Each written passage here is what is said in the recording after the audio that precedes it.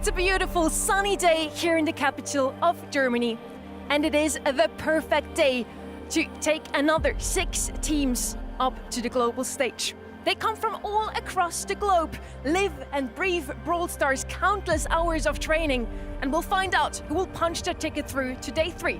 Welcome to Brawl Cup Berlin.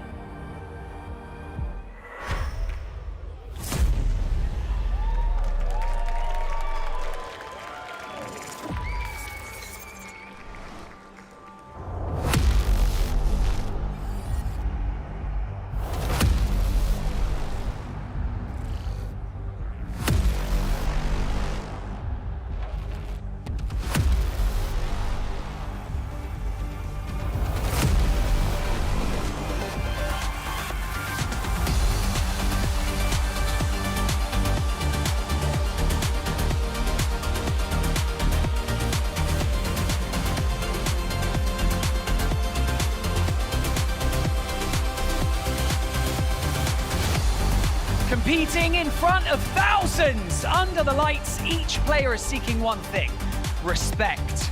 You've earned the respect of your teammates, but now it's time to earn the respect of your rivals, your fans, and most importantly, yourselves. My name is Barney Banks and I am your host, and welcome to the Brawl Cup, live from the Uber Eats Music Hall in Berlin. We've seen heartache and we've seen triumph on the main stage already. And it's only been one day. Imagine what we could do with 3. And so without any further delay, it's time to kick off day 2 of the Brawl Cup Berlin. Make some noise!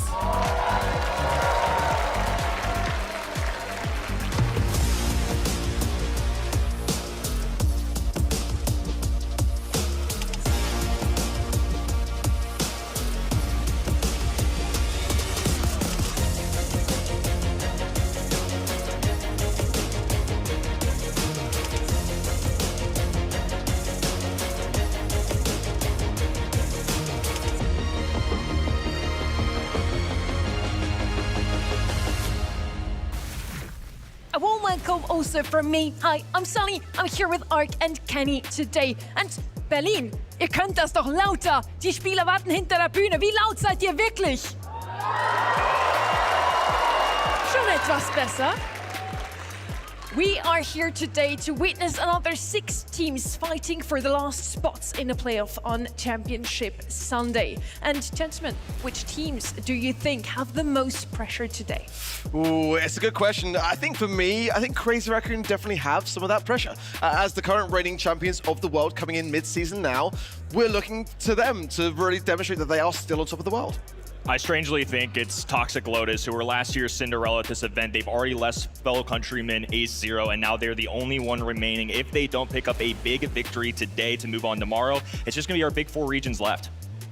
So we want to have a quick look at what we have seen yesterday already. Day 1 is in the books and the favorites have delivered. Humble looked every bit the defending champions, while Bounty Hunters impressed in their debut to claim the 2nd playoff spot in Group A. Group B, Zeke Division edged out only Realm in a 5-map thriller, but only Realm bounced back in a dominant fashion to punch their ticket through to day 3 as well.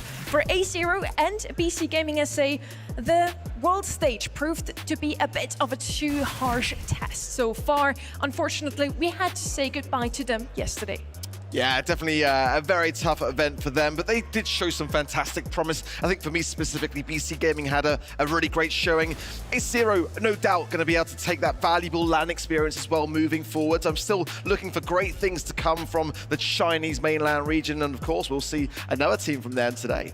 Yeah, and had a lot of success last year at that. I think A0 especially just couldn't get out of their own way a little bit, and sometimes that's just the jitters of the LAN stage. I'm not in that locker room. Don't 100% know what went down, but inexperienced. I would say yesterday went according to plan, if you will. Very predictable. I'm on eggshells today, though. We've had some very chaotic events recently, and I have a feeling that Group C and D will shine. The favorites proved why they are called the favorites. They won in the end. We had to say goodbye to 2 teams already, as we have 4 groups of 3 teams, and only the top 2 teams of each group will advance through to day 3. After today, we will know the final 4 teams joining the playoffs. It's really looking quite spicy today. I'm not going to lie. I feel like yesterday kind of went according to kind of what I could foresee as being the most likely outcome. Today, I feel like we could very well get some upsets. We also want to have a look at which brawlers we've seen yesterday. The meta comes together from all around the globe. We have some EMEA draft, mix it with East Asia draft, NA, and this is the result so far. The 5 most picked brawlers yesterday. Interesting also to see Sirius there. He got a little HP nerf, Kenny, and now he's not globally banned all the time anymore. Yeah, super small data set. I mean, obviously a 0% win rate is not something you want to see. But on the other end, at Colonel Ruffs at the top, this is somebody that I expect to see his name called out a ton this weekend. Brawl Stars' goodest boy is so well-rounded. The hypercharge especially empowers teammates. It's almost like you're giving a solo showdown drop to these teammates to power them up. Yeah, I feel like Sirius will probably maybe show up again this weekend, but for the moment, that win rate definitely a tough thing to see. Colette banned out so frequently, yet to really kind of see her even thrive. For Lumi, I'm really impressed actually with her specifically since the updates and those balance changes coming through. 8 bans, quite high in that regard, and 100% win rate. I think that we need to keep a close eye on her moving forwards. Lumi super strong now after the buffs. Roche still up there as well, despite having a couple of nerfs in the last months. He's still super strong, and we'll see if he's going to be banned a little less today. We have some different teams today coming up. All of these teams are not just playing for honor and glory, they also take home some cash prize, and on top of that, even a world final slot for their home region, an LCQ slot for their region if they come second still, and some BSC points. Yeah, the BSC points are really nice. I mean, these teams are here because they're leading their region currently. If you go the distance and get first place, 70 BSC points is more than you get for winning an individual in the first split. That's crazy. But there's no amount of money, the intangible, of course, the World Finals and the LCQ slot, especially with the nerfed EMEA, if you will, losing one of their roster members. I know this region's definitely feeling the pressure coming into today. So all these teams here today are here to win that World Final slot for their region. I know why you are here. You want some rewards as well. If you're watching over at event.brawlstars.com, you can get these lovely rewards. Today, we don't have a pin for you. We have this wonderful spray, so make sure to lock in your predictions now. You still have a couple of minutes before we kick things off with our first match of the day. How was your prediction going yesterday? Did you get the pin? Absolutely smashed it, got the pin. I was trying to wait for it to come through so I could actually show it live on stream as well. But as you may have saw yesterday on the stream, it definitely pays to stay on that event site. You know, you may get rewarded in kind by doing so. So keep your eyes glued. And of course, we are all here to celebrate Brawl Stars. It's not just us, it's even more people. We also have some lovely streamers here from the Spanish language, Portuguese, Japanese, and German. They're all here sitting on the other side and covering these matches for you. We also see some familiar faces there. Melty might not have qualified to play here today, certainly qualified to cast. Yeah, he will be, looking after our jobs next year if he keeps this up. It's been great. I've really been appreciating the insight that we're getting from not just now the talent, but also the pros themselves. I mean, it's a lovely little dynamic that we're having now on these casting desks to get their first-hand ideas when it comes to draft, and their insight is so invaluable. That is definitely true. It's always good to have some knowledgeable casters alongside me as well. So I'm so glad I'm standing here with the two of you today. One of two. Now we want to head straight into our first match of day 2, Brawl Cup Berlin. We're here with Crazy Raccoon versus Eternal. This is certainly a banger match to kick things off today. The reigning champions of the world, Crazy Raccoon. Their hairstyles might change, but the skills of those thumbs remains solid. And this is a squad that, again, like I said, I've got keen eye on. Are they still the very best in the world? Will they crumble here today? I mean, that is the thing that I'm very curious to find out. Unfortunately, on the other end, the other side has very much experienced this roster all too well. Yeah. Tensai, tenured. I mean, undisputably the GOAT, I think, at this point, but no mid-season title ever back in the days of either Brawl Cup last year, MSI, even things like Snapdragon Pro Series. It's the one thing that's eluded him. But on the other end, Motep very much knows Tensai. If anything, he helped build this legacy. 2 monthly final wins so far for both of the teams. Also, Eternal looked very, very strong this year so far. SA's number 2 seed still though. And yeah, I'm super excited to see how they can redeem themselves today. What has to happen in order for them to this time win against Crazy Raccoon? I think Motep needs to leave LCQ of last year in the very back of his mind. I mean, that was on home turf, you know, like the Brazilian crowd was going absolutely nuts for Casa Brawl to, you know, continue that what was looking to be a sweep of Crazy Raccoon. And then Crazy Raccoon dug deep and just found the ice in their veins, as they always tend to do. They are land demons in the greatest sense of the word. Nothing seems to penetrate them. And to reverse with the LCQ, that changed the course of the entirety of the narrative last year. By doing so, Crazy Raccoon went to the World Finals and won the whole thing. But Motep knows best, potentially, how to break them. I think we're not going to see a 3-0 in this match. That's exactly what I want. We also just have seen the global bans down there. Lumi was amongst them. We just talked about her. She got a little buff and now she's super, super strong. Definitely a frustrating one to play against. I mean, between Grim and Frostbitten, the area control, I just think it's a very solid mid-range option and a very safe one at that. So might as well remove it, throw some drafts off a little bit. Can't fault either of these teams for doing that. And now as we see the maps, it even makes more sense. Penal Punt, for example, you want some mid control. What gives you mid control? Lumi, for example, she has these ice rinks. Chester would also still be a very good option. Did you see the other global bans? I think Mortis was amongst them. Wouldn't surprise me. He does that a lot. It's a good guess. I feel like Mo is going to be that brawler that's going to escape through, though. As it has been for the majority of yesterday, it's that brawler which is not quite globally banned and not quite in the bans. Can't be that bad, right? Come on now. Come on now, people. I think that is one of the most dominating polls we've seen all weekend. I think so. 6% is the lowest we've seen so far. Well, let's see. Eternal, you now have the chance to prove everyone wrong. Just, yeah, win. Just win. Easy as that. It's that simple. It's that easy. It's that easy. I mean, for me, we joke, but this could be an upset. I'm being serious. Crazy Raccoon do have the second lowest scrim win rate of all teams in this competition. Now, as we know, scrim rates don't reflect everything. But I've got to ask the question, why are Crazy Raccoon scrimming so little? You know, are they playing on Smurfs? Is there something in the back pocket that they're not telling us? Or are they just kind of coming into the event and thinking, do you know what? Hey, let's take this a bit chill and see, by not doing a ton of prep, where we kind of sit. I mean, usually those guys just have a lot of fun also on stage, so maybe they were just enjoying the beautiful weather in Berlin. Well, it's not that nice. But hey, you can still enjoy the city itself. Like with our Star Park. Just outside the Uber Eats hall, we have a little setup for you guys. So let's check it out. What are you guys rooting for? Crazy Raccoon! Humble!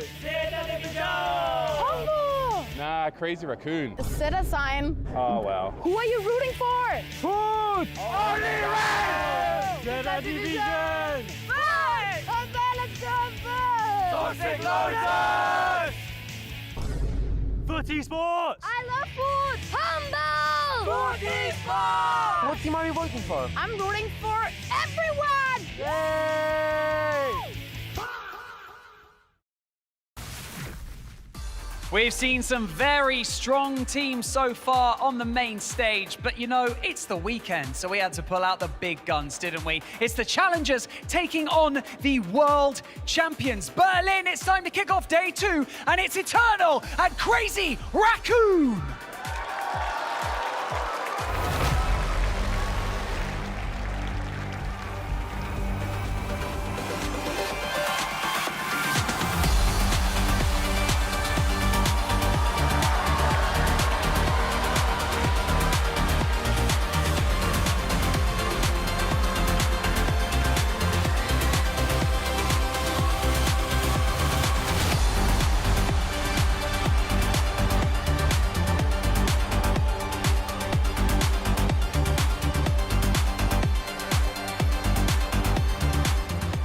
Boy, do we have a story for you. On the one side, we have the current Brawl Stars World Champions in the form of Crazy Raccoon. And on the other side, in the camp, we have a personal vendetta that stems all the way back to the 2025 Last Chance Qualifier. In another timeline, the 2025 Brawl Stars World Finals could have gone very, very differently. But we are right here, we are right now. It's the Brawl Cup, and it is time to kick things off with Eternal and Crazy Raccoon. Let's do this.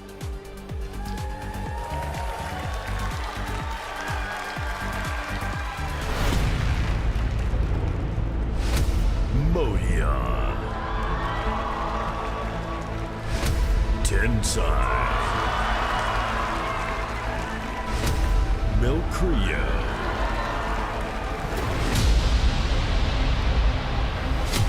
Kawe. Jubileo. Motab.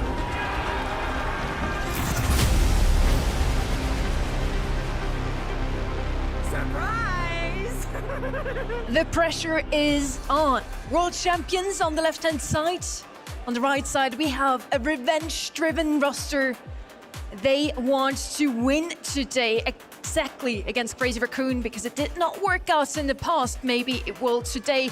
And I'm so happy that Lumi, that I mentioned, is globally banned, and Tester, I also mentioned, so good on a map like this one because you want mid control. On Pin or Punt, you have this square of bushes in the middle. It's all about mid control to be able to score in the long run. Yeah, for me, Sirius open here. M's actually open here, which is a very rare thing to see. Honestly, normally very much highly considered in the ban. Sirius is that first brawler pick coming through. Meeple is an eternal pick that could also shine on this particular map too, just to really button off. Yeah, there you go. Sirius M's, great way to start.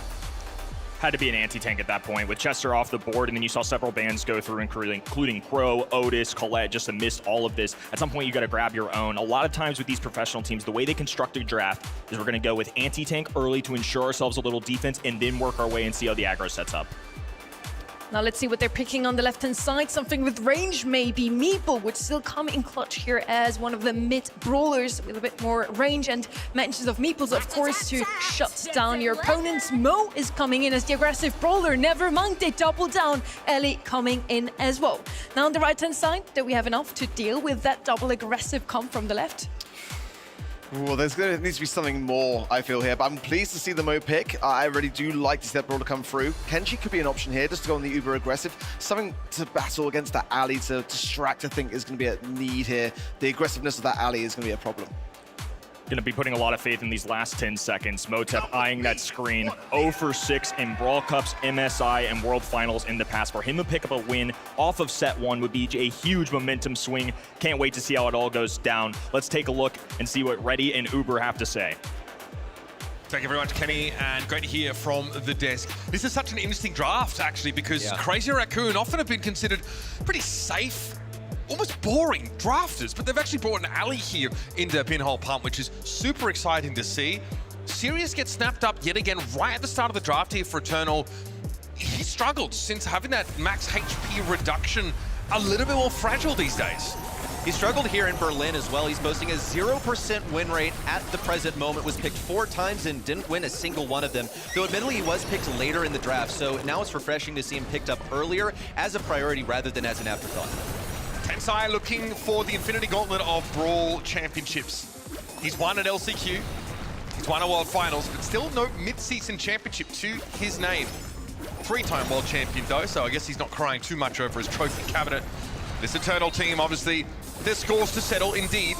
Tensai going to be struggling to get to grips with Jubilee, but eventually he'll have what he was looking for. Kawa pressured down, Motep's going to be forced out of the way, and Milcreo very healthy here, enough to just walk it in. As much as Kawa was able to offer there, a bit of a waste of the super. It's not going to cost him too much, but little micro interactions, you need them as much as possible to best a team that is going to punish you for every misplayed interaction. Jubileu does manage to rebuff Tensai on the right side. Milcreo needs to be encircled. Kawa has the super. It's an attempt at a trick shot around Moya, but you're not getting around him, no. Not with the ball speed reducing so much after it ricochets. Hyper super there for Moya, but doesn't opt to make use of it. Motep will be run down by Tensai, and the ball is cornered. Crazy Raccoon in no hurry here to expose themselves to an equalizer. So they'll bide their time in the middle of the map, and the buck stops with Eternal. Milcreo does actually retrieve the ball, so they're starting to play for here. Milcreo with a hyper charge, and on top of Motep. Yeah, the pop rocks are going to do him in the end. Jubileu healthy enough here, but Milcreo sneaks it in. A few changes to Brawl Ball. The ball goes a little bit faster, rolls a little bit longer than before. It's just been observed on the other side of a patch. It's a minute difference, but at the professional level of play, it can make all sorts of difference. Positioning also completely crucial there. Sirius wasn't able to wedge himself between the goal and mid because he knew he was going to get taken down. It was all that pressure, all that poke damage builds up over time. Initial interactions will put Crazy Raccoon in the lead. They have control of this mid-ring of bushes. They're going to use this as a springboard for an attempt at a goal, but first they want to farm up their supers, especially if they can get a Chester bomb.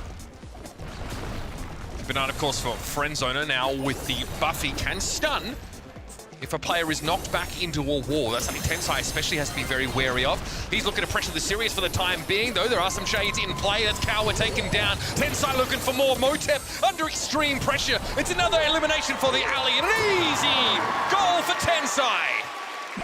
Crazy Raccoon steamrolling through this so far. This is going to be tougher for Eternal to take the bushes initially. Motep's even willing to expend his hypercharge just for the 20% speed boost. Now trying to get Milcreo on the right side. Needed that last shot. Didn't get it, but Jubilee punches through with the hype equipped Moya. An opportunity for him to get his super and for Eternal to farm up utility of their own. Overwhelming Crazy Raccoon just by the use of supers. We'll see a little bit more in here as Motep creates a screen and a shade in from Sirius. Moya, though, tearing up the back lines, has the angle, not a block in sight. Moya even goes for the trick shot to finish things off. Pretty dominant showing here for Crazy Raccoon. Happy to start this series off with a pretty aggressive draft. It's great to see the little genius Tensai out there on the alley, absolutely dunking on this Eternal roster and kind of exposing the squishiness, right, of Sirius. It's been an issue already so far. I think the Buster pick into Chester makes perfect sense. You get a lot of value out of deflecting those projectiles, but Crazy Raccoon really overwhelming in moments like this when they find that Chester hypercharge. Yeah.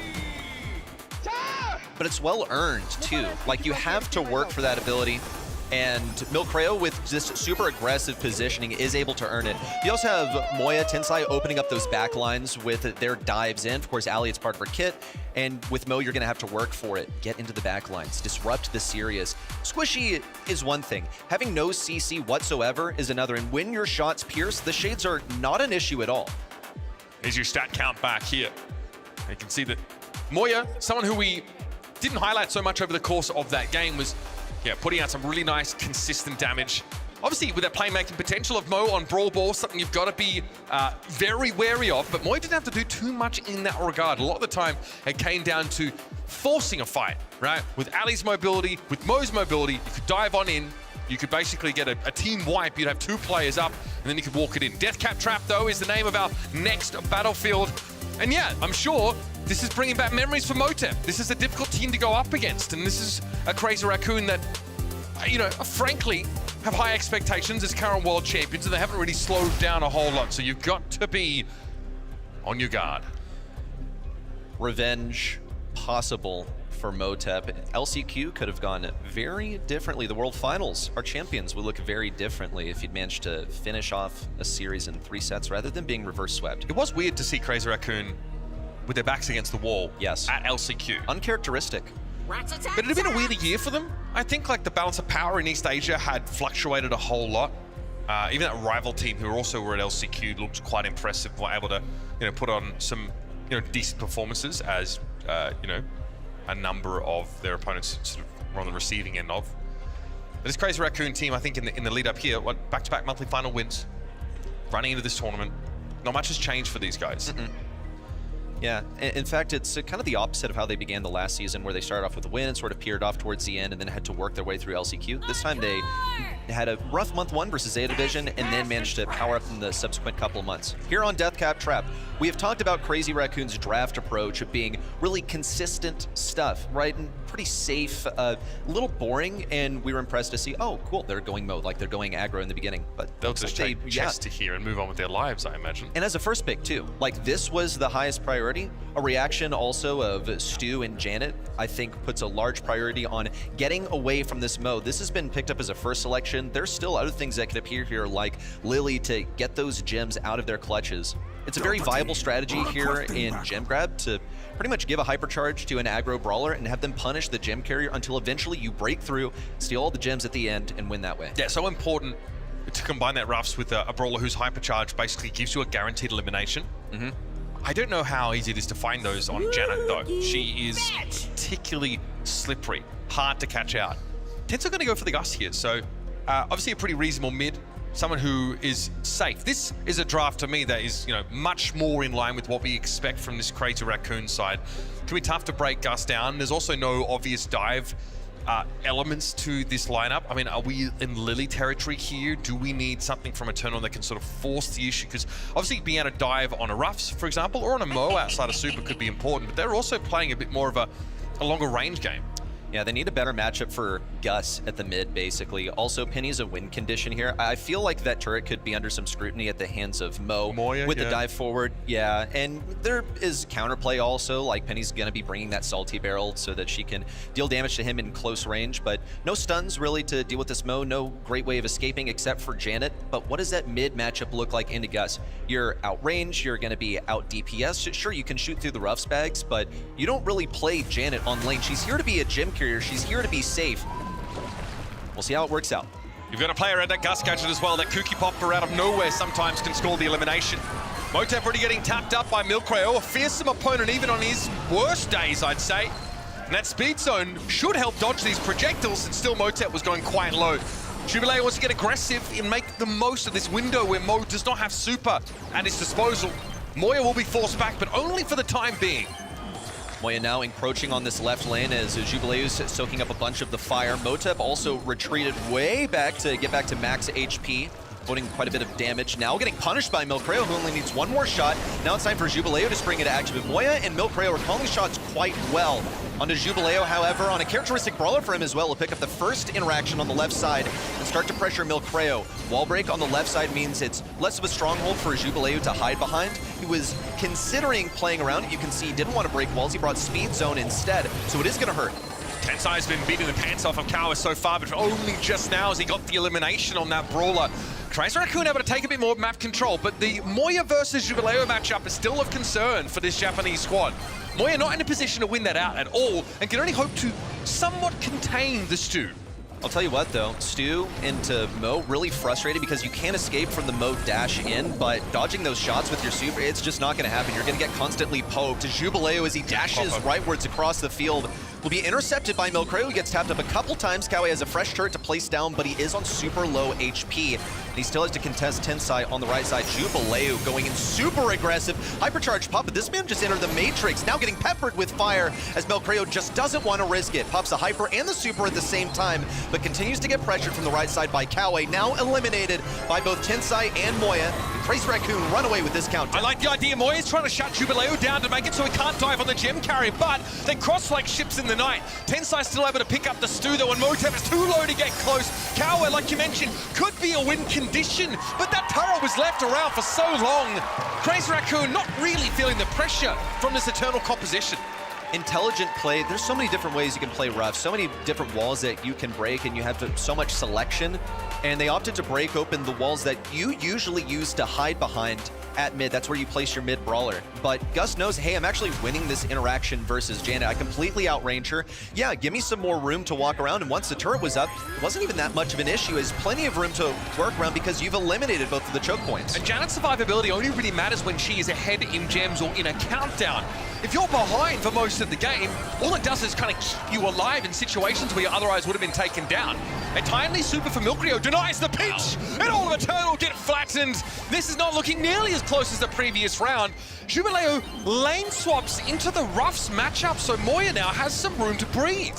This is real tough. Jubileo didn't want to be on this matchup, so he didn't have to face the bags, basically. Motep on the left side, however, is taking a beating at the hands of the mouse. Eternal pressured way back into their spawn, a super retreated positioning for Jubileo's gadget. He continues to march forward into Tensai, picks up the kill. Now Motep trying to encircle behind Milcreo.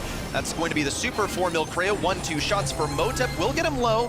He risk-setting pinch, walks right into it from Milcreo. And Eternal probably going to get surrounded and extinguished here at mid. Is Penny the mid now for Eternal? I feel like they've changed that roll up. I can't even tell. Motep went aggressive with that super to try and find a way to drop those gems, but without hypercharge, he didn't have the maneuverability. He might just get blown up. Yeah, has to dash forward with that gadget and now try and go after Milcreo. But again, this is not a hypercharged super. It's not that easy to guarantee damage from those bombs. A pretty anemic performance there for Eternal as Crazy Raccoon return to their safely consistent drafts and just slowly choke their opponents out of the match. Never adjusted the lanes at all. They had the exact same positions every single time. So why? It's really just that consistent for these guys. What a man of the people, Milcreo getting everyone jazzed up. The greatest showman in Brawl Stars is Milcreo. Doesn't matter if he's at home on a webcam or in front of a crowd, this guy is born for the stage. Yeah. brings the vibes to the team. You actually saw him sort of resurrect a team that looked pretty deflated at the last chance qualifier. Everyone started shrugging and they were having a good time doing the dance. Brought to the World Finals as well. It is kind of crazy to see someone like Tensai loosen up in that kind of environment. He's someone who does get a bit tense, does get a bit reserved. And the addition of this Milcrio onto the roster, I feel like it really gives them that spiritual leader in a way. Helps them loosen up when things aren't going so great. So far, that's not really had to be drawn upon. Right now, it's just about having fun. Fun times, of course, though, are not exempt from criticism. One of the biggest things about Milcrio when he joined this roster is people were concerned, how is he going to fit into the squad? Tensai's supposed to be the mid. He's supposed to be the anchor for the entire team, and Milcrio's really like a stable player, but that's the role that he's fulfilling here. Now, not to say that Tensai didn't just do the same on the right lane. Look at the stat comparison there. It was pitiful. That was almost 400 DPS from a Gus. Yeah. A Gus. Someone who's not exactly known for having ridiculous high peaks in terms of damage, but safe and serviceable mid.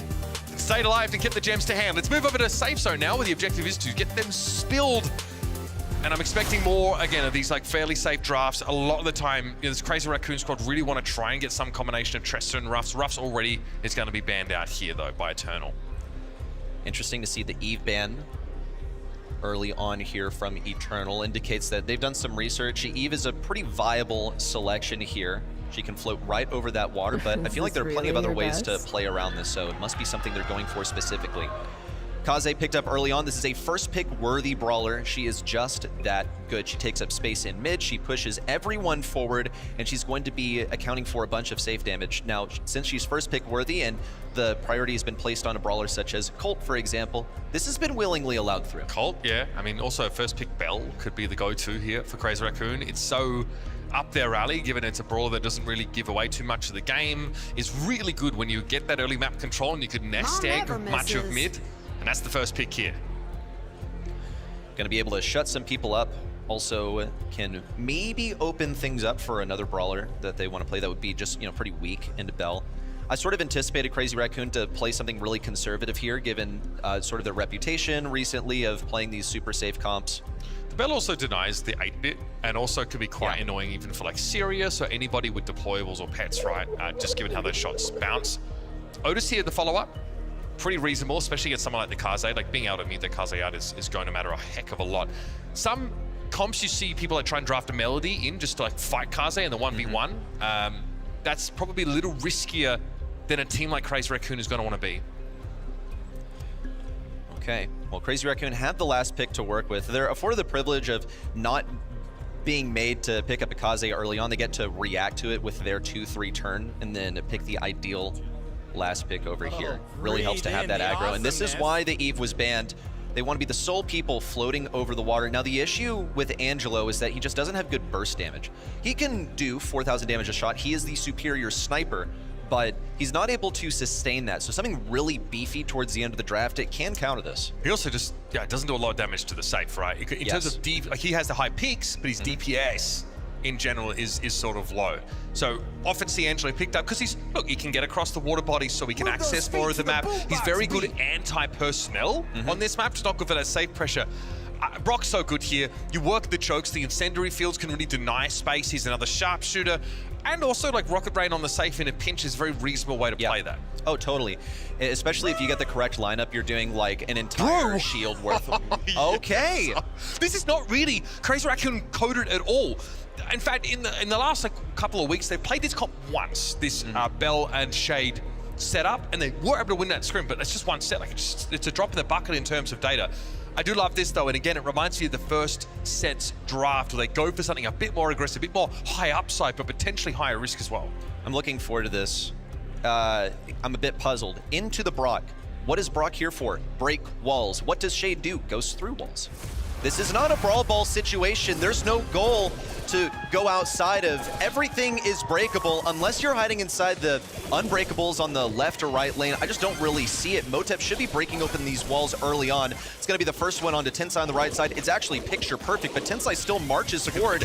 No one can hit these shots on him. Kawi does finally dispatch him, but as the one who pushed forward, allowed Moya and Milcreo to get into mid positions. He's gotten 15% off the safe. But the map being open doesn't necessarily hurt the rest of Crazy Raccoon, right? You've got really good burst damage if you have to defend at any point. And yeah, look at this. Obviously, star power taken here by Tensai means that he has that damage reduction during his super, which is really important because he knows he's going to trade damage. So this is just a high-pressure comp from Crazy Raccoon. Milkray already has a hypercharge ready. Well, there's a hypercharge. Didn't make too much of an impact. Tensai's going to move forward with the hardened hoodie. Has a bunch of damage resistance as he goes for one crit after the next. Even gets the shield off. Clap City. It's a huge lead on tempo for Crazy Raccoon at the moment. Eternal still haven't been able to make one solid push in. Again, the more that map gets opened up by the Brock, the less impactful for holding chokes the incendiary fields become. There's ways to get around them now. Nice fan storm, though, to get some safe damage away from Jubileo. That Kaze is still a problem, and Moya, even after muting the Kaze earlier, still lost the 1v1. Watching for Kawe, pops a hypercharge raw, no super attached to it, could really use it, but he wasn't even close. Now gonna get clapped by Tensai with the gadget on the left side, goes for the double gadget. He mastered the technology, and now he's got a bit of extra damage on that safe. Moya also equipped the hypercharge so he can keep Jubileo away, but he is pretty evasive. Milcreo just gonna load him up with damage, but Jubileo only wanted that crack on the safe. And that is unfortunate, though. The follow-up of Brock with the Rocket Rain did not make any impact at all. No one can fight Tensai. This guy's so dangerous right now, he can just run away and hide inside the wall. Good dash. Jubileo just finds a couple of frames in which he can actually damage Tensai before he ducks inside those wall sections. Still, 3 claps on the safe is like almost 10k damage. It's a lot. Tensai just wants to run it up here, go after Kawe, but he's able to throw down the welcome to the swamp and now try and get ahead. Some damage on the safe here. The fan storm was going to use to tick away at her. Moya with a hypercharge, but really fancied just the speed increase. He hits a super long-range mute on Motep to shut the Brock up for a time. It's going to take a miracle here. Tensai picks up one. Now it gets rid of that last shield on the safe with one huge shot after the next. Crazy Raccoon drop it down to 560 HP. Kawe, it's just going to bounce that right onto the safe and bring us to match point for Crazy Raccoon. And you're right, obviously, there being wall break on the side of Eternal makes it a little harder for Shade to do what he needs to, but it's just not efficient or convenient for the Brock to clear all the walls on the map. It also makes it harder for you want to create chokes with that brawler anyway. And Tensai has a built-in dash with damage reduction, a range increase. He just wants to go after the safe. Just a couple things that come to mind here. One of them is that we saw Shade played yesterday by Only Realm, and it was a pretty sorry showing there in that final set. Difference here is that Brock, Angelo, they don't have that mobility equipped that would allow them to stay away from Tensai. And it's so difficult for them to play into. And such a nice nest egg there from Milcreo, slows Jubileo down, really limits the Kaze's ability to DPS the safe. Whereas Tensai, so far, almost being ignored. Oh, that's a big clap. Jubileo's got to watch out. We've got the safe knocked. And every time Jubileo goes down in front of his own safe, that's time he cannot spend being aggressive himself. Nice footwork from Milcreo here, outranged by the Angelo, but nice little mark on the Jubileo, and he's going to win the 1v1 against the Kaze. You don't see that often.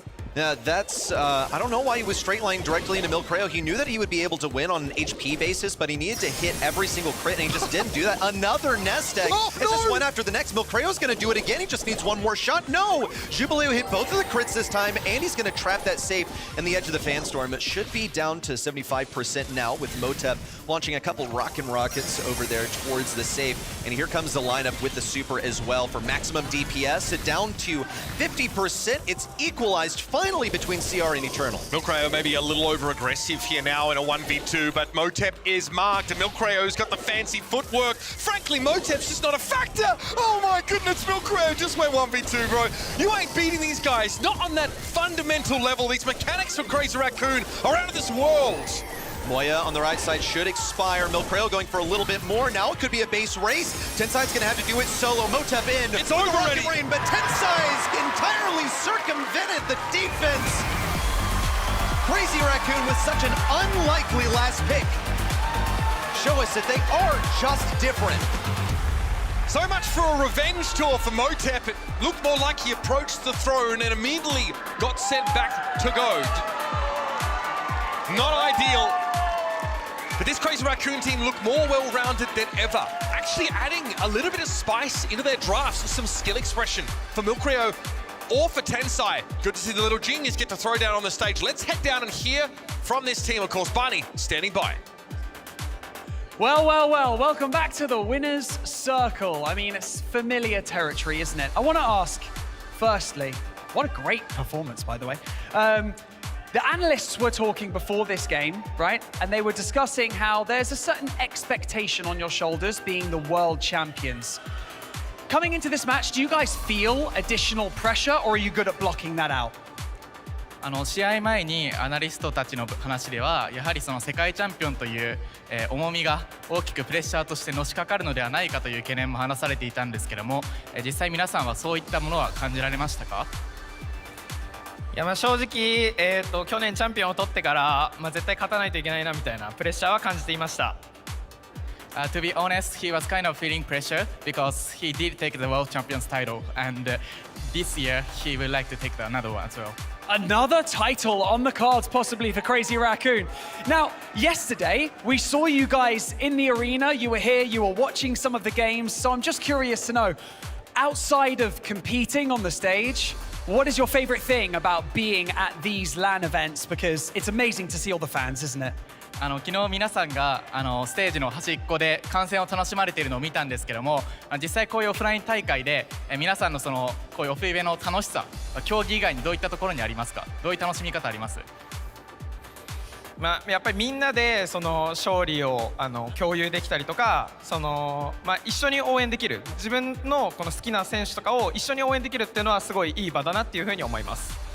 Yeah, he loves these LAN events because he could share the moments of victories together, and that they could enjoy, have the cheerful moments to enjoy. So that is one thing he loves to do. Well, he's clearly having a great time here on the main stage. Of course, the crowd's going crazy. Berlin, make some noise for your first win on day 2. It's Crazy Raccoon!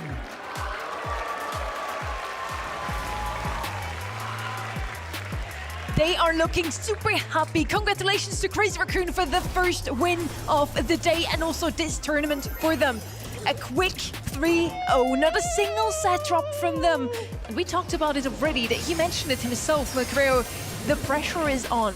They want to add another title to the many they already have, especially for Tensai. 3 titles already, 3 times world champion, but he has never won a mid-season LAN.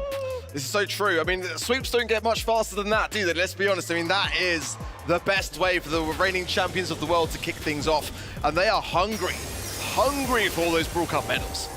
I love seeing just a little bit of aggression from this team now. They're drafting a little bit more riskily. I don't have a problem with quote-unquote boring drafts if it wins you games, but it's kind of fun to see Tensai in that last set pick a brawler that's kind of theoretically bad in that situation against Wallbreak and say, well, I'm Tensai, it doesn't matter. I'm still going to make this brawler work for me. Isn't it cool to say, I'm Tensai, nothing really matters, I will make it work? We talked about the Shade yesterday already, and I said, it's kind of a Zeta Division pick. We never have seen them pick it up. It's super exciting to see now the Seed 1 East Asia roster pick him up instead, and he worked out wonderfully. Kao is still with the most kills here, but unfortunately, High's just not about kills. Yeah, true. I mean, I shout out to him, though. I mean, that's really commendable on that Angelo pick. But I think just out mechanics all round, really. Crazy Raccoon, it was just absolutely dominating them. I mean, Eternal going to have a think, come back. Refresh. No, you don't think about this game at all, bro. You have to reset the mental on that. Yeah, I mean, they're a really quality team, and I thought their compositions were fine, but some situations in that game where their fundamentals were exposed as not being on the level of Crazy Raccoon. Yeah, it doesn't only need draft. There's multiple things that come together. Communication, synergy, mechanics, and draft. And I agree with you. I don't think they were missing in draft. They need to step up their game in game itself. They have a little bit of a break now as we head over to another team in this group. Crazy Raccoon is going to come right back out. Yeah, that's a scary prospect, isn't it? Because, you know, that's the best time when you're fresh off the back of a win that convincing to then go in and just try to rinse, cycle, repeat, and then just be at the top of your group. I mean, it could be a very quick day for the world champs at this rate, but for Revenant and Xbox, you know, this is going to be super, super interesting. A team that have got by far the highest scrim rates, but that's because they've been scrimming within their home region. Yeah, like, the data is skewed, bro. It's so heavily skewed towards in their favor. And, you know, coming to the event so late on the 13th of May, they haven't really had the chance to scrim against some of the best teams in the world. I'm speaking, of course, for EMEA, you know, in that regard, as I would. I'm pretty biased. But, you know, how do you think they're going to fare, is my question. I don't know. I wonder, like, if they are on the level of last year's roster, right? Because the name brand power, not quite there, with Jay obviously going into military service and response to moving into the coaching role. I'm excited about Walkthrough, this fresh 16-year-old potential prodigy, right? We love those stories. We don't get to see Guesty here, unfortunately, so hopefully that storyline at least gets some payoff in RNT. So we get to meet the third team of this group C also in a second. First up though, we have a little something for you. We all know that there's always a lot of talk about exclusives in-game. Now we have something physical for you. Whenever you are actually coming to one of our LAN events, we have something super exciting. And I know I have two collectors next to me, so since you did make your way, one of them, Ark, to Berlin, to Brawl Cup, you're getting one of them as well. Super exciting postcards. And Ark, are you going to send one of these to one of your loved ones? This is the thing. I've not heard anyone at the event say this yet, but I think it'd be super cool. Like, and shout out to you if you're that guy or that girl to send that to a loved one back home and be like, you know, here's a little gift from me. Super cool, and I really hope that we kind of see more of these postcards go into the events and the rest of the year, so you guys can collect them all and have something really awesome to flex in game. In-game and outside of the game. I'm gonna put this on my fridge, honestly. Yeah. Hey, fridge magnets too. How right? am I flexing this Let's in-game? get that going. Maybe for the future we get some magnets too.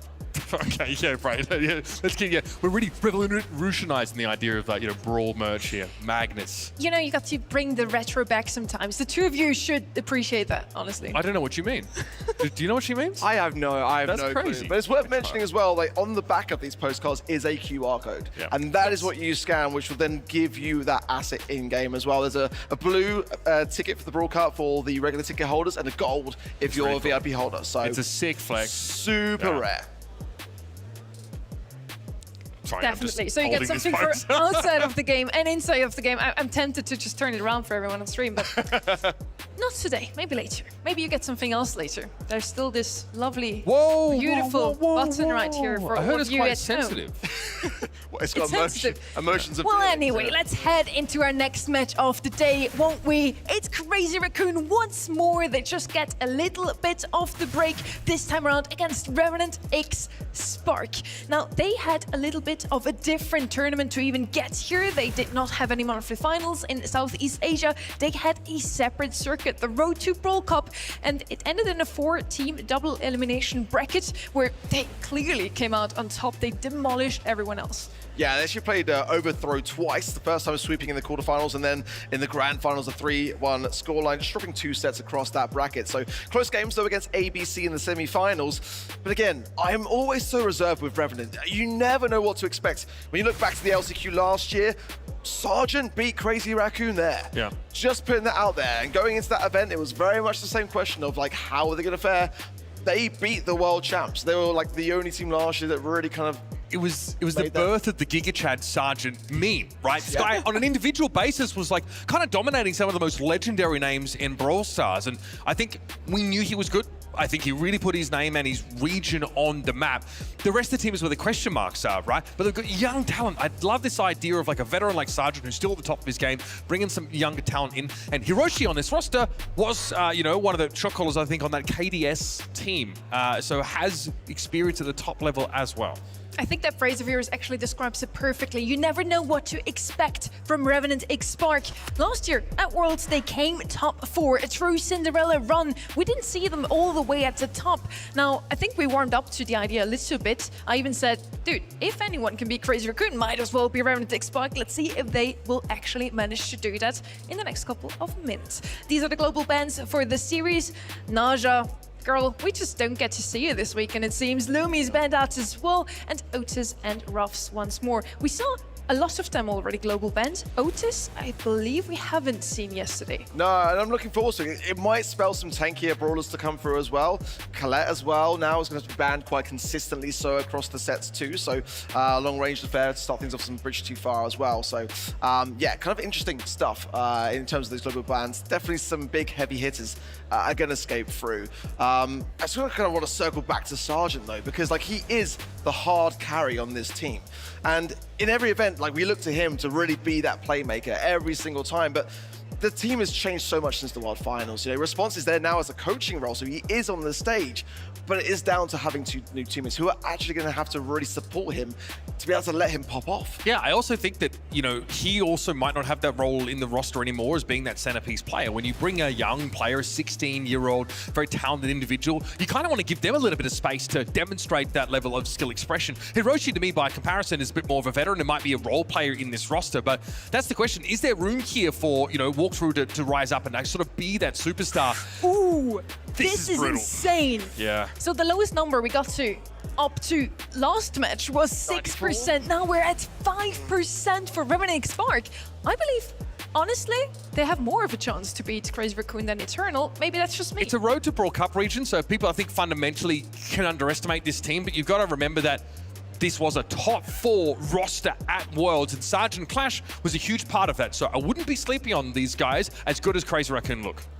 We talked a lot about these chats already. Let's bring them in. Whether you like it or not, each team is making a statement every time they step out onto this stage. Every win is a message. But has that message been received? It's time to find out. It's Crazy Raccoon and Revenant X Spark!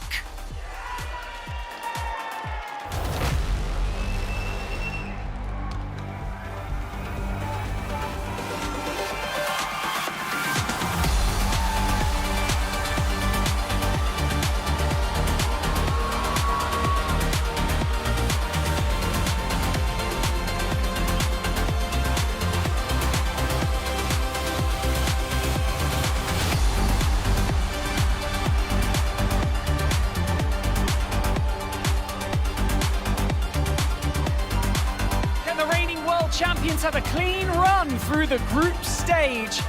You can like it or not, but their name carries a certain weight in Brawl Stars Esports. Or can their opponents match their energy? The newly formed Revenant X Spark, they have the opportunity here to send the community into an absolute tailspin with arguably the biggest upset of the year so far. So it's time to find out. It's time for Crazy Raccoon and Revenant X Spark. Let's go.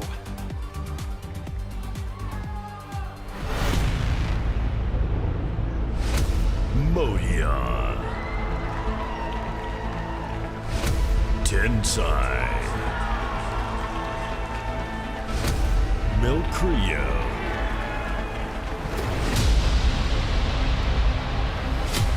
Hiroshi, Sergeant, Super Walk,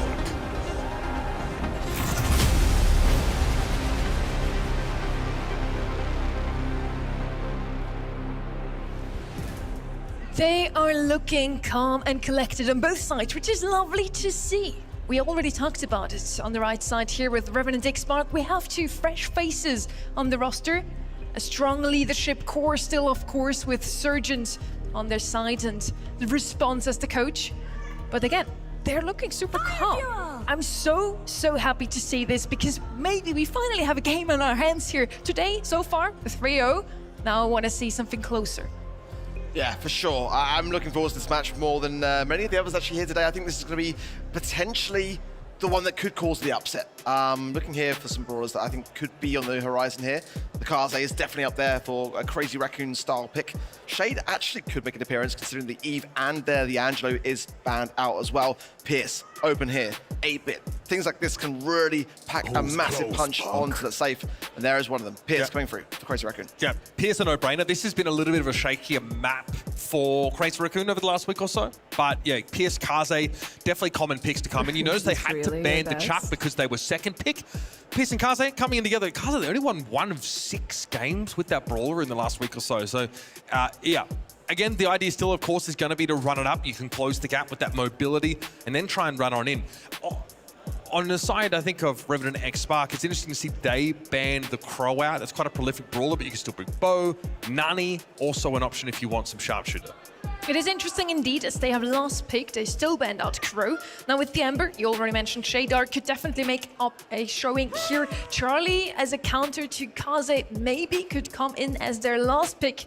Now let's see if they're actually going to go with that or if they just want to double down on the damage. So far, with Ember, sometimes we call her the second-hand Melody. It's just really good at dealing damage if she's ever get close enough to save. Otherwise, she's just more of a defensive option. Melody actually still left open too, so some damage could also come through that brawler. Crying here for 8-bit, I really am. I mean, I like the Amber because it's a bit more control-based. Melody doesn't really pack the biggest of punches. It's kind of more a beeline for the safe. Bo going to come through is a very safe kind of brawler pick, very much a Revenant X Spark style brawler for sure. But if this is not 8-bit, I might cry.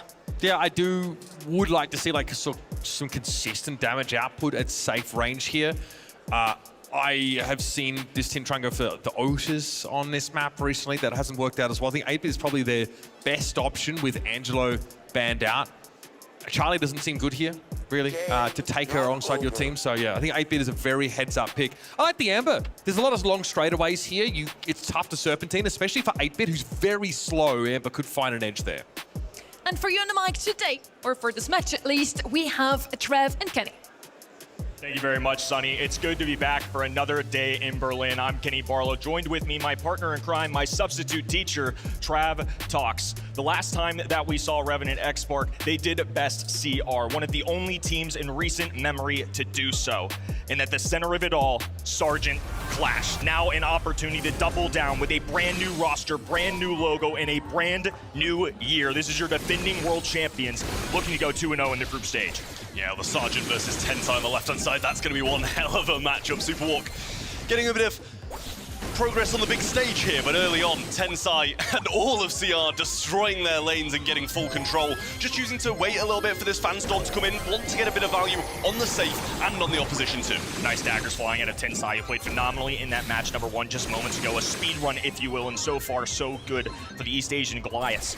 Superwalk has to back away. Sergeant respawn. He's going to have a hard time until Shade really starts cycling this super. It's just a difficult time. There he goes, dashing through the wall, has the ability to walk over water.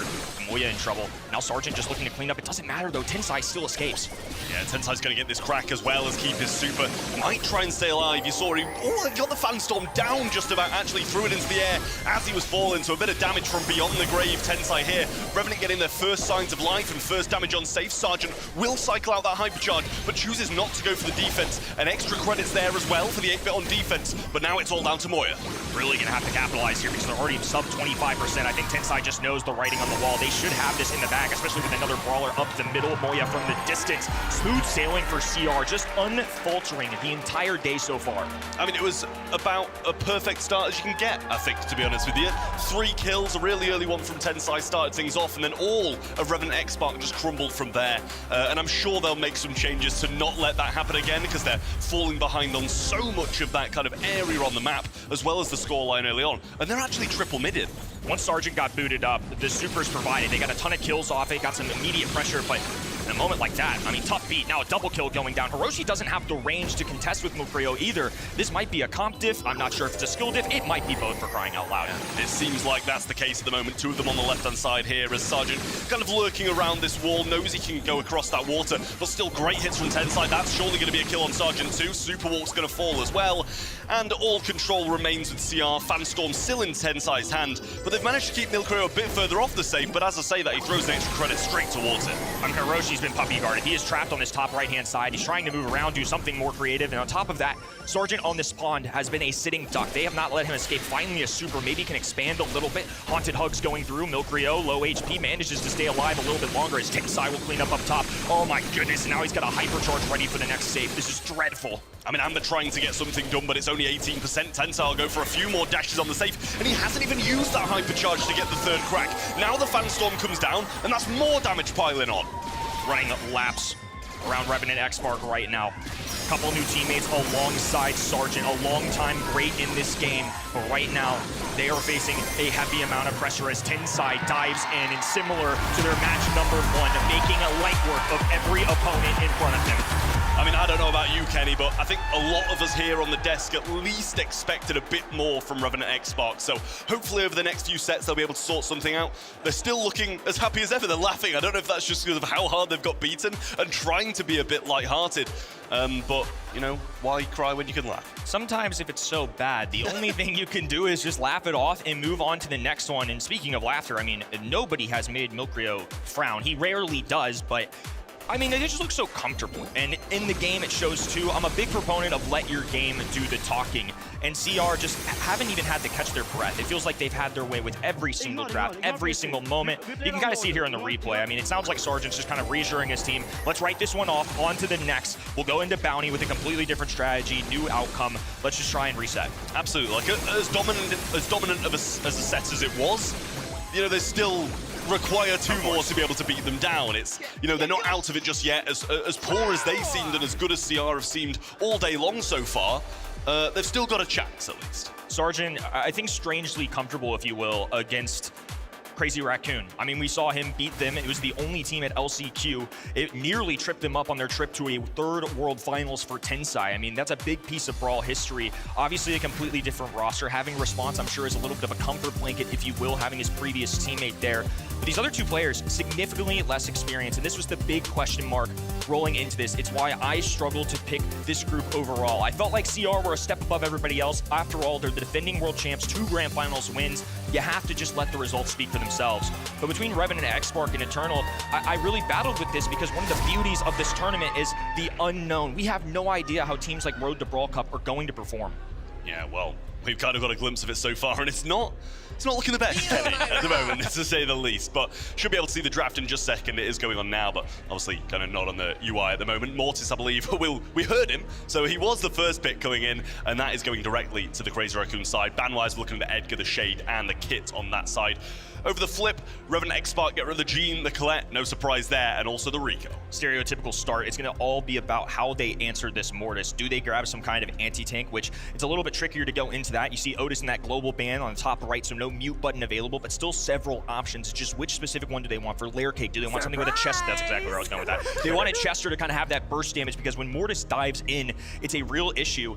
Especially with 4 bells on him, it's just so much for a Mortis to tackle. So as good as he is, this is, I think, an appropriate measure. Absolutely. It was on the tip of your tongue, Kenny. I'm not going to pretend like you weren't about to I think I got it on a buzzer beater. It was just about coming out, yeah, buzzer beater as the Chester was picked. So Super Walk going to be slung on that one, as you know, as we keep on saying. It's just one of those brawlers at the top of the meta at the moment. So versatile, so good against so many different things. And those bursting shots and the array of supers can be so good against the Mortis. No Edgar, no Shade, no Kit. So a lot of those aggressive options were removed. So it makes sense even more why so they would pick the Mortis there. But Leon still available. Alongside the Lollipop drop, I think this is a very valuable asset for the team as a whole. Invisibility is always nice. There's so many good perks to this. Now if they go thrower as well, I might add, if they want to play from the distance, it gets a little bit trickier. Yeah, absolutely. Well, we'll see if that's going to be the case. They should be able to get this first star unless they're faced off with like a Kaze and it goes perfectly to plan, or a Carl or something like that. So they should be able to get the first star regardless, which means that Revenant, X-Spark are going to be pushing into them. So with Mortis, regardless of how aggressive it is, they can still play a little bit more defensive. They're going to go with the Penny, set up a few of these turrets and just let them rain down and do the work. Salty Barrel as a way to deal with the Leon, especially if he tries to dive at them, makes things rather difficult for both of these. Ooh, and a little control factor there. So a lot of different elements, kind of a well-rounded composition, if you will, coming in from this Squeak. I like this overall. I'm curious how you address this with a 6-pick, though. Now they've let themselves some options. They don't have a lot of things outside of mid-range capabilities. Obviously, if somebody dives at Chester, it's fine, but you don't have any long-range options. You don't have any throwers right now, so I'm curious which direction we kind of go here with this 6-pick. Absolutely, should be coming in very shortly, and I do like that Squeak as well. I think it's a solid one at that. Going to be able to keep the majority of my range, and that is something that Sargent's always trying to pick up, so I would not be surprised if we see him pick that brawler, or at least swap with his teammate. The Trunk rounds out the Revenant X-Spark roster, and if I'm looking down the barrel at Sargent on the Trunk, I'm quite scared, Kenny. I'm absolutely scared. It's a great brawler overall, one that this team is well known for. They're going to need every ounce of strength coming in from that army of ants if they want to deal with the defending world champs. Crazy Raccoon so far have been relentless. Such a tempered manner, so calm, cool, collected, jovial on stage, but cold-blooded killers on that field. Let's see what Sesa Sensations can do about it. Well, the early lollipop drop is placed down, but Sargent gets caught out scouted. He's just going straight for it, and he's going to get 2. The trade's there, and the lead remains with Crazy Raccoon, but what a way to start. That's a confidence builder. Flashy play off the rip, though. I mean, that's significantly more than we saw maybe in the entirety in that opening set, so nice to see that Sargent still got it. Super walk on this left-hand side, flanking, though, and especially with this early establishment of a penny turret in the backline, it's going to be really difficult for the Revenant roster to take it down. It's just going to continue to kind of pummel at them, force them away, especially with the incendiary that lurks after that. It makes Revenant trip up a bit.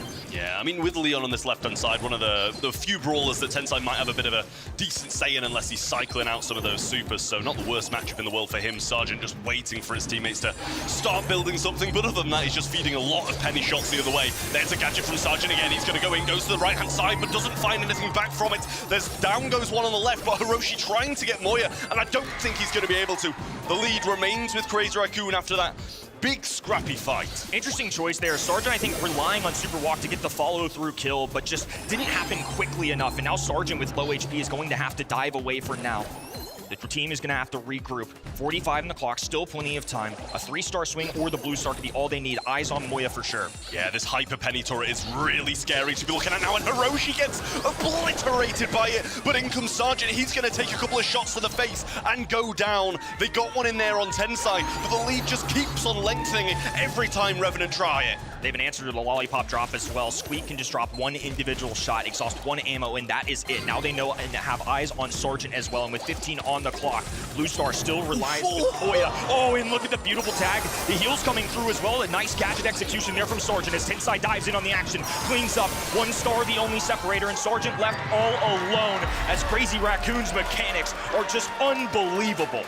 I mean, other than getting the blue star, they didn't have to step out the back line, Kenny, so I think they're feeling pretty comfortable about the position they're in at the moment. As soon as they get these penny turrets, and especially that hypercharge one, it was causing some big problems for Revenant X-Spark. They can just sit back, wait for the moments. Yes, Sargent had a couple of good plays, a couple of double kills in there, but every time there was a big team fight, it ended Crazy Raccoon's way. CR's team play, I think, is what preserved them there, what saved them, because there were so many instances of Sargent just diving in, had the opportunity for a kill, follow-throughs from Super Walk, but they just knew what they were doing. The Squeak Super also, that was insane. I mean, the rapid healing coming out as well, that's a trick that I forgot Drunk had.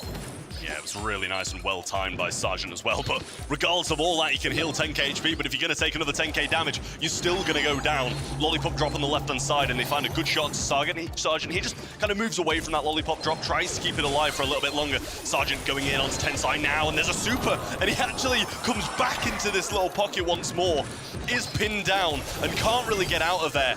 Moya wanting to get this on Hiroshi here, was slowed and still is, but Tensai trying to go for it, but just a tick of healing at the perfect time. Whew, they are hardly holding on for dear life. I mean, so many sub 1,000 brawlers right there as Sargent just asserts his dominance up the middle of the map. Milbrio still tapping. Tensai there to assist.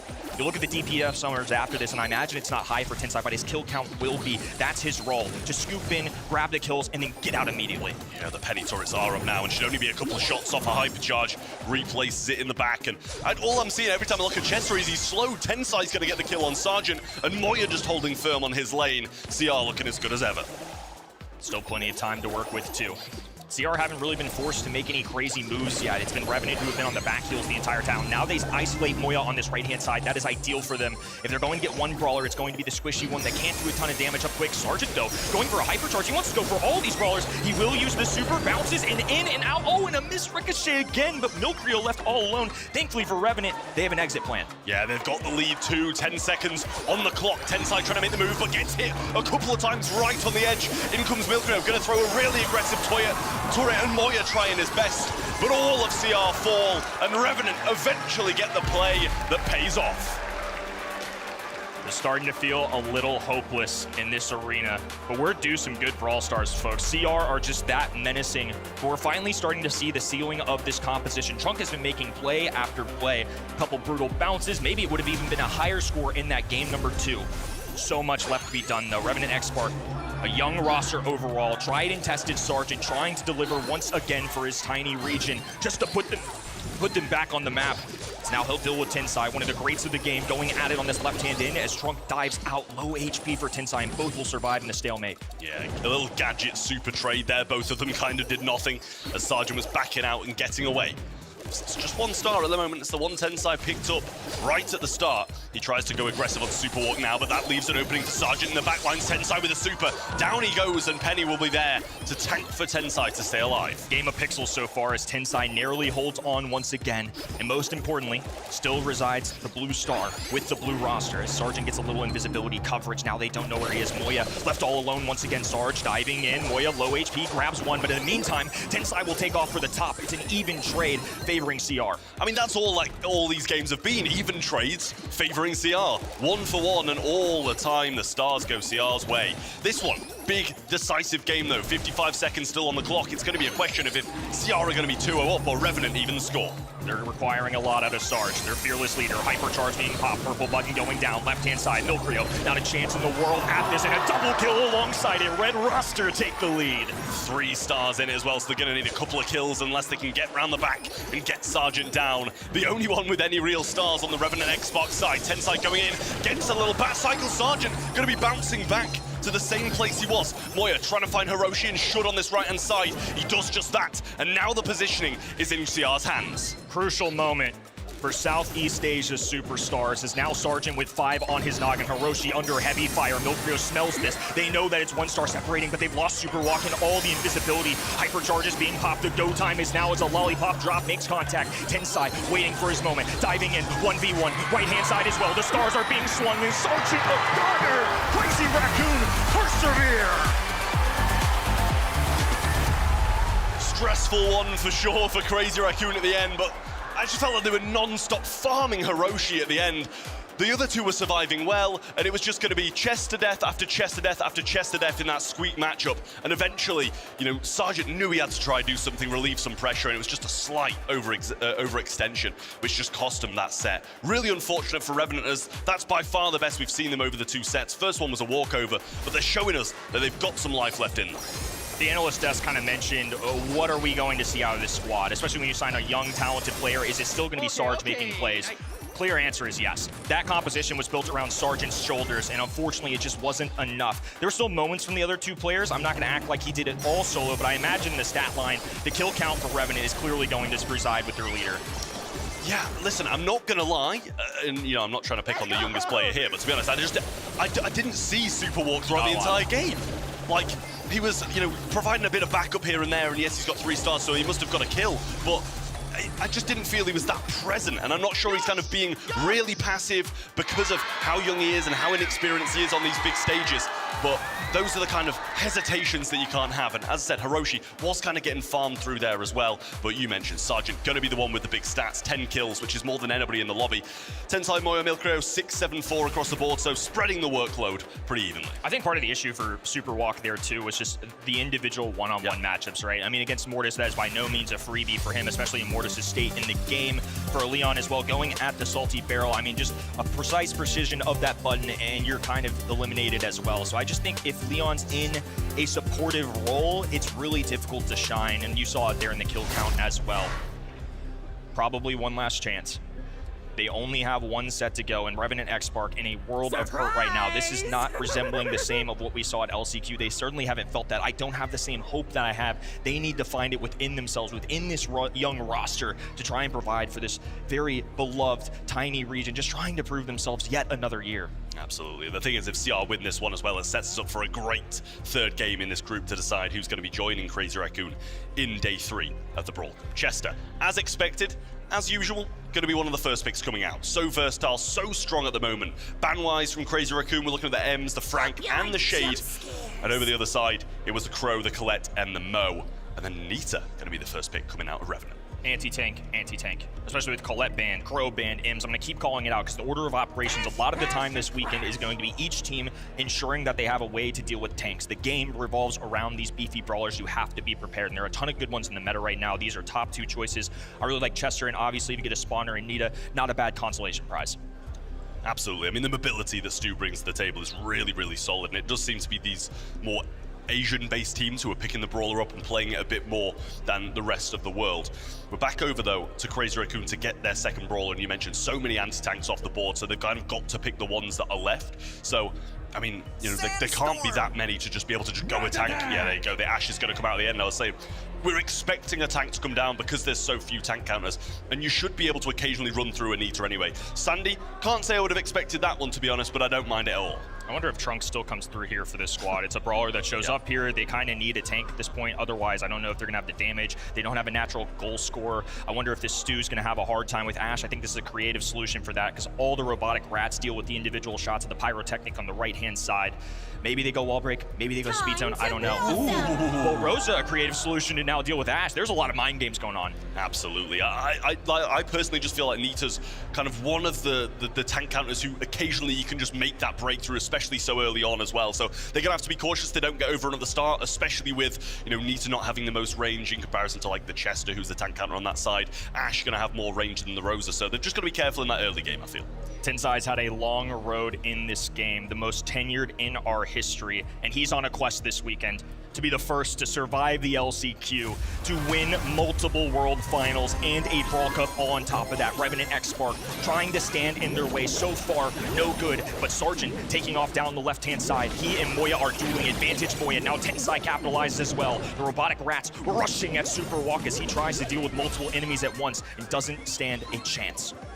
Yeah, well, there was a goal scorer opportunity there, but it was quickly shut down by Super Walk. Milcrow getting so much supercharge here. He's just finding a few pokey shots here and there. Rose is not going to be able to do anything. There's the unfriendly bushes, but a hypercharge on the right-hand side from Moya. He is still slowed. Now they start to bounce into action as they're getting into the back lines. Super Veil from Milcrow. Tensai just narrowly surviving for now, and Sergeant actually gets the kill. Huge from him. Little invulnerability there for Super Walk as well. And that was a great defense. He's unbelievable. I mean, again, I truly feel he is one of the greatest on the planet. He is such a proud representative of this region. If there's somebody I'm entrusting, it's going to be him. He's going to have to take on the Goliaths once again, though, as Moya sweeps away on the right-hand side. Robotic Rats going down. Hiroshi has to deal with them all as Moya bozers his way down. Just barbaric, right in the faces of Revenant. They'll punch one in. Yeah, I mean, for me, it's just, there's moments from Revenant. There absolutely is. They're making big plays, but the rest of the game's all crazy Raccoon. Now the hypercharge comes through from Super Walk. That should tank a lot of this damage. There's one from Sergeant as well, and they're committing everything to this push, trying to get the equalizer, and that's exactly what they do. Cleaning up everybody else, trying to get some supercharge back, and the ball gets slotted in. Astute observation out of you, though. They committed every resource. Now look at the bottom. They're going to match with 3 straight hypercharges. Milcrio, Moya, Tensai the only one left, and there he goes as well. 2 go down. Sergeant on the top of the map trying to fend for his life. The Bruce Bear, the only last line of defense. Of Bastion trying to block them all off. As Stu will pass it forward. Moya slides it through. Crazy Raccoon on match point. I mean, it's just huge, and you know, we both said it there, they use so much, and then what can you do when you respawn and 3 hypercharges are there, 3 supers are there? There's nothing you can do, so they just know they're going to be losing that game. Really tough position for them to be in, but they just spent so much getting their equalizer. I mean, it had to be done, but it's just a rough ending. Maybe an overcommitment of resources, but also maybe a desperate attempt just to get themselves on the board. That's all you can do at some point. This time, Sergeant going to be much more cautious, going straight at Tensai this time rather than Moya. Numbers advantage for Revenant. Dribbling. Hiroshi positioning this ball on the left-hand side as the trash can will try and defend.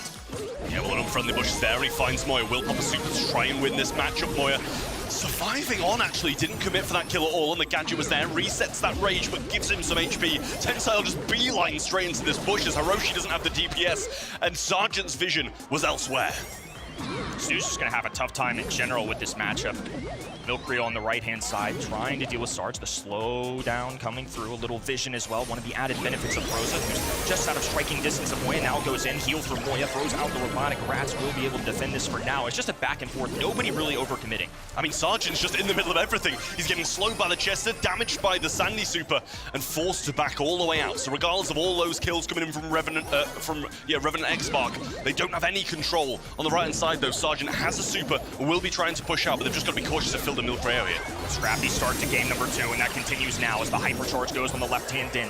1 kill goes through. Sergeant, the playmaker, out. Speed zone going down, immediately eradicated by Milcrio, and the entire roster of CR will walk an easy 1 in. Just 1 goal away from moving on to day 3. Yeah, it's looking short for Revenant at the moment. Hypercharges to Milcrio and Tensai as well. Hiroshi trying to make the move. Sergeant yet again on the left-hand side, winning that match against Moya. He pops a heal, but inevitably should fall. And now they're closing down on the rest of them. Hypercharge comes in, Tensai cycles it out, and Sergeant might burn. Milcrio delays them for long enough, and that will burn a lot of the clock, and the control's going to be back with CR2.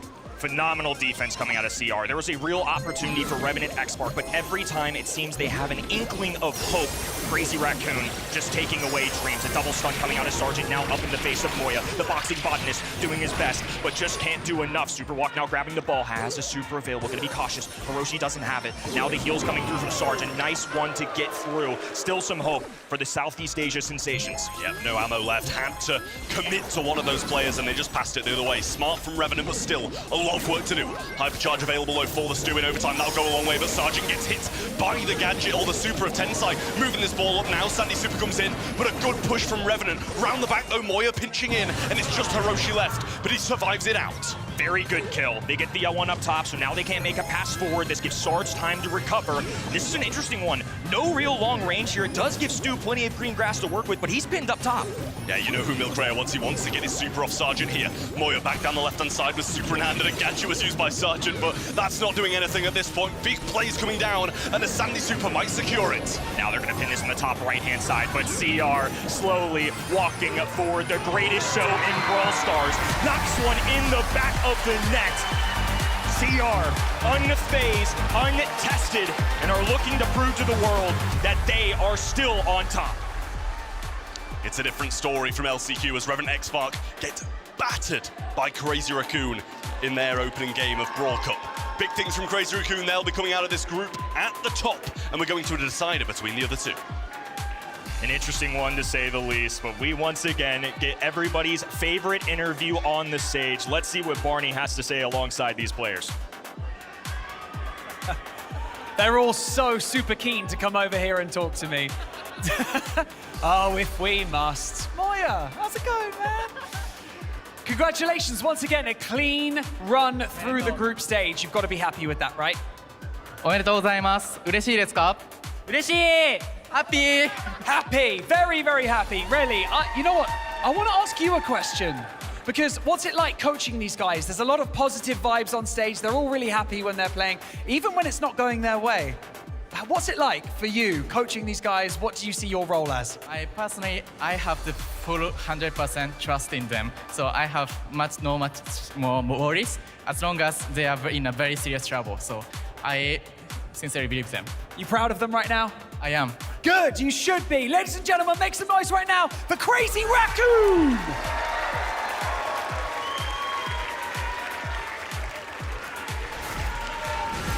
What a performance today of Crazy Raccoon. They're the first ones this tournament to make it a clean run. 6-0, not a single set dropped.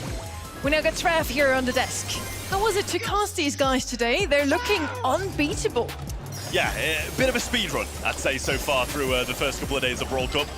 Nobody really wants to put up a fight. I mean, they tried, they had their moments, and I said, well, there's moments of brilliance from Revenant throughout the series, but it's just for the most part, Crazy Raccoon are so much more consistent, and I think the Sergeant, for the most part, and you know, for the existence of him in competitive, is pretty much alone.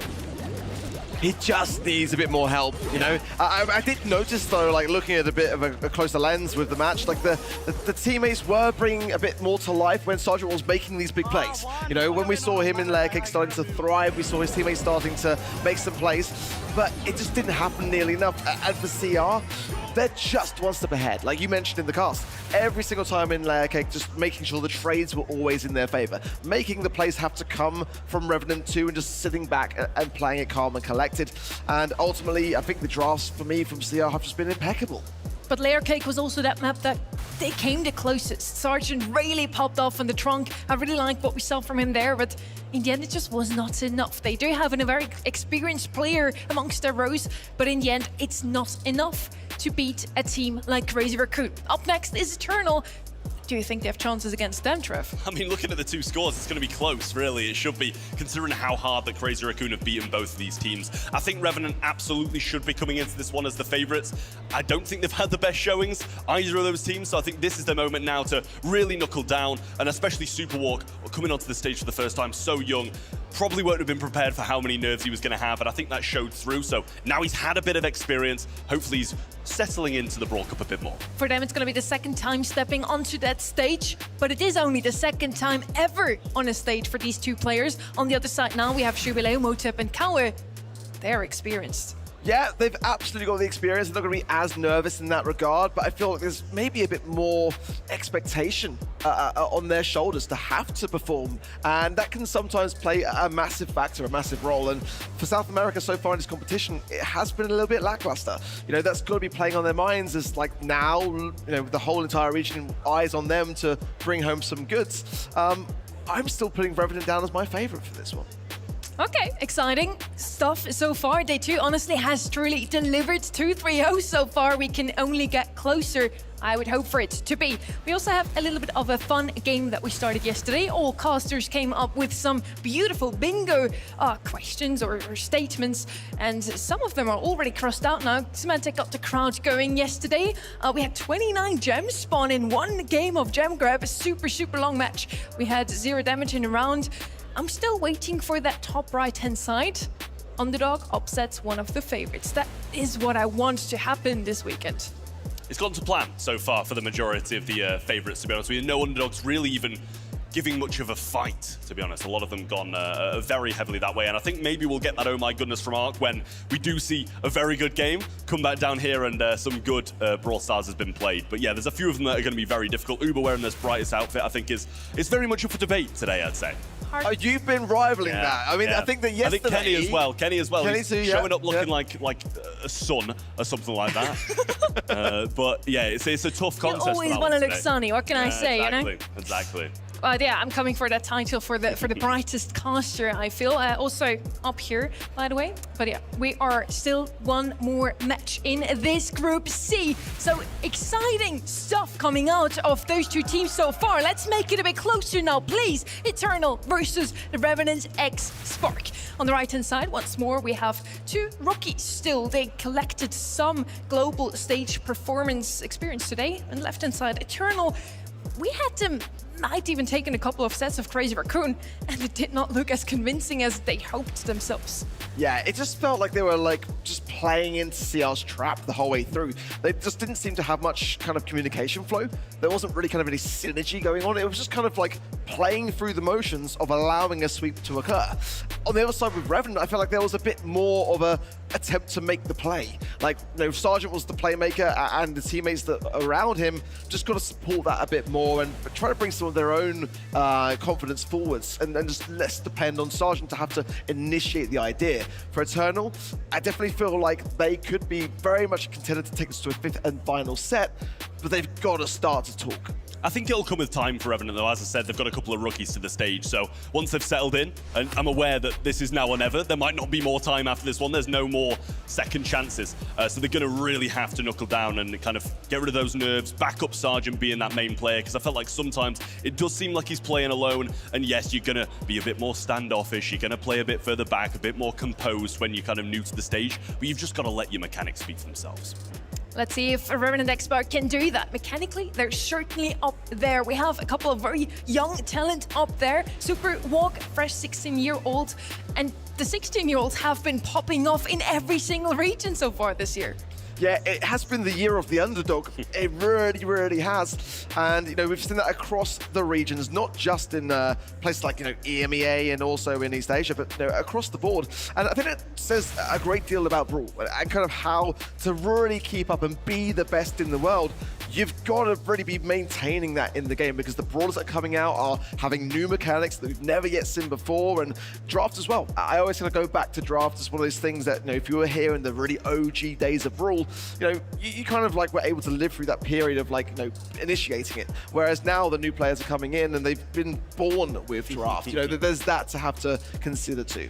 We now in the BSC also have global bans, so a total of 10 bans. Trev, you just casted Revenant X Spark's game. What would you ban against them? Yeah, I mean, I think Trunk's got to be one of the ones to go, and so many of these tanks. The thing is, he's good. He's so good with every tank and every aggressive brawler that there's only so many you can ban out, regardless of having these global bans added on now. You can see him on the stage. Colette and Nita are going to be banned out. Nita seems like a bit of an odd global ban to me, to be fair. It was played.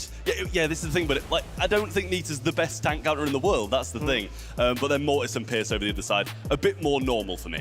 Coach Trev says, ban tanks. They understood. Tank counters. Okay, sir, we're going to do that. Colette and Nita out of the way on the left-hand side, and then Mortis and Pierre on the right side. Pierce, super good brawler. Overall here in Eternal, we do have a couple of very gifted players when it comes to sharpshooters as well. I mean, Sergeant too, with Piper back in, you know, LCQ 2023, who can forget his performance with those long-range sharpshooters? So you kind of have to consider that Sergeant is not only amazing when it comes to those tankier brutes, but he's also got some serious sharpshooter. I tell you what, Sergeant's going to watch this. He's got it. He's going to watch this show. Bring him to EMEA and sign him to EMEA, please. He's going to watch the show back and be like, God, they were glazing me so much. I love it. But it's just it's true. Like, he's such a good player. It really is. I'd love to see him compete in some of the other regions, like you say. If he came to EMEA, I'd like to see how he holds up in the average month. I mean, this broadcast has been in the past the origin of the Chad meme for Sergeant, so now we get to glaze him a little bit. We also see the maps now. Balzrock to kick things off. A very sharpshootery map. We have a lot of range going on there. We can break up the map also with Ruffs, for example, with Griff now, with his buffies. You can break open the map even quicker and in a bigger radius. So yeah, sharpshooters is what it's all about on this one. Yeah, I feel like we're going to see a lot more of Ruffs as well as the weekend continues. It's just so helpful now to be able to supply that hypercharge, and as now every brawler has one, there's just so many more options. Doesn't matter what you pair it with. It doesn't matter what you pair it with. It's always going to provide some value. And for brawlers like, RT especially as well, that's the brawler that can take a lot of time to get the hypercharge, but boy, when he gets it, is it dominating. So I think Ruffs is going to have a very, very good time at this Brawl Cup. We're also going to see the poll in a couple of minutes, and yeah, whoever voted on eventthebrawlstars.com hasn't really been kind to the underdog so far. We had 6% for Eternal to win against Crazy Raccoon, and then 5% for Revenant X-Spark. What's your guess? How is this one gonna look? It's too late. Spoiled it for us now. I'm gonna guess probably somewhere around 69-31. You're so I'll go with that too. I reckon just that's about right. there. I'm just putting out there. Yeah, this is a good number. Oh, look at that. Got it right. But I feel like it should be the other way around. No? That's how I feel about it. When we just discuss experience, especially on stage, I think Eternal is still a slightly bit ahead. I find that a bold take. Valid. Yeah, I mean, experience, absolutely ahead. But in terms of who I would have thought would win this game, I mean, for me, it would be Revenant X-Spark every day of the week. We did think, by the way, that Nita was a bit of an odd ban. Naja is banned out instead. Makes sense. Honestly, it would have been weird having her open. I think she's so far been 100% global banned. Yeah, I think you're right. Yeah, I think for good reason though as well. This is the hypercharge coming forwards as well. It's just, how are you supposed to dodge that? How are you supposed to do anything against that? It's just so dominating. So I think like Naja, unfortunately for this event, could well be out of the picture. And I'm pleased about that too, to be fair. I think there's very good reason to global ban it every game, and the thing is, even if it slips through those global bans, it's not going to go any further than either. It's going to be banned out regardless. We're going to find out now who's going to be the second team making it through to the Championship Sunday. Revenant X-Spark or Eternal? If we were to order these matches in terms of importance in Group C, this would be at the top. Now, you got to think about it, right? Only 2 teams can make it out of the groups alive. And so one of these next 2 teams will be sent home. So the stakes have just been raised. Ladies and gentlemen, make some noise for Revenant X-Spark and Eternal!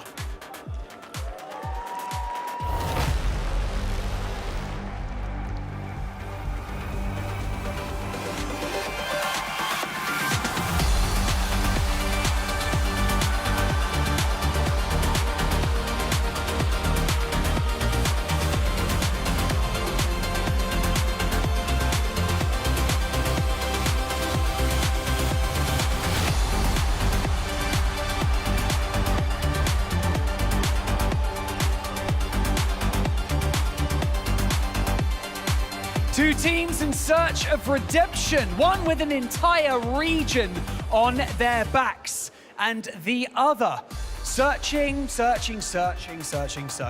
They've got a score to settle, don't they? They have a score to settle with some of the best teams in the world. And so, both stand in each other's way, but only one can be the unstoppable force. Remember, this right here, this is an elimination match, so it's time to see who's got what it takes.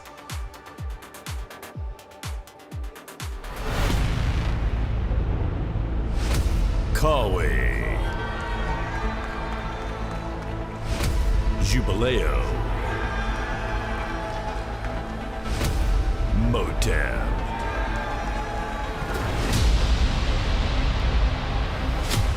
Hiroshi, Sergeant, Super Walk,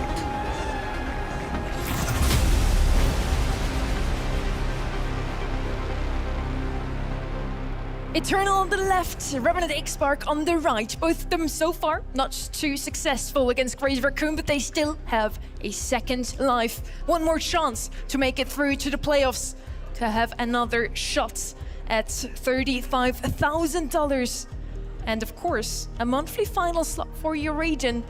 Both of their regions are hoping for them to make it through to have another slot at Worlds, or also LCQ for second place. Trev, so who are you putting your money on here? Yeah, I've said Revenant X-Spark, and I think I'll stick with that one, to be fair. Like, as you mentioned, yes, maybe Eternal have got some more kind of presence on the stage. They've been around for a bit longer. But I just think Sergeant, when his back's against the wall, he'll pull his team through. And I think it'd be a big thing for this region to get some extra spots as well, considering how sparse they are.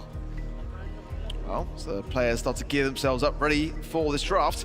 Let's see, Brocky's Band, I was going to say, it is a big sleeper pick for Motep on the side of Eternal, so good awareness from Revenant to secure that one out of the way. Mina as well, I quite like that. Gene too is another sleeper pick that I see on the side of Eternal too. So Meeple is going to be available potentially here though. Bell as well, long range sharpshooter ideas. I do like that kit ban for sure, but it could open up the door to potential things like Edgar. That's kind of like a bit of a wild card for a pick. Gus going to come in as that first pair of hands, and I quite like it. Do you like it though? I think in scrims it didn't go too well for them. I have a 0% win rate for them on Gus. It's gonna be their first pick here. Let's wish them luck on the right side now. Answer to Gus, of course. Any other sniper that could come in with something aggressive, or as we already mentioned, just open up the map. Brock, of course, is not going to be available anymore, but Griff would be, for example. I like Leon on a map like this one as well. It's such an aggressive pick, would also quite suit Sergeant, and there he is already. Yeah, I was going to say, I would have quite liked, I do like the Leon as well. Pierce still on the table as a sharpshooter as well, but as you said, it gets a bit harder to open up the map when you don't have the Ruffs, you don't have the Brock on the table. It's harder to make those moves. Griff, as you said, it's a wall break that there's a chance, but then when you break up the map, if they take sharpshooters, you're kind of left out in the open yourself. Ooh. Squeak coming through, good for control, for sure. We saw it already with CR today. It's it can get some really, really wonderful results, especially in knockout. Second pick going to be coming in now for Eternal.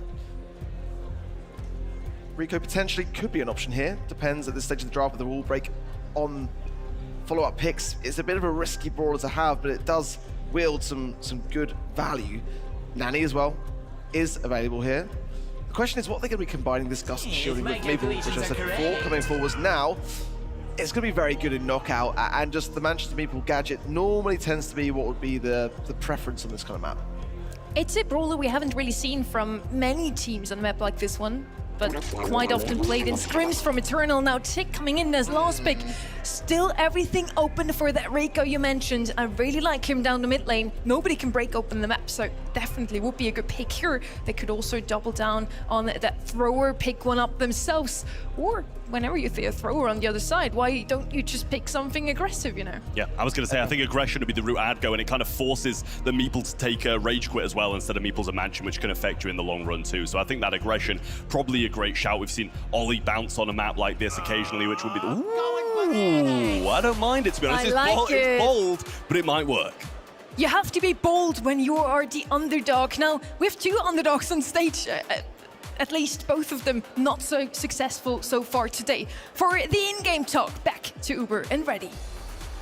Thank you very much, gang. And Barney was right. If there's any match in this group that matters, it's this one. Both of our teams here fighting for survival and maybe with an actual opportunity to show the world what they're made of. This new look Revenant X-Spark roster up against an Eternal squad who look really good domestically. It's always the asterisks next to some of these underdog teams. Now it's time to show out on the big stage with the Miko from Sergeant. Surely a wrinkle in the plan.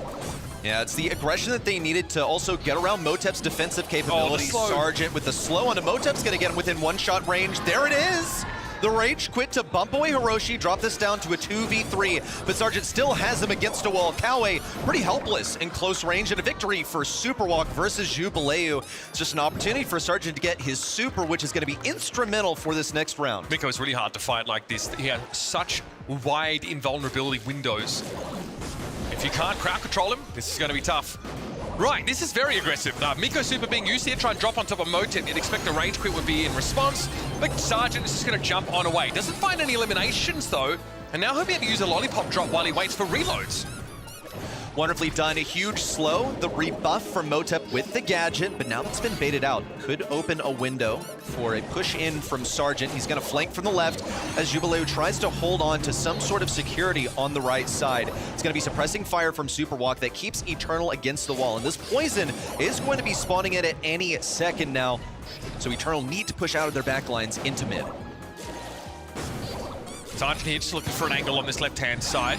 Obviously dodge away from a lot of these tick mines, and here comes the aforementioned gas. No supers really built up here for Eternal whatsoever. Crucially, no bubble here for Jubileu, and Motep is in trouble here. Caught inside one of those quick bombs. Jubileu is able to find a super there, and the double tap on Hiroshi. But Sergeant is in there like swimwear, and Superwalk fancies a chance to get involved himself. This draft is dirty out of Revenant X Spark. We had questions about kind of what it was supposed to do, because the Squeak initially looked pretty bad against the Tick, last pick of Eternal. But the Miko, I feel like, really ties it all together. Yeah, I think the idea of Squeak here, it felt a little early for the Squeak, but the whole concept is that you lock down a lane, make a lane impossible to fight. Now the Tick comes in, and what Tick does is just make all of your lane rotations absolutely nightmarish. And then you have the Meeple also with its gadget, should be able to blast something aggressive like an ollie away. But Miko undoes all of that because now it becomes ridiculously tight on timing to be able to knock him back when he's in close range. And I feel like almost impossible for the Tick to do any damage. Here's Sergeant, constantly dodging those mines. Lollipop drop on the left-hand side makes it even easier for Sergeant to dodge these incoming projectiles. Jubileu will have to build that super. We have a head first here for Kawa, but again, something that can also be dodged away from. Hiroshi dangerous, speedy as he pops out of that Lollipop drop. Just a little bit of usage of this invisibility. Revenant X Spark slowly being backed away. Jubileu and Kawe both having CC is really, really terrible. Sergeant's going to try and bait it out of Motep. Slow him down. Superwalk's going to hit him with the wind-up. The final shot coming in as well, but Sergeant's all out of ammo. Has to get in close range versus Kawe. Knocks him into the mine. Excellent close-range tick play. Kawe could manage to clutch this up. No, Hypercharge popped. And nothing out of that. In the final seconds also, popping a tick Hypercharge. You want to combo that with the head first. In a complete waste, in my opinion. Just not a great play. Look at what Eternal have to do to mimic a fraction of Revenant X Spark's power. You have to, last hurrah, knock back into mines in order to get rid of the Miko. That is not something that you can guarantee. It's not something you can do with consistency either.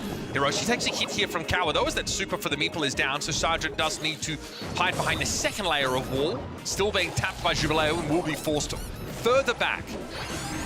Doesn't seem like he really minds. He just doesn't want to get knocked back by Jubileu. Knows that there's a risk of it for Kawe. He's trying to open things up, also keep the remainder of his roster from getting backed away too much. If he can slow a target, they're going to combo it with a walkthrough and just get that wind up. Almost found its mark onto Kawe. Now it's going to be used on cooldown for probably the rest of the round until the final seconds, where Kawe does have the super to use. Stun on the right side, but it goes in favor of Hiroshi. Hypercharge out now. One of them is going to hit Jubileu, but Superwalk's going to have to tank this head first. Kawe and Jubileu in close range. 2 versus 1. Superwalk knows it's over.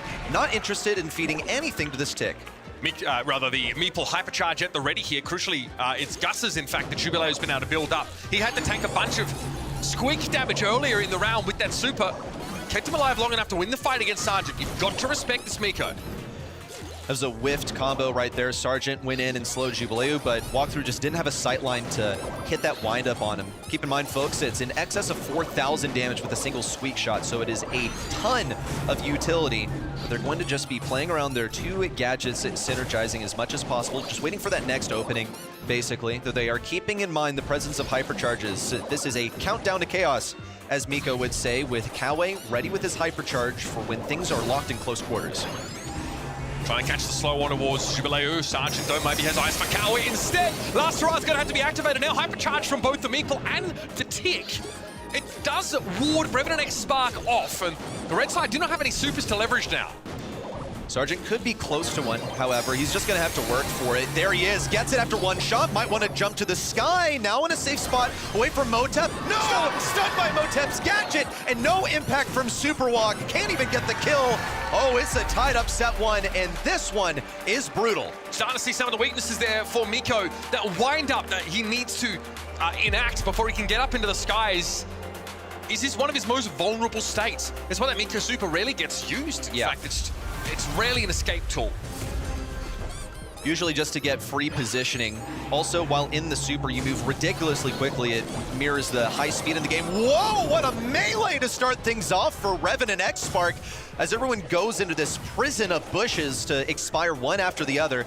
Now Motep is just going to become super fodder. He'll probably keep shooting, so it would be best to dispatch him now instead of trying, you know, extract more supercharge from him. Really efficient round one. Not the greatest play for Eternal to bunch up at the center, and I cannot believe Superwalk actually managed to pull that one off, blindly aiming a shot down the center. Yep. Bunching up into a choke against the Squeak. Not ideal at all. Sergeant takes a lot of map control just by standing on that left-hand side, but eventually has to respect Motep's super. Doesn't want to be shot through the wall. Now might be an opportunity to force a gadget out of Kawa. Yep, there's the last hurrah. Knocks Sergeant back. Head first here should be kited away from fairly effectively. He'll tank the hit instead, but he'll live to fight another round. Yeah, Superwalk missed both of the shots on that tick super that he needed to hit, but now Kawa doesn't have it. He's going to be halfway to his next super, laying down as many mines as possible to take Sergeant. Now has to path away from this pretty fed tick super. Superwalk's able to dispatch it, but it costs him ammo and an opportunity to heal up. Eternal going to play off of this and attempt to push into mid. Yeah, there's that super getting thrown down by Kawa, though. Motep's there with the taps. Now as much of the map opened up. Hiroshi? No, blown up there, a little bit too close to the sun. That's all going to be on Superwalk here. This one's going to go to the wire. Revenant X-Spark back him all the way up into the poison. He's not going to feed any abilities if he can help it. Some win conditions now manifesting for Eternal. Kawa ready with his hypercharge. However, this just puts a bigger target on his back. It means that Sergeant's going to find a way to get to him. He's going the left lane, but ultimately his target is this tick on the right lane. Just trying to play around, maybe open up some opportunities for Superwalk to land that windup and get some meaty damage with the Squeak gadget. Roshi, speed boost here coming out of that lollipop drop's going to force the gadget out of Kawa at least. Head first also used and going nowhere in particular right now. Jubileu, dangerous moment for him. Somehow, a stay of execution extended. Jubileu is going to need this the super pretty soon here. Sergeant continues to press him. On the left side, Kawa sticking close to Motep, you know, minding that they need to stay spread apart, but he has to stay alive for the end stages. So where's the damage onto Jubileu? Hiroshi out of nowhere, no! Whiffs a couple of attacks, Jubileu with the super just in time, but now he doesn't have that knockback. It means that Sergeant gets a free meal on the right side. Hiroshi cleans up the kill. It's 2 versus 2, but Hiroshi and Superwalk on desperately low HP. Dangerous spot to be for Hiroshi. Has the super to try and get away. Now it's on Superwalk. Not a good matchup against the Tickhead at all. 1v2 for the youngster. Might just be too much to ask. Kawa into the gas. There's the super out of Superwalk, but not enough time. Not enough connection with those globules. Here come Eternal. Hard-fought series so far. In the first set, they'll notch it up. The scrappy set one in the match that matters most in this group. The one where a team risks getting sent home, and in all likelihood, the one that was most prepared for. You face up against Crazy Raccoon, you understand that, look, I'm the supreme underdog here. Probably not going to be walking away with this win. You know, not a reason not to prepare, but certainly a trade-off. I liked the way Revenant and X-Spark were super heads up in their draft here with this Miko last selection. It was not enough, however. And I think one of the biggest problems here for me was Superwalk just missing some crucial attacks. Seeing a lot of Leon from Superwalk in general. But again, it is very execution dependent, especially when your composition involves the Miko. Yeah, there might have been just enough time there. If that super had connected a couple more of those blobs. But here's our count back. And this is a little bit tough to look at here, especially someone like Hiroshi on the Leon needs to be able to get a heck of a lot of damage done. Doesn't quite pay off that position. Don't expect high DPS in general from Miko there. Very technical brawler for Sergeant to have to play. And you put yourself in harm's reach. Playing that brawler, you take space, but you've got to take risks in order to do so. And looking at the stat line, I feel a little bad for putting even more pressure, putting the onus on Walkthrough, considering that he got so many kills. He was a DPS squeak out here, and folks, I am partial to a DPS squeak. It's just so entertaining for me to watch. We're going to be moving over to dueling beetles, where a control brawler like Leon could be more at home. I think it was a huge struggle to play that one into Tick, just like not really a great matchup for Leon. You're going to be feeding a lot of those abilities. Lumi, Mina, Crow Band on the Revenant X Spark side. We see Yeah, Meatful, Ems, and Pierce taken away. Poco is a no-brainer. Eternal really like to try and play some of these tanky brawlers. Poco obviously pretty potent here with that hypercharged super that gives that sort of lingering shield. If you are going to combine it with tanks or anybody with larger health pools, it can really pay off. Also have the ability to nullify any sort of crowd control. So if someone gets a sweet idea and decides, you know what, it's time to play Lu to counter this sort of death ball strategy, the Poco double tank that we saw in the days of yore, not gonna happen. No, you're gonna have protective tunes up in your face. So here's the Pam. Very curious. I can think of a lot of different ways to deal with this, but considering that Revenant and Xbark have the last pick, they can probably counter anything that is tailor-made to deal with Pam's turret. Something like a thrower is a pretty common reaction to this, but picking that on the 4-5 turn is a huge risk. Still remaining is Otis. Leon is an option to be snapped up. Kenji we've also seen from time to time on this map. You're starting to think about what kind of tanks that Eternal are hoping to pair up with the Poco. Surprise! Penny is an option, and yeah, okay, going for the Chester here, obviously really solid side laner, and honestly, which was just with insane damage output, especially the gadget that gives him a random buff. Honestly, getting extra reload speed or extra pure damage is kind of nuts. Red Chester, man, it's all about Red Chester. Just pop that gadget and pray that you get the reload speed, because you get to push all the way up to the enemy side. Of course, it's possible to mess up, but it's just such an insane buff for this brawler to have, you know, just another thing up his sleeve in the bag of tricks. So you got to commit with this Poco. Yeah, pair it up with the Lu. A lot of times, Giga Chad Sargent in the crowd. It's true, though. It's true. He really just is that guy. He's molded this new team around himself. Hiroshi, who played for KDS in 2025 and Superwalk, a rookie this season. They made it all the way through the road to Brawl Cup. Came out #1. That's why they're here. Not unscathed. However, these guys can bleed even in the home region. Did Hiroshi play on Coco Loco at all with Jay? Back in 25, he's been floating around a couple of those top teams out in East Asia. Either way, his Kaze to round out the draft for Eternal. So pretty aggressive in your face with strong crowd control. It's going to be a little bit hard for Revenant and Xbark to draft a comp that shrugs this off effectively. They might try and look for something slippery. Obviously, like Lollipop drop here is pretty important. You want to try not to get tagged up with too many of those, you know, Lu on kits early on. Last thing you want is to have like your Chester or someone who's quite zippy normally stopped in their tracks. Stu sometimes has been reached for here. I don't know if that's really what you want. Oh my goodness, the Clancy last pick. This is brazen. Yeah, you're also facing some pretty poor matchups here. You know that you're not going to get obliterated by a Poco because its damage is just really, really bad. So you can run down that lane if you're afforded the possibility. The deal with Clancy is, yes, he is a ridiculously good anti-tank, but he takes time to warm up. It's the same stuff that we say about Surge, for instance. You just got to get past that first stage. So what build do you go with for Clancy here? Are you prioritizing you getting that level up early on? We'll have to see. It's time for set #2. At the moment, it's Eternal leading with 1 set. Jubileo is going to be first on to the hot zone, of course, and will always be playing up against this indestructible barrier. Hiroshi having to play out towards this left side. Once they've got a healing turret in play, they're going to be in great shape. This fan storm's going to make it hard for Sargent and Superwalk to fire back, or at least do it from a comfortable spot. Jubileo has to be careful. Yeah, a little bit squishy, and the pinch comes in the blink of an eye. However, they did feed some supers along the way. Motep has the heal, and he's got the damage equipped too. Kawi with lots and lots of control. And here comes Sargent to blow up some bushes, makes it difficult for Eternal to exist just on the perimeter of this inner radius. Revenant and Xbark, however, do have the turret set up. It's going to quickly be dealt with. Jubileo in a ridiculously aggressive position as well. Will earn his hypercharge alongside Kawi. There's not really anywhere for Revenant and Xbark to hide now. Fanstorm gets you behind walls, so does the Loose Super, and Screeching Solo is a very obnoxious star power to take on Poco. It's damage that you cannot mitigate. You are going to get hit by it.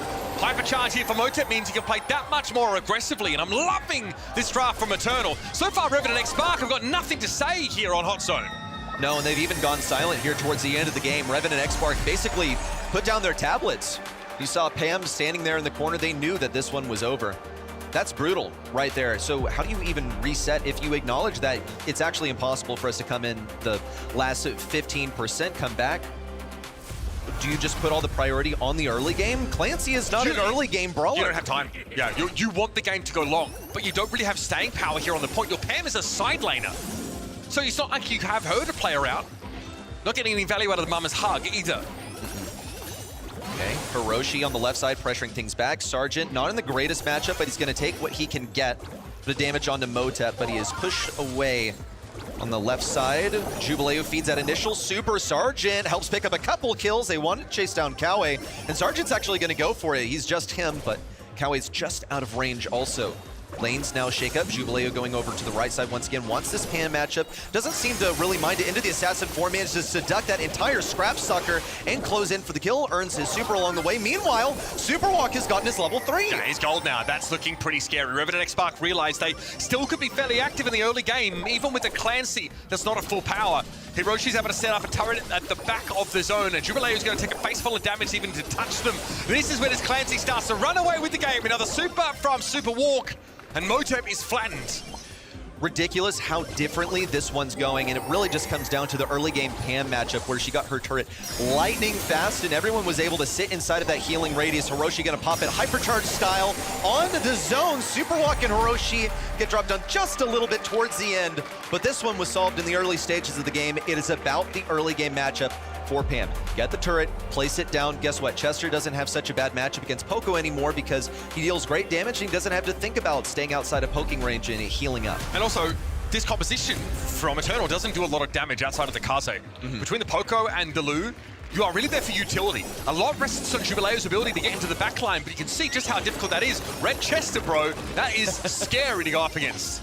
It is just gruesome. Sergeant on lock with the dodges will eventually expire at the hands of Motep. Same fate meets Superwalk, and Hiroshi has to back away. He knows better than to feed any more super to Kawe. An aggressive turret placed down. This is to support Sergeant. It is the entire plan. Get this Chester forward and have Pam heal him up. We're gonna see all that healing coming into play. Hypercharge popped for Motep, goes down immediately after, and no super to follow it up either. They don't seem to mind also the skating ring placed down at mid. Just gonna bide their time, wait for this matchup versus Jubileo. Hiroshi knows that he can line up the shot on the right side. Jubileo also retreating. Revenant X-Spark on top of this zone. They're trailing at the moment, but they have all the control in the world. See that Fanstorm placed down to take away the healing turret, the edge of it doing that damage over time, but Hiroshi has another one to replace it with. Kawa actually pops a super to try and control the left side lane, and that's the Clancy going down. Jubileo tries to go deep, still gets a super up, but where's the bloody damage? Nowhere to be seen, and Sergeant has it in spades. Tries to step up, Motep wards him away, but that hypercharged super from the Chester is terrifying, and Revenant X-Spark are looking to even up the score here. Hypercharge stun onto Hiroshi, thinking of popping down the hypercharge turret in return, gonna go for it, but he's out of damage. Another shot down to Kawe, but no kill confirmed on the left side as Jubileo eliminated. Motep falls immediately after, and Kawe completes the team wipe for Revenant X-Spark. But the battle's far from over. Is still trailing by 15%. Kawa just cycled 3 supers back to back, and that still wasn't enough to take Revenant X-Spark down because their Kaze was not there. Jubileo's gonna hypercharge super, but simply vaporize in that moment. And Eternal don't have their large damage source to lean on. Superwalk now is a hypercharge, terrifying position to be going up against this Clancy. Watching unsuccessful push after unsuccessful push for Eternal. Revenant X-Spark managed to push them back every single time, but they still seemingly have their backs against the wall. Superwalk's ready with his super. Jubileo managed to debate it out without taking that much damage. Still gonna see a kill on the right side. Superwalk on desperately low HP. It's a successful hypercharge for Lu, and Superwalk still, with just 1 tap of HP left, is going to make this a close one. Super out. Gets a kill on the right side. Sergeant pressing in, but Motep is still alive. A last-second victory for Revenant X-Spark to take set number 2 and equalize the series. Insane fight there on Dueling Beetles, and it doesn't get much closer than that. Not quite a tie, but Eternal slowly lost their grip on the game. Multiple Lu supers thrown in, but the damage follow-up just wasn't there. It's hard to pilot the Kaze in this situation, especially against the anti-tank brawler of Clancy. Clancy had enough time to get to that level 3 in-game. With the early round aggression from Revenant X-Spark, they gave themselves more of a buffer to get Superwalk where he needed to be. You think about the timing here, right? And we're often tempted to look at the clock, but really what matters is how much time can you spend in an advantageous position getting the chance to hit enemies. And that right there is provided by Pam, getting the turret early, placing it down. Superwalk's able to sit inside of it. Same goes for Sergeant. That's how they get their damage. That's how they have their sustain, their survivability on the point. In so many situations, however, the raw aggression that we saw from Eternal made this possible. You have to also play ridiculously evasively around this. You cannot afford to feed Lu supers. That was one of the biggest differences that I saw from game 1 to 2 and 3, where Lu is getting far fewer supers, but it picked up in frequency in game number 3. That was a pretty slow game. You see, we talk about this comp not having a whole lot of damage when your Poco is doing the lion's share of it. That tells you kind of all you need to know. Good throwing from Otep here. Just a little bit limited in range a lot of the time. And trying to push a Pam down without your Kaze feels impossible, especially if she's able to sit there and get some healing. So that aside, we now have ourselves a tied up series. We're headed over to Hideout, folks. It is bounty time. A big change in tempo. It's going to be all about kills, slow and metered play, or will someone be picking up that momentum? All your questions answered in more in a moment. That blue star hotly contested off the bat. That's going to be the first bit of action that we see in one of the hugest things that we consider in the draft. Mortis globally banned, not a concept here. Gene also gotten rid of. Does assist in diminishing any possibilities where someone would grab that blue star and immediately play defense. Pierce, a no-brainer. First pickup here. It was left wide open by Eternals, so they did plan for this, and Revenant and Xspark just believe that they know better. I want to put this on your radar now. Look out for like a random last pick Edgar, if there's the possibility to run that on this map. Obviously Edgar with a bit of extra mobility now with that scarf gadget, allowing him to cross the map a little bit more effectively. Get the little move speed boost off the back of it. Eternal like to draft more like those. It's interesting, they usually like to draft the gene-based comps. They've actually got rid of that, so they might want to try and go for like an early Jaeyong pick here. It's going to be a Nani off the bat. And there's that Jaeyong I mentioned. So they want to have something to answer the sharpshooter presence, bring a premier sharpshooter in. Oh my gosh. This is locked in so quickly. The Glowy, pretty powerful out in the open, but the Max feels like a bit of a throwback pick. Yeah, I'll tell you how this is going to work. Essentially, they're going to try and press Glowy and Max into this one lane, and you saw this many, many different times before in different ways with like a Byron and a Max hammering down one of these lanes, just trying to get into the enemy spawn. They're taking full advantage of kind of a lack of DPS from Eternal.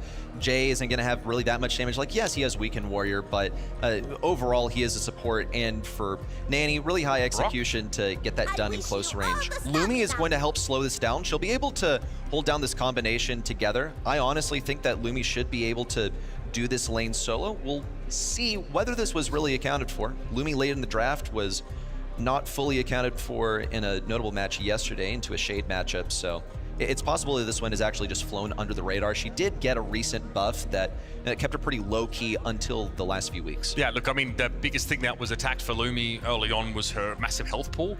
That was brought down. It's actually been, you know, nudged back up a little bit more now, make her feel less squishy. But it's that projectile speed. That means she's able to get those Morning Stars out much more quickly and get them back quite fast as well. Blue Star here for Motep. Going to go in and snap that one up with the absence of Kaze on the map.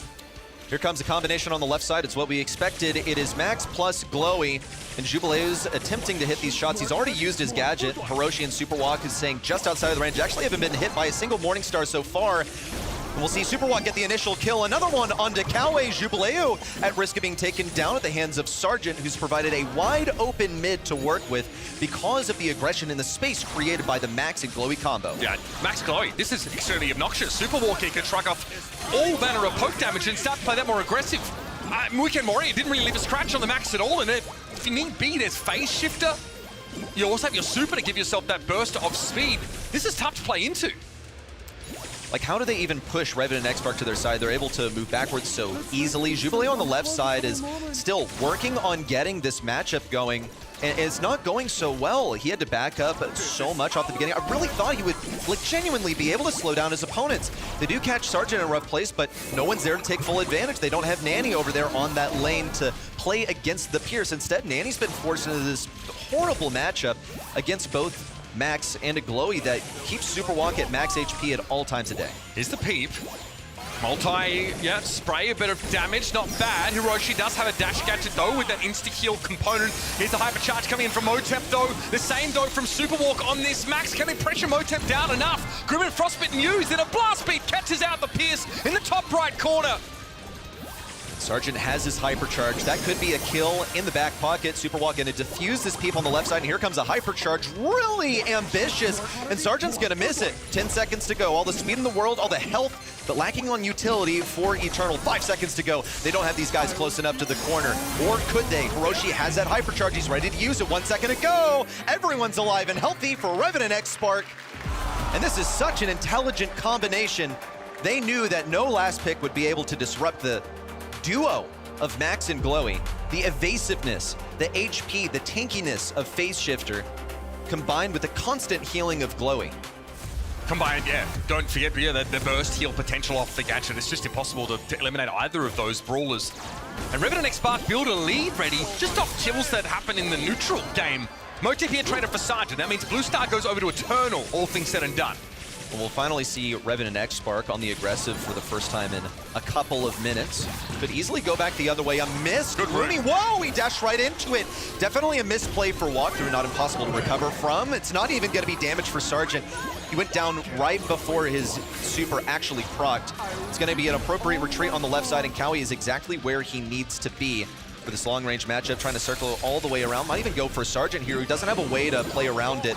Though not too much damage onto him, just going to drop him within a couple of shots from Jubilee, who's having an excellent matchup on the right side. Now finally finding his groove with 5 stars to his name. Yeah, he's brimming with confidence, and that was an amazing blast beat to catch out the low health Pierce. Now Jubilee is on a bit of a frustrating off angle, and of course with the gadget coming up pretty soon, that could be disastrous for anybody that lingers within the frost field for too long. Good healing there from Otep, much needed. Cower though, what's the plan? He's got to be feared away by the Glowy, and this now puts Eternal hit by the 5 stars, is starting to shrink this lead. Jubilee is at risk of falling. Superwalk gonna go for the push in. Also has the hypercharge equipped. It's getting additional damage for speed. Jubilee still alive, and Sergeant's going for it. Gets it now, running away with all the speed boost in the world. An additional couple of shots going on to Motep. But there's so much ground for Eternal to acquire with 2 brawlers falling on the left side. Revenant X Spark have brought this one super close. It's only a blue star differential. 20 seconds to go, make it a 1-kill game. Eternal cannot risk being taken down here. 15 seconds to go, and they cannot die. You cannot get caught out in the opening against a Glowy like that. It's a slow exsanguination, but it'll be the end of you. There goes Superwalk, in for the kill. And set number 2 picked up here by Revenant X Spark. An inventive last 2 picks in their draft. The Glowy Max Comp locked in straight away. And now we see why they're so confident to slam that in. Just really, really intelligent. A lot of the iterations of this have been, okay, we're going to do Max, we're going to do Byron. Byron was banned here. Just an easy, pretty convenient, stable brawler to play. But Glowy and Max sneaking through. They must have been sitting on this one for a while because it was not caught out in the stats at all by the looks of things. Yeah, no scrim data. I mean, again, Revenant X Spark arrive into Europe later than most teams, so don't really have the chance to scrim nearly as much. And that's why we don't really reference their scrim results. I talked about it with Ark on the desk. They're a little inflated because most of those results come out of their home region, which you could argue is not as deep as the field here in Europe right now. Still, they survey those expectations, and a lackluster showing against Crazy Raccoon is followed up now by a really good look early in this series. I say early, but they're up 2-1 now in a position to take it away. Put Sergeant on a hyper carry role like this Pierce, give him a lane to work solo, let Hiroshi and Superwalk do the rest. That was a devastating performance on Bounty. I love the way that this has been navigated. Sergeant surrounded by a couple of, not necessarily new players. Walkthrough is fairly new, but Hiroshi has done his time in the SESA region and being able to form a successful composition around it, a synergistic one at that. We're now going on to double swoosh. There are going to be ample opportunities to break up that synergy. We love to see, well, and you hate to face, the assassins that relentlessly target your gem carrier. Yeah, I'm thinking Leon is going to be a premium here. Very, very powerful. Something that we've seen Superwalk try and snap up early and often in many of these drafts. This is the kind of map where like Griff is a go-to in the past. From Eternal. Obviously that cashback hypercharge can go through walls, but being able to blow out the enemy sort of mids wall that otherwise be safe behind is really important. I think the alley ban is also very heads up here by Revenant X Spark. Just don't want to risk it. Mortis also banned. Don't want to face this aggro stuff that gets into your backlines. You see that Eternal have accounted for the last pick possibilities also. Really Really safe first selection here, but pretty much par for the course here on double swoosh. He has the versatility of being able to play the bad side. You know, if we're talking from blue team's perspective, it's nice to have that fat splatter to open things up in the early game on the right side. Just pick Chester into this, really. Yeah, I think so. Though I think you're banking really hard on like an aggro later on in the draft. Revenant could use this to open things up for themselves, but they also have the benefit of last pick. Though I think on the 2-3 turn, you basically always do need to have some kind of anti-tank. Mo is going to be snapped up first and foremost here. So now you've got some gem carrier pressure. Also the ability just to scout bushes pretty effectively. Mo's projectile splits into 4, so gives you pretty good coverage, especially if you choose to involve your vision gear in your loadout. My aim is true. Bo, this is fascinating. Also, I think being able to feed Mo's super is going to be very important. That super totem now with that extra long range, thanks to the Buffy, makes Bo pretty devastating. The only drawback of Bo, no pun intended of course, is that he has no close range capabilities basically. Like, he'll churn out damage, sure, but unlike other sort of like mid-range brawlers that would be strong as a mid here, he has no escape. He's no stew where he can dash away. Of course, it's been banned. Janet's wide open if there were any threat of anything being dashed on. Meeple is going to be also quite solid. You can rage quit, you can box the enemy, box up one of their lanes, disrupt the bushes, and I feel like this is time to run mansions of Meeple so that you can keep good tabs on the rotations of other brawlers that get close to where your gem carrier likes to sit. We're talking about the swoosh. It's the swoosh of the bush that gets close to the other side. That is the common avenue for an aggro brawler to push your gem carrier. Eternal also have gone and tried to draft 2 of Revenant X Spark's most played brawlers on this map. Rounding it out here with a very safe mid in Janet. I kind of like that option.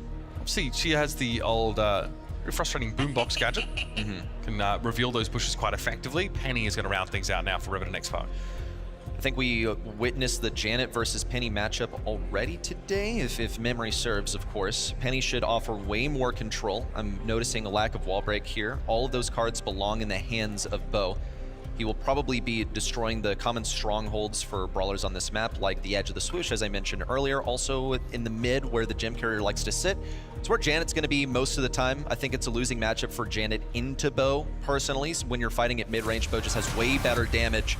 And I know Revenant X Spark are certainly hoping it's a winning matchup. They're just one set away from keeping their tournament lives alive. Yeah, advancing out of this group also very important at this stage. I set on Championship Sunday here at Brawl Cup. Sergeant bullies Jubilee there, no two ways about it. He pushes him with a salty barrel and flattens him. Hiroshi already getting these mines down where the Janet would like to sit. It's going to be important to win these side lanes to enable that mid, and an early turret is ridiculous for Sergeant. It's going to be so difficult for Jubilee to push in on this right side. All he really has is a fat splatter to deal with it. Kawi going to bait all of these mines out. Also, notice the star power choice for Hiroshi. He's going for additional vision in the bushes. That's quite interesting. He's able to see a little bit deeper now. Superwalk just dominating his left side. There's just nothing to say about it, I think. That's supposed to be Eternal's safe side of the map. The Superwalk had a super very early on and won't be shifted away from that part of the map. Yeah, sure. What's this Meeple supposed to be achieving, though? Kawa can really only try and force the Mo away with the mansions. He achieves that goal. More of those mines being dragged out now. More of these hypercharged turret bombs being thrown in. Sergeant quietly is kind of taking over the game. Another salty barrel kill on Jubilee when Motive is barely alive. Forced to try and limp away as Revenant X Spark have begun their countdown. 10 seconds to go for a miracle to happen here for Eternal. You can see the frustration and the pins in the posture of how they walk to the enemy side. Revenant X Spark are going to be bringing us to match point after an incredibly dominant game number 1. And you see the smiles on their faces. Oh, they know this is a winning draft. It's going to take something special for Eternal to keep themselves in this. Just not close, right? Really powerful side laners here for Revenant X Spark. It's a mode that just steamrolls that left-hand side. And Sergeant Clash is exactly the person you want in a really crucial 1 versus 1 matchup. Jubilee is swapping lanes with Kawa here. I don't know if that's going to fare any better really for the Meeple now, who does catch Sergeant in the mansions. But Motive already has to gadget jump away. Look, you've already found that it doesn't work to put Kawi on the left side, so let's not try it again. Let's just go ahead and put him on the right. Left side is going to be won by Superwalk initially. Motep at risk of getting pushed by Superwalk. He knows that it's not worth pushing this Jan. She's just going to jump away. Long-range snipe from Sergeant gets that turret up early. Whoa, what an aggressive placement. Now that oozes confidence. Yeah, it tells you that Revenant Spark plan to keep that line of scrimmage pushed very far forward, and they can, because they're most sitting on a Super, and Super Walk would love to do more and just run up on in there. Motep going to be forced away. There's mines as well. Motep has to try and dodge away, but he's forced to use his Super for what? We don't really know. He thinks about some turret damage, gonna drop those gems deep behind his own lines. Revenant Spark here might just be cruising into day 3.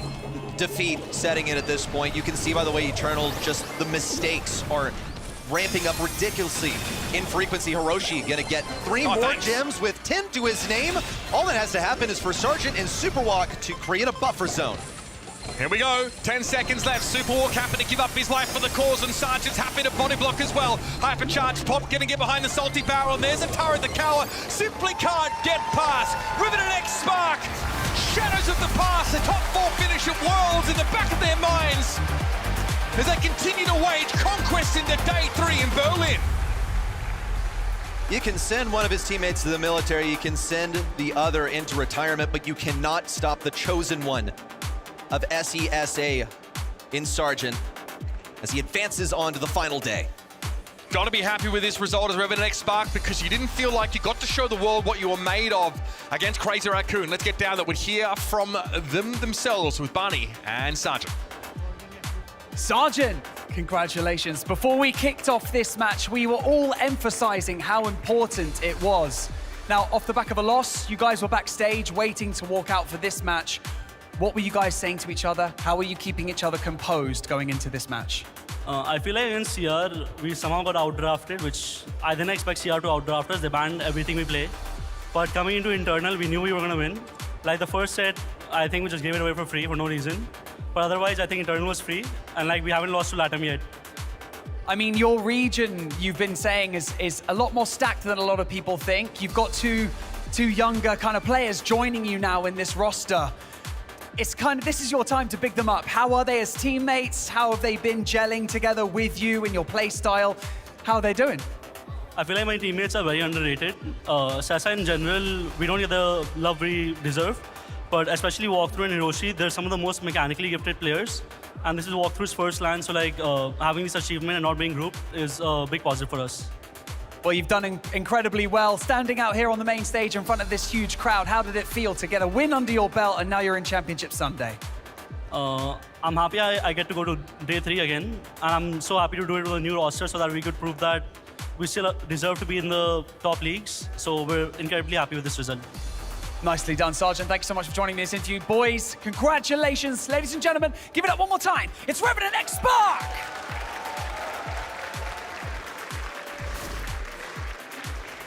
The applause is yours, Revenant X Spark. They bounce back and make their way through to day 3 as well. As Sergeant already said, I think the region is a little underrated. We underrated them as well, and now they punched their way through. It got super close. This was, by the way, the highlight of the weekend so far. What an insane clawback, that hot sunset.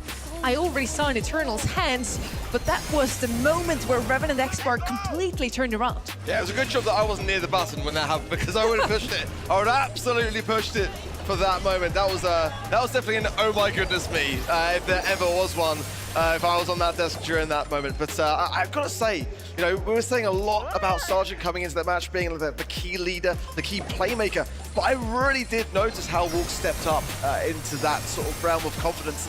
Starting the day against Crazy Raccoon is a really tough matchup, you know, to have. And going into this one, I felt like there was much more confidence being displayed, and for Hiroshi as well, playing a valuable support position. Not necessarily so flashy on the after stats display, but certainly for Walk, he was doing his bit. And that's donuts all round for Eternal. That wasn't on the bingo card, luckily. True, but that really hurts to see. And in the end, Brawl Cup is all about the best of the regions. CISA now has their only contender still in the race. Welcome to the desk now, Spen. Of course, you're a big household name in Brawl Stars. You yourself, looking back at your career, what has been your greatest achievement so far? Pushing to 15,000 trophies with ARC in 2019, or winning World Finals, I guess? I mean, I did World Finals back when dinosaurs were alive. I mean, I've still got a hug answer that, but I guess playing with Ox a pleasure. You qualified for that World Finals too, right? We don't talk about that. 2019 was also the last time Liverpool won the Champions League, by the way. Oh, it's been a just while. Throwing everything out there now. I can't catch a break. We did our research. Oh my. We don't talk about last night. But it's been a while, yet still you stay the content creator, you play the game every single day. So who else should we got up here other than Sven, who is our analyst for this one? You know the draft, you know the players, and now you're gonna be here for the next match, which is Tribe. Excited for that one? I mean, I'm excited, but I don't know what to actually expect, especially with the situation, which we'll go on to in a little bit later. I really don't know how these teams are going to face off. A lot of question marks on both teams, but it should be a banger. It's the game of the day, so I've been waiting for this one. We now have seen 3 groups already, or this is the last group we're going to see today. What do you expect coming out of this Group D? As Ben said, this is a bit of a tough one for me to kind of predict, honestly, because Tribe have been playing really, really well this year. They've got some really interesting scrims, and the way that they are kind of choosing to pick their brawlers. Killer's an amazing... What did you just do? I don't know. Goryo did it, so I can't take him. We'll let him have one. But yeah, whenever we press this button for a highlight moment, a hype moment during any game, you get 100 points over on the event website. So you better make sure you're locked in the next time we're gonna press it. Event.brawlstars.com, lock in your predictions. MVP votes actually get even more points than having the right prediction, I just saw. Yeah, as well. I mean, Sargent was probably going to take that one, I think it's fair to say. But yeah, I mean, the event's such a fantastic tool for us to be able to utilize. And I have actually just gone and got the spray. So it pays to be on, already. You're talking to the guys, man. Come on. You're living on the broadcast. Come on. Yeah, how do you have time to do all of that? You're supposed to work. I've got multitasking going on here, but you're on your wildest dreams. Even production, we're like, oh, you got so many laptops. What's going on? We now want to head over to Group D, where I'm really, really hyped for this next matchup. I was waiting for it the whole day because I finally think we have a close game on our hands. Foot Esports versus Tribe Gaming. And then as we look to the left, we see a bit of an unusual roster put together here. Guest unfortunately couldn't make it due to visa issues. Lena steps up and jumps in. Are they still going to be as dominant? Is the huge question in the room. Yeah, and a real potential for a Cinderella story, let's be honest. You know, for Lena, February was February with Navi, and then he got dropped and hasn't been picked up since, despite being such a fantastic player. A guy that goes back the test of time in Brawl Esports history. Now, for Foot Esports coming into this event off the back of April, which was a stellar monthly finals, they did not drop a set. 2 of the matches that they had in the quarterfinals and the grand finals were clean sweeps. So he has got some massive boots to fill. Gesty, of course, has been the household name in the EMEA region that we have been praising throughout this this period of the season thus far. And, you know, it's definitely a big blow for Foot Esports. We can't really sugarcoat it. You know, we were expecting that to be the thing that we should propel Foot Esports to go all the way. But for Lenan, he's certainly capable and a player that you've gone against yourself, Sven. Yeah, I mean, I've always said Lenar's always been one of the best aggro players there's ever been. But this season, it seemed like he wanted to take a different approach. He wanted to step back from a lot of the aggro brawlers, because he even said to me himself, like, he's just annoyed at having to play the bad matchup 24/7. So he tried to give that over to someone else. That probably worked against him, because why would you now switch, like, what he was always known for? Like, you see Lenin on Kenji, these aggro brawlers, he's always doing so much. He's always getting 1 versus 2 and making so much space. So for me, it'll be interesting whether, like, how he'll fit into Foot's roster, because Gesty's got a little bit of a different play style. Angel Boy plays mostly aggro. Gesty plays a few like Mortis, whatever. So it'll be interesting how they gel. But if anyone can do it, I really think Lenar can do it. I really do. FUT Esports so far has been the most dominant in the EMEA region, and we always hyped up the wonder kid Guesty, the 16-year-old that came from Metzerenos and now up to the big stage, winning his first ever monthly final he has ever played. Immediately, I don't think we have ever had that happen before in Brawl Stars history. He's not here this weekend. We were wondering if he would be maybe a bit shaky, a bit nervous in front of so many people watching him. And now we have Lena. At least he brings up some experience from LAN events. You know, Angel Boy, Nob, and him, a trio of 3 true and tested players. So maybe it's a good thing almost that Lena is playing for them. Here, at least, we have no nerfs showing from their side. On the other side now, we have Tribe Gaming. Talking about true and tested, Tribe has been the standout team 2025 already, playing for the NA region as the first seed in the Brawl Cup, and then disappointed a little, if we're honest here. Spen, you watched it too. Now this year, they're bringing in Diego Gamer. Is that going to be a better run for them? I think so. I think Diego Gamer will be able to give them something that were probably lacking last year. Last year, I thought, especially at Brawl Cup, it was more to do with the drafts. You know, even myself, I was a bit questioning, like, for the draft picks. You know, NA's always been known for their kind of quirky drafts, per se. But I think now with Diego Gamer, they've been looking a lot better with the drafts, and you can see with the global bans that most of them are just pretty standard. You'd expect most of those. I see no Naja in the global bans. I think this is the first time we're seeing it today.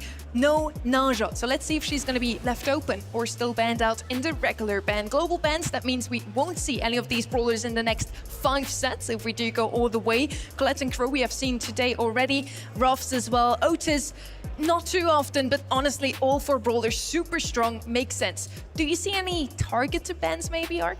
I like the Otis ban for me, and that's kind of one of the brawlers that's just a very good answer to a lot of the tankier brawlers, so quite a nice, interesting one there, and Tribe are renowned for it. Yeah, I'm very surprised I didn't see a Mortis ban. Yeah. Like, that's normally just banned out all the time. Mortis just makes the drafts so much messier. I suppose he's only good in 2 to 5 maps on the screen, but yeah, I'm surprised Mortis has slipped through because you got Lena on the Mortis. We all know what he can do with the trick shot and so. Yeah, that's the thing with Lene. He does really like to mirror a lot of Guesty's brawler picks, but like you said, he hasn't really been playing in that role for a while. Yeah. So how that's going to fare for Esports, we'll have to kind of see on the field. But he's certainly got that LAN experience. 13% only for Tribe Gaming. That's probably also a first. Usually the Tribe Gaming fans show up over at the website. This might be the first time they're actually below 50%, and quite heftily so, with only 13. As you mentioned already, Lena now not only playing tanks, I'm still super hyped for this one because it's RBM versus Lena, the 2 best tank players in the world. What an exciting match we have here. Yeah, I mean, I'm just kind of blown away by that poll because this was the 50-50 prediction for me. I genuinely struggle with this, so I don't know how it's going to fare in that regard. I think Tribe are being a bit underlooked, to be honest. I'm looking forward now to hopefully the closest match of the day, Tribe Gaming. Let's see if they can do it this year. Barney, bring them in. As one group closes, another one opens. And coincidentally, Group D is known to be the most devastating group. This first match that we have is essentially raw skill versus heritage, their name being synonymous within Brawl Stars esports and mobile esports as a whole. Ladies and gentlemen, make some noise. We have FUT Esports and Tribe Gaming.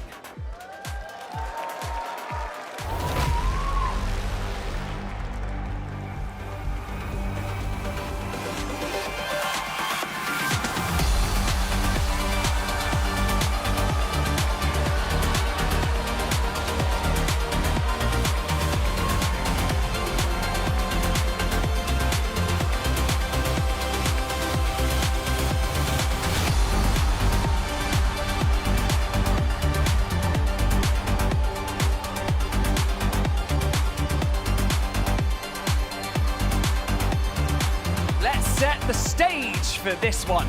On the one hand, you have arguably the most dominant team in the whole of Europe here with FUT Esports. And on the other hand, they face off against one of the most experienced teams on LAN.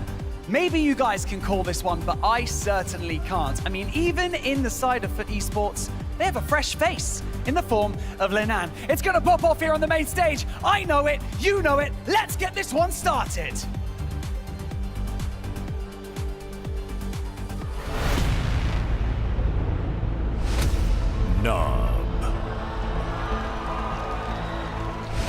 Angel Boy. Lenon.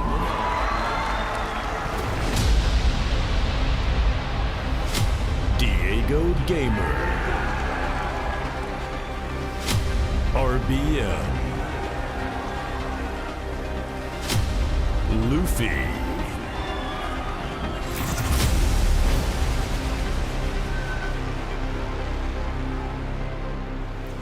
Foot versus Tribe Gaming. On the right side, the NA roster, rumored to be the most consistent roster this year as well. Despite not winning a single monthly final so far, they qualified for every single one.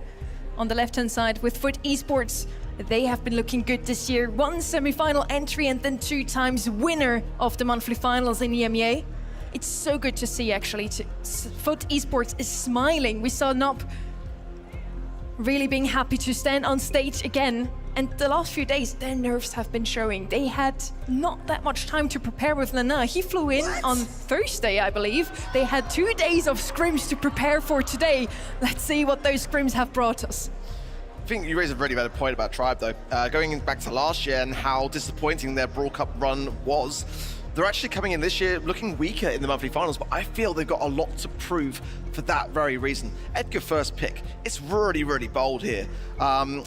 It's kind of one of those brawlers that I just kind of feel is a real statement. It's a real aggressor in that regard. Ben, as you're looking through the drafts, kind of what are you looking out for? I think for me, if you're watching Bobby's guide, for example, you need, well, we've got a tank counter in now. It's probably wise to go for a decent mid. You've got options like Stu propping up in a meta. With Edgar first pick, Edgar is good, but as a first pick, to me, it's probably because a lot of the other good aggro brawlers were taken, and they do pick the Stu. So Stu, again, came into the meta kind of out of nowhere, and as a safe gem carrier, I think it'll be pretty good into Edgar. We now have some aggression on either side. I do like the Stu as well, can always dash out of danger.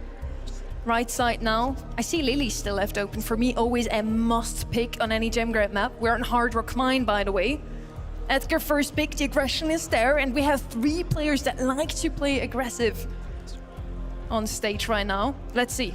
Next pick here from the side of Tribe Gaming is going to be Finks as their gem carrier. Okay, not something I see too often. Finks usually the brawler in Hot Zone, now also popped out on Hard Rock Mine. Lumi coming in once more. One of the most banned brawlers of yesterday. Actually surprised to see her slide through the bans in this one. Yeah, I think with Lumi, I'm interested to see how Foot actually counter out Lumi. We saw it in open business yesterday, and it just felt like such a hard matchup for a lot of these aggro brawlers. It's quite clear they need something aggressive now that can deal with the Lumi, that can create pressure. It's just which one they actually go for. We got Kenji, could be a good example of an aggro. I'm trying to think of other ones. Yeah, Kenji, we'll go with a Kenji. No need for the other ones, mate, you got it one. And we've got Lenane on Kenji, hopefully. So, I mean, this is set out to be a banger. Foot versus Tribe Gaming. I hope you guys are ready in the crowd as well. Berlin, seid ihr ready for this match? And the casters are too, I hope. We are absolutely ready. It's your favorite funk pop star alongside the accountant. We are ready to get Group D underway. Scars run deep from Dallas. Tribe Gaming 1 year ago fell flat on this stage. Foot Esports have had their wings clipped. The Angel, though, continues to fly. Replacement Lana taking off on the left-hand side against the Lumi, while RBM, known for historically the tanks, is actually running the control brawler. Well, Lenane doing what he does best and running in a straight line of the opposition and almost worked there, just narrowly dying out to Diego Gamer in the back lines. Luffy doing more of the same in the reverse, trying to cut off the back line of Foot, but Lenane swoops in, helps pinch that and deals with it nicely. Gem-wise, it's looking more Foot's way. Lana once again taking off a Tsushimi slash, only connecting with one. Luffy gonna be battling 1v1 situation. Edgar just a menace in this current meta. We haven't seen him a ton, it's for good reason. Well, 5 is the count now for Esports. Tribe Gaming just getting started as they're getting this mid-control. Here's the jump from the Edgar, not the best, but uses the gadget over the top 2. Little period of invulnerability keeps Angel Boy alive thanks to Bruce. And now Nob pinching it, trades out though, and Angel Boy might be too low to get him. A spillage of gems, RBM hustling, gets a tag as well, a TP away, and now back to safety for 10. Countdown starts, and a long way to go for Foot Esports. 2 members of Tribe standing in the way as well. Hypercharge on the Edgar, jumping on in. Lenane trying to do and stay alive, but he's forced to use a super defensively. 6 seconds, and with RBM in the backlines, all hope is lost for Foot in game 1. Convincing start for Tribe Gaming. And honestly, just 1 kill, I think, truly made the difference there. It seems like the strategy is just send Kenji up and make sure he's doing damage, being a distraction, exhausting resources. He is there to purely be a nuisance. But Tribe Gaming looking sharp. I think this is an underrated storyline as well. Obviously, at World Finals, they also didn't win, but they did play some of the best competition. They lost to Humble, respectable. They were the 2nd place team in the World Finals winners, the Brawl Cup winners from the previous time. And then they lost to CR in a buzzer beater, a double match point. Surely they've got something in there. Great play from Lenane there, showing why he was the one they picked up. Just waited on that Finks TP, and he eventually had to go backwards with the pressure from Nob. Nice pickup though from Luffy in the back lines to keep them out. 5 for Foot now, and they're starting to run away with it. Nob claims the 5th, but has to back down for now as Angelwood looks to work around this right-hand side, low HP. It's tough to go against Illumia, especially with that ice that can go on the ground. This Luffy now with a super available, it's all the way down this trek of grass. Hypercharge charged as well. Lenat sliding over this right-hand side. It's going to be a pinch if they're not careful. Lenat really doesn't fancy that matchup. In comes the Hypercharge now, and Luffy not able to cycle it out. Needs to be pinched in this moment, and Kenji just taking so much time over the top of that Finks super, and Luffy will be there on the landing to get the kill. RBM falls low, but Diego Gamer still firmly in control of this bush, and since Nob got 5, he's not seen a sniff of the zone. Nice slide away. This is why Spin LC called out the stew. It's because he can dash away at a moment's notice. Edgar gets up to 2 dives at once, so just being able to cycle that super really easily, create some space for himself, preserve your life, it's a big deal. But these Finks time warps have been real lethal. Angel Boy going to fall once again. This time a Hypercharge going down, the Nob popping out, but Tribe there to deal with it. Now Nob just has to force away. There goes Luffy for 2, cleans up and now scoops every gym. Beautiful from Luffy there, jumping on in, and they're looking quite good again to be able to fend this one off. Diego Gamer Hypercharge now being popped, and still 2 in the backlines. Luffy using his, jumping on top of Lenane, and will get the kill yet again. Diego Gamer remains aggressive, and RBM has a Hyper to use as well. Nob going in, trying to get the damage, doesn't quite get it done, and they were still safe in the backlines. What a start for Tribe. I don't think they'd have thought they could do any better. Still calm on the left-hand side, though. Angel Boy has been in this position countless times, and for me, on paper, this felt like a team that was going to be real threatening. 2 monthly finals, grand finals win. The only time they lost was last year's Brawl Cup champions, Humble. Very respectable showing. Finally, Angel Boy gets the roster he's been looking for, and it's stripped away from him just days ago. I can't imagine the mental that goes through that. Now you're changing up the language of comms. You're putting even more on his shoulders. He's done this for so many years, and he's trying to complete the run. Never really made it past the quarterfinals. Always a group stage kind of guy. Always so close, well-regarded. Kind of the sergeant of this region, if you will. We talked about him a ton earlier today. Obviously, a lot of stars in EMEA, but this is one that I think's due a trophy. Yeah, really nice from Tribe, though. Well drafted and well played. Obviously not able to get the job done for the side of Foot Esports. Yes, they're kind of operating not at maximum capacity at the moment, without Guesty being kind of the star man throughout the first half of the year, but Tribe nonetheless going to take full advantage of that and really do a lot of work. Not sure about that sign. We'll choose to ignore it, but acknowledge. But we'll acknowledge the stats. 0 for Angel Boy, not what we usually see from him. Lenane doing his job, coming in as a substitution, as we just mentioned, and getting 4 kills. It's a good start for him, but not for Foot. I feel like there were several things going in the Tribe Gaming draft favor as well. It felt like the time warp was just an immediate answer, and to Kenji, for somebody like Stu, when those projectile shots go through, they are also super slow. So I think you just take 2 of the bigger strengths from that Foot Esports roster and immediately render them useless. Now as we go into Super Beach, it's gonna have to be a changing of the tide here. Foot Esports showed a lot of promise this season. Still 2 of 3 of them remain. It is still a strong force. The desk talked about it a lot. Spin showed a lot of praise for this guy, and I trust that opinion a lot. I mean, after all, he nailed that draft pretty hardcore. He did. You know, there's reason we bring him up here. Nowhere. Not because he won the World Finals, but because he occasionally gets a few draft picks right, but, you know, nonetheless. Bans are in then for Super Beach on Brawl Ball in set number 2. The Griff, the Stew, and the Shade for the side of Foot Esports. Over the other side, the Sirius, the Chester, and the Willow are banned out. Obviously, in addition to the global bans of Otis and Ruffs and Colette and Crow. Lumi going to come in this time for Foot Esports, as I'm sure after being battered by it in the last game, you don't want to be playing against it again. It has an incredible win rate through the entire week, and it's just so frustrating to play against Control. The speed at which those Morning Stars can go out, ice on the ground, a super that can literally stun you. I mean, there's a lot that the drummer can do. So they grab this control-oriented brawler. I'm curious if Tribe Gaming still go anti-tank here. I think you almost have to. It's just the way of the world at this point. We see Chester removed, Colette removed, Crow removed, Otis removed. Now they have to get creative. This is somewhere where I think maybe Im steps in. I've seen Gale come in as a creative solution as well. Let's see how deep in the bag they go. Well, they take one of their opponent's brawlers and they still leave them with the one that I think was probably the biggest issue in the Edgar. The super, obviously the gadget being reworked to be able to throw your scarf and grapple on someone if you kind of fall short or just need to evade a few more shots whilst being in the air. It's really strong and kind of thrown him right to the top of the meta. We've seen him banned out so frequently, but it just doesn't seem like something that Foot are scared of, and I really think they should be. Yeah, Edgar's threatening. It's not just a fan favorite, but it's also a very powerful brawler right now. Now they pair this with Mo, who can be a side lane, it can be a mid, but most importantly, I think it's a great goal-scoring opportunity. It's a hybrid of the aggression that they want, plus burrowing underground for invincibility, and you know how fast it can be. If you use that hypercharge, you can just pop up in a moment's notice at anybody's face. Could be a kind of unique way to dodge out something like the drum beat of Lumi as well from that super. Yeah, absolutely, kind of trading supers either way and making sure you're going to be in good ground. But Ish said it's one of the best goal-scoring capability brawlers there is. Throwing the ball forward, you pretty much super the perfect distance to land directly on it, and then have your super again. So especially when you get to overtime or when the map's a bit more open, you can really score some great goals. Cordelia's going to come in then, being a bit of a defensive brawler to the Edgar, to the Mo.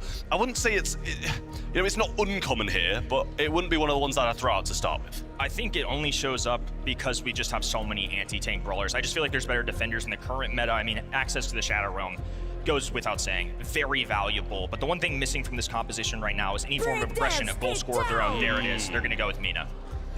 Yeah, I mean, it's a great brawler if you can play it well. It just takes a lot of skill to be able to make this brawler work at the highest level, and I'm not going to doubt that they're able to do just that, because, you know, either one of the aggressive players, and Angel Boy or Lane, both going to be pretty capable on that, and a bit more maneuverability to avoid the Edgar when coming towards you, or the Mo popping up as well. Nita going to come in then as an anti-tank. It's been kind of brought in here and there over the past few series. Unusual order of operations, but nonetheless, I think the right-hand end gets a well-rounded composition. Very solid start for Tribe Gaming, trying to right the wrongs of their 2025 showing. Diego Gamer getting an opportunity with the new team as well. The expectations lower for Tribe Gaming. That just means they have less to lose. Now they're taking on Foot, #1 from EMEA this season, who have been nerfed a little bit. Lenaw's still a great player, but gotta get settled in. It's a big ask of this guy just to step in and be the man. Yeah, big boots to fill when you're playing instead of Guesty. Angel Boy going forwards, managed to avoid a few of those shots. Diego Gamer just about clears the ball through him, and Luffy slowed enough to not have a breakaway play on the left-hand side. Lenane throwing out that super, just bringing Diego Gamer out of the way so his teammates can thrive. Angel Boy positioned on this left-hand barrel as Diego Gamer has charged up that super, exits the Shadow Realm, now going at Angel Boy, is trying to dance away, can't do so though. Diego Gamer up in the faces of the enemy, it's gonna corral Foot on the entire left-hand side, and dive in from Luffy as well. The aggression, too much. North America on the board early. Brilliant plays from them, and just seems a little bit up in the air as to what Foot Esports' plan really is. Luffy jumping up and going to be followed up by the Mo here as well, but Angel Boy will cycle those out and almost get the two-piece. Now, Lenane going to be able to just realm him up and try and get Angel Boy to score this goal, but the super's missed, and a big opportunity is as well. What a scoop. Now that ball's going to be positioned top right-hand side. What looked like surely a Foot goal, or at least a possibility, is now going to take them a long time to wear through this Tribe defense. RBM in the face of it. Ice ring. Luffy goes skating, dives in, gadget, a bunny hop as well. Another one followed up by Luffy. Fisticuffs to the face, and down goes one. A good trade. Knob rushing to this top right-hand end. Angel Boy low HP. This could be a close call. Knob fumbles the ball a little bit though. Oh no! Tribe Gaming deny! Yeah, I think that might have been a goal if he grabbed 100%. The ball. It took him a couple of tries to get it. It wasn't just one miss, it was two, I think, to try and grab that ball. And it's not the first time we've seen Foot Esports do this year. Really unfortunate for them, but a minute on the clock and so many hypercharges available. There's one thrown out as well. Diego Gamer taken out of the mix. Luffy will go over the top towards Knob and really do some good work. He will be killed, and Lenane trying to get it in the backlines, but he's just in the goal and he still doesn't get it. Time on the clock, but RBM has a hypercharge. Diego Gamer, one of his own in the pocket as well, and this ball is in prime SK Gaming positioning. It is on the top left-hand side, castled away. A full line of defense as well. It's going to take everything Foot Esports have in their artillery to get up there. There's the ice rink. Diego Gamer just going to go really aggressive, even though he's caught out with that, and a hyper bear on the left-hand side available. but just a jump away from Lenane, he'll try and burn this down. Few shots to the wall there, and Angel Boy seems to be the only one who's managing to make the moves, but he's gonna get swamped, and a hypercharge not quite getting the job done. 10 seconds, and I don't think Foot have got it. Miserable existence as well for Cordelia. As part of the benefit with that Nita is Bruce the Bear. 4 members of Tribe Gaming at that point on the map, and they are excelling, looking to bury the demons. They get a little lucky. I mean, it's looking like it right now. Foot Esports, I think, safe to say, were the favorites coming into this series, leading into this week. But obviously, life happens. You can't win the match on paper. And Angel Boy, once again, going to be tasked with leading a roster through a difficult situation. Lots of Brawl Stars left to be played. Lots of opportunities for Foot Esports, but Tribe Gaming have snatched every one of them. Absolutely, Angel Boy making some great aggressive plays, I will say as well, but kind of feels like the Sergeant situation yet again, just not being backed up by his 2 teammates. Trying to make the plays again now. Edgar's going to go super aggressive once more. Jump from the lane, should be able to kill RBM here, making it a 2v2, and he has the Realm as well. Can't get it off, and yet again, they're in the goal, but they don't have the ball. I feel like Angel Boy's been at the top of the map more than he has been on his own spawn side. He's getting a lot of kills, it's just not converting into goal scoring opportunities. So well. A double hurricane as well. A tropical storm on that right-hand side of the map as RBM tries to deal with him. It's the anti-tank for a reason, but now Nob's there to assist. It's RBM being backed away. Angel Boy now cut off by the ice. Lana needs to take advantage of the terrain and go at this. Diego Gamer making an instinctive decision to kick forward, a dash. Oh, it's so close, but a super kick away will hold. Another chance missed again, and Lenane missed his super in there once more, and there's so many blunders from Foot Esports. When you need to get these goals on the board is when they're making these big mistakes. The opportunities that they've had that they haven't executed is really worrying me. Angel Boy around the back now, hypercharge, and he does get locked down, but the synergy's not there. Now RBM forced onto the ice rink, will back away. Diego Gamer unafraid though, holding his own against this ball right now. Neither team has scored in this game, but Tribe Gaming, of course, with less pressure on their shoulders. They've got the lead. It's Lana hovering over this wall. Diego Gamer looking for the angle. Now a dive in. Lana getting really aggressive. There's one looking for a second as well. The Shadow Realm going through as RBM manages to stay alive, but Angel Boy should have an open shot. Oh, a little trick shot! I don't know if that was intentional. I'm gonna say it, but it went in. I did not think the same. I thought the same, sorry. I was like, I don't think it was even on purpose. Hypercharge coming in though, and they do shut it down, but a couple more to follow. And Luffy gonna go in for the kill. Maybe could have scored that too, but RBM not gonna get the pass off. The lockdown's jumped over, and Luffy will find the goal. Nob had a slim chance at stopping that, but a missed super and a well-timed Edgar jump will get them the goal. A lot of experience exhausted there. All those supers going down. It's gonna be RBM versus Lana 1v1 advantage. Now a 3v1. Diego Gamer left all alone, but it's a rush of blue up the middle. Foot Esports finally on the board. This is the Foot Esports we know. This is what we expected when coming into this competition. Lenane really doing some good work there on the Cordelias, and I think both of those goals partially could be credited to him as well on that right-hand side, realming people at the right time. And yes, we've seen him with a few mistakes, we've seen a few misses with that realm, but when it hits, it really works. Foot Esports now moving their way up the left-hand side as Luffy dives in looking for Nob, grabs the kill. Luffy respawning as well.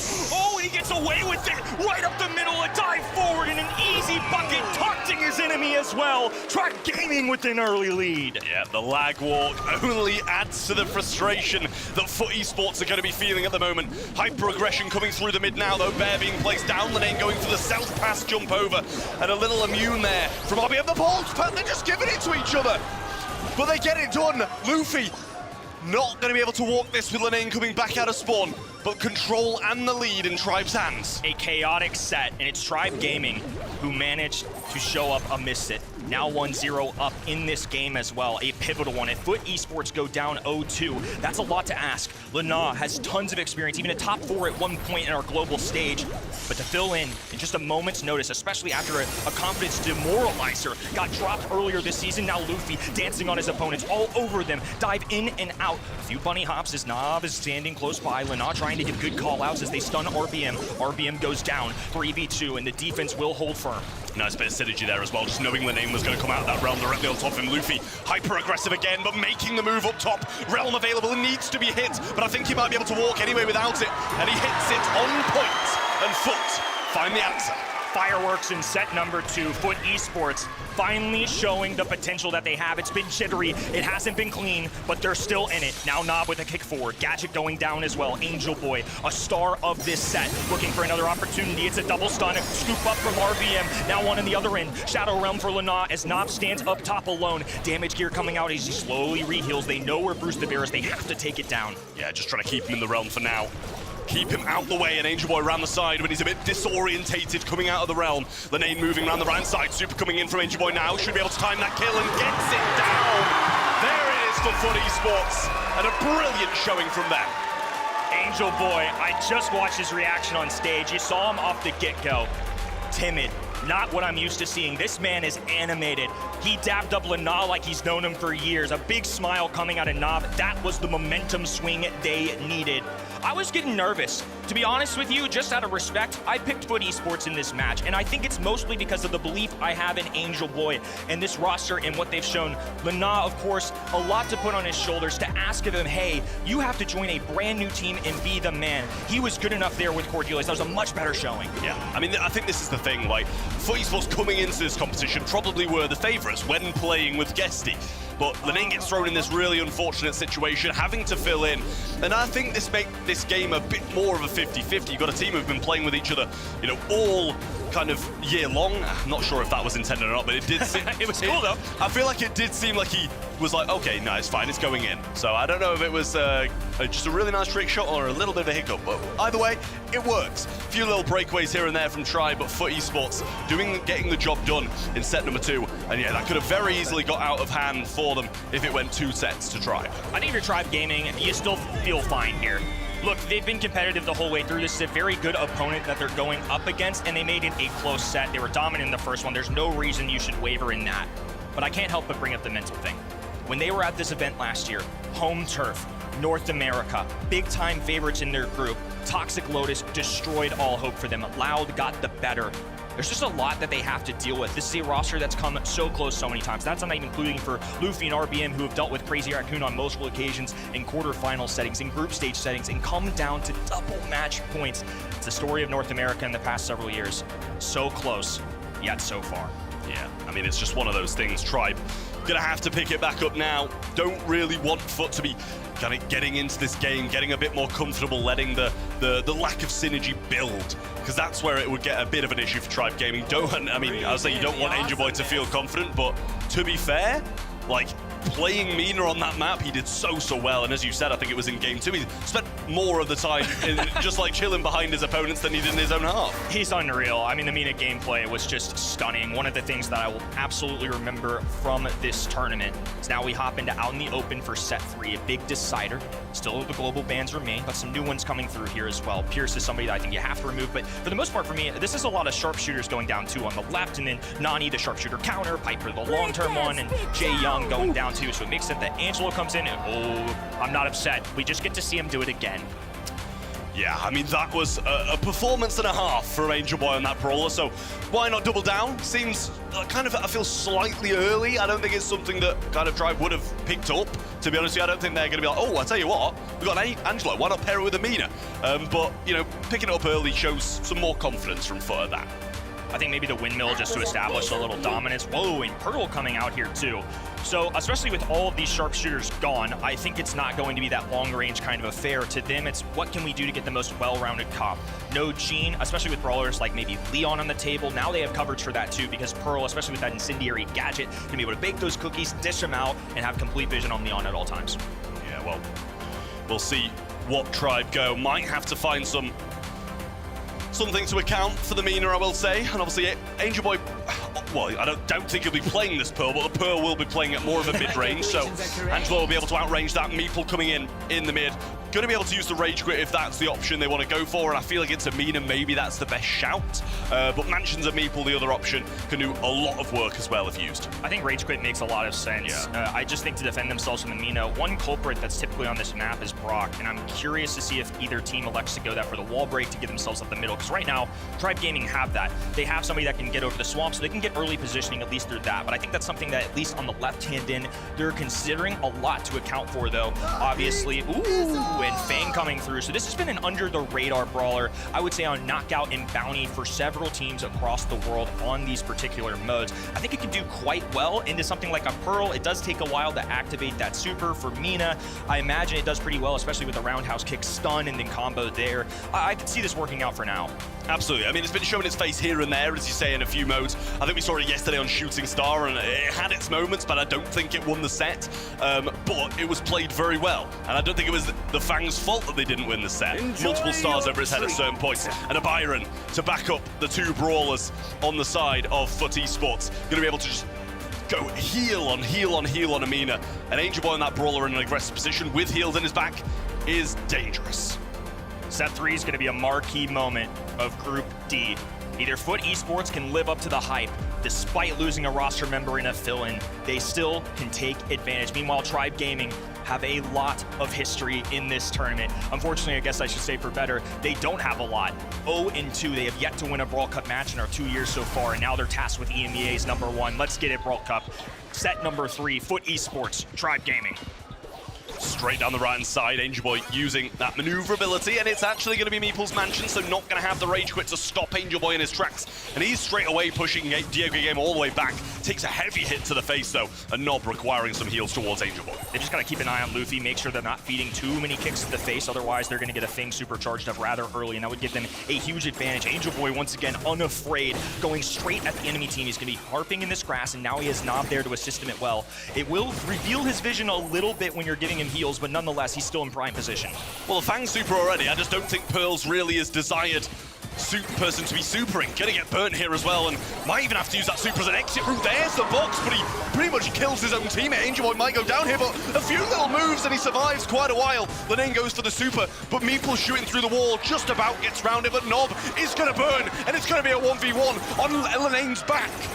And Lana has so many more health points. I mean, Diego Gamer just gonna be forced away now. The Flog encroaching as well, and Nah just holding on. It's gonna be a 4K shot, but should do enough. Oh, a little bunny hop nearly made the hero's effort. Great shout from Diego Gamer. Yeah, I mean, that was the really, really good decision, but unfortunately just didn't pay off. Lenane turned his focus quick to the other side, and a good round there from FUT.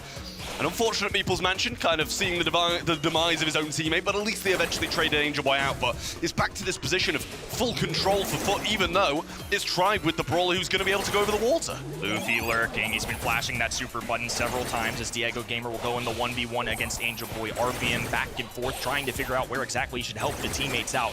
Now finally Luffy shows himself. Lana going to be fully aware of this. Well, some more good hits from Angel Boy on the right-hand side, just keeping Angelo back. But as I say, you kind of got to keep your eyes on Luffy here, and the fact that he might go for Lenane, but he'll end up bouncing towards Nob, which would be probably his desired route. There's the Mansion again, going to give some ground to Luffy and allow him to rotate a little bit, and a super used in the backlines by Diego Gamer too. Great team play coming out of FUT, but Nob now weak, isn't going to be able to assist as easily. A complete misconnection there for Lana, who's getting killed. The dive away. Luffy goes for the double. Angel Boy, though, if there's a 1v1 artist out there, it's going to be him. Now looking Diego Gamer in the face. Super goes down, makes one. Low HP, tries to dodge, but not quite enough. This time, Diego Gamer closes out. A chance, but not able to close it out there for Angel Boy and Tribe. Answer well. Beautiful super from Luffy, I will say. And that's the thing, just ending on the right person or getting the kill along the way is a huge moment. There's another Meeple's Mansion and a hypercharged super available, so Lenane just gets rid of the walls. Advantage for RBM and the teammates. Now they've gotten rid of the walls and they have complete possession. Diego Gamer has that hypercharge. Didn't really make much out of it. I mean, maintain the right-hand side, but especially if you're going to pop that valuable utility, you'd rather get a kill or at least take advantage of some damage. Nob has hypercharge here as well, finds a shot onto RBM, and Angel Boy just goes after the right-hand side of Diego Gamer. Gets hit a couple of times, though, and this Meeple's Mansion's cutting off the heals, but eventually will get them back. Windmill there as well, just keeps him alive. And Nob really just going again and again and again on these heals. RBM gets pulled by the hyper, and a hyper from Nob to follow. Beautiful triple cane, secures them the numbers, still positioning for Tribe Gaming. Luffy is a playmaker, is piloting the Fang, has the kick available, and Angel Boy, the two kick artists are going to be squaring away right now as Diego Gamer looks for a knocked arrow. Hypercharge available for Luffy as well. Watch for this fog to close in. Fire raining down. Angel Boy, crisp dodge out of the young man. Diego Gamer bounces away to the fog, and FUT take the lead. I mean, he had to make the play. He really did. Had to try and lunge towards him there, but just a perfect dodge from Angel Boy on the Mina sends him packing, and he goes straight past him. Really good from Foot again. I won't lie, Tribe had the moments. Great round 2, could have possibly won round 3, but overspent their hypercharges super early on. I think that's exactly it. The allocation of resources just weren't there. They had positioning. They got a mansion and Meeple off, and now Angel Boy is going to be cut off from these heals entirely. Lana still able to take advantage. Now it's Foot Esports retaliating, pressing up against the wall. Long-range affair on the right-hand side. Angel Boy, though, watch the smoke up close. Gadget going down, looks for one. Contact made. Diego Gamer diving. Angel Boy, relentless, looking for blood as Lana's taking on the left-hand side. It's a trade. Red roster down to 1 just again, and Diego Gamer isn't there to survive. They just don't care. Like, Angel Boy's just beelining straight into the spawn. He's like, all right, 3 of them around me. I'll pop a gadget. I'll be fine with a few heals from Novel on the way. Really good stuff. Good trade from Lenane, I think it was, on the left-hand side for Luffy as well, or could have played out differently. Meeple's Mansion, Lenane all alone on the left-hand side here, and it's kind of gone unpunished. Confidence exuding out of Foot Esports right now. Now they've got 2 supers of their own as Diego Gamer works the right-hand side, fanning shots coming out of Knob. They've done their scouting report. They know where RBM is. Lana, of course, maintaining distance as Diego Gamer goes low. Super goes in, a bounce away. It's a back and forth the whole time. Now tags going down onto RBM, who's slowly dwindling away from the poison, barely survives, but Angel Boy cleans up left. Nice dodge from Lana. Not quite enough, though. 2v2 situation. Luffy dwindling away as it now becomes a 2v1 RBM. A Meeple, what on earth can he do into a monster like Angel Boy? Hypercharge going down. He's just going to stay in these walls. He's holding as firm as he can. I mean, he's done a great job. I just don't think it's winnable. And there you go. Angel Boy will close it out with the healing help from Nob. Brilliant set from Foot Esports. And Tribe had their moments, but just couldn't hold firm. I was asked, what kind of player is Angel Boy earlier today by our media crew? He is a dog. D-A-W-G. A loud bark on that guy. Just fearless. To come into this week, especially having the hand he was dealt, him and Nob both for that matter, Lana stepping in immediately in that set really showed the synergy that this team had. The Byron heals plus Mina up in the faces now for 2 straight sets. Learn your lesson, Tribe. It's got to be a ban. Yeah, I think you'll find you did it a lot more American than what you came across there. You were like, he's a dog. I mean, I can't change what I am. Absolutely true. This man is just showing us why Foot deserve to be at the top of the EU region, even with substitutes coming in, even with different teams. And you're not against a bad team either. And they're still getting wins on the board. They're 2-1 up. And they've got the capability of closing this out in 4. Tribe not looking bad, but just left a little bit to be desired. That's a great point. I think that's a very important thing to harp on. Sometimes in matches, it's a one-sided affair, but in our scoreline right now, it may only be 2-1. It may only be Tribe gaining down 1 set, but they're playing well. So the fact that Foot are excelling the way that they are just goes to show the quality of team we've got. RBM was 0. I'm not overly concerned. That's a Meeple after all. It's really Luffy who has to be there. Diego Gamer maybe for some follow-up shots. And it was a solid showing. I feel like Diego Gamer just came down the wire a lot of times. They were able to get those early kills on RBM, who I'm a little surprised is playing this brawler, just a control-oriented one where he's more known for those tanks. But sometimes that's what you got to do. Luffy, after all, is oftentimes an assassin player. Well, bridge too far on Heist might be our last set between these 2 teams if Foot Esports manage to get it on the board. Tribe Gaming gonna try and have something to say about that. Bans are there, the Kaze Cult and Chuck. And Chuck is gonna be banned from both sides as well as Tribe add it to theirs along with the Angelo and the Nanny. Big things needed from Tribe Gaming. It should be a long-ranged affair, but I suppose the last one probably should have been 2. Well, they've removed a lot of them too. I mean, we've got no Nani, no Angelo, and as a result, Pierce slides through. Very quality first overall pick. No complaints here. I mean, you saw it in the stats pre-show. It's one of the more banned/pick brawlers. You're gonna have the name called out a lot. It's consistent, it's safe, makes sense for a number 1. Yeah, absolutely, especially with the range of this map as well. It's just one of the more well-rounded range brawlers at the moment because you're still able to occasionally burst people who are in your face down if those ammo pellets land nicely around you. 9 seconds left now for the Foot Esports response to it. And as you said, a few of these sharpshooters are taken out of the way. But who needs sharpshooters when you can just run it down? And I said, you know, it should be a long-ranged affair. But it seems like Foot Esports just don't want to take that route today. They're going to pick up the Shade, and it's worked well previously. And I think it's fair to say there's been a few sets where the Shade hasn't really worked so well in the Brawl Cup. But I think I've got faith in this FUT Esports team to be able to make it. Look, if it's in Angel Boy's hands, I'm not ruling anything out. Now they pair it with an 8-bit as well. So the one thing I will say about this Pierce versus 8-bit matchup is advantage to 8-bit for damage you can do on the opposing heist safe. And then on top of that, it's going to take a lot of ammunition. And Pierce can obviously cycle through that rather quickly. But nonetheless, the beefy arcade machine is going to do well. The hardest part about this to me is now you have two brawlers who really rely on their super, and especially for somebody like 8-bit, really relies on positioning. If you're not getting to the other end, you're just playing entirely defense, which is not what you want in this game mode. If Shade can't get supers quickly enough, I could see this going awry. Well, in need of a bit of safe damage, but they're going to go with the Finks. It worked well for them in the one set that they've won, which was Hard Rock Mine and Gem Grab right at the start of this series, so haven't managed to get any sets on the board for a couple just yet. But Finks, it's been brought out here occasionally, and I don't mind it. It's not something that I love, to be honest with you, but when you can play it as well as they did in that first set, I think it's fair to bring it. I'm kind of with you. I'm neutral on this. It's fine. It's fine. It's fine. It's just not. It's not heist, right? I think if you are, that is though. That's exactly where I was going. There he is. Heist safe damage. They had to have. Oh, he's in the audience, bro. You better get geared up and ready to go. They're calling on you. Get ready to head to bridge too far, buddy. He said, "Oh." He said, "Oh, I gotta better go." get running." On to the last pick now from FUT Esports. It's a question of whether or not they want to kind of double down on this aggression or have another one of these long-range brawlers to be able to fight off the Pierce and Finks at a bit more of a ranged area, but they might want to just have something defensive yet again. To be fair, I completely forgot this slipped through.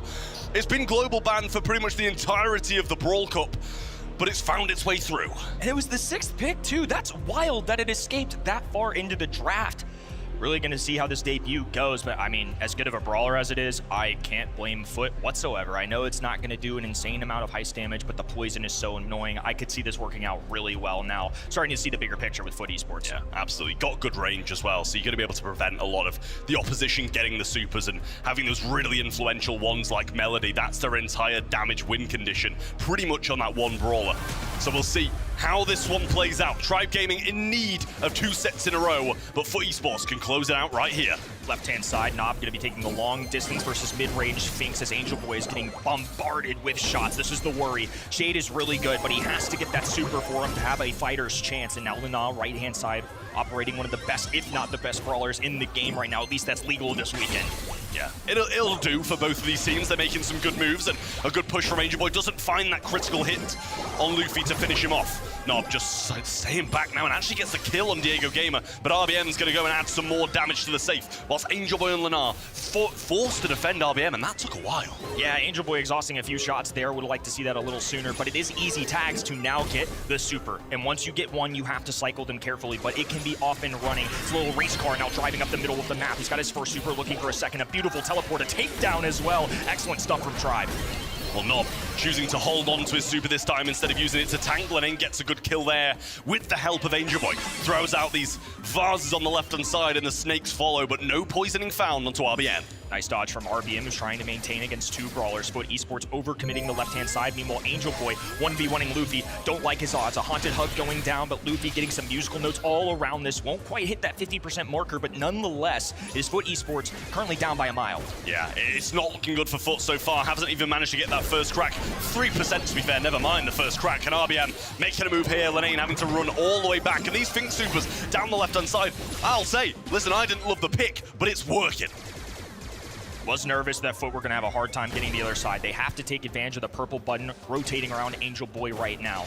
As Luffy rotates right-hand side. Have to watch out for that super. Already half HP. He's getting some tags out now. Critical hits raining in. Knob pouring in shots as well. But Luffy doing the exact same on the bottom. And there are several heist tiers up. Hypercharge going down. Plenty of snakes going in. But there's poison damage. It's not enough. RBM still remaining as well. Couple extra tags. And Tribe Gaming will grab one in set 4.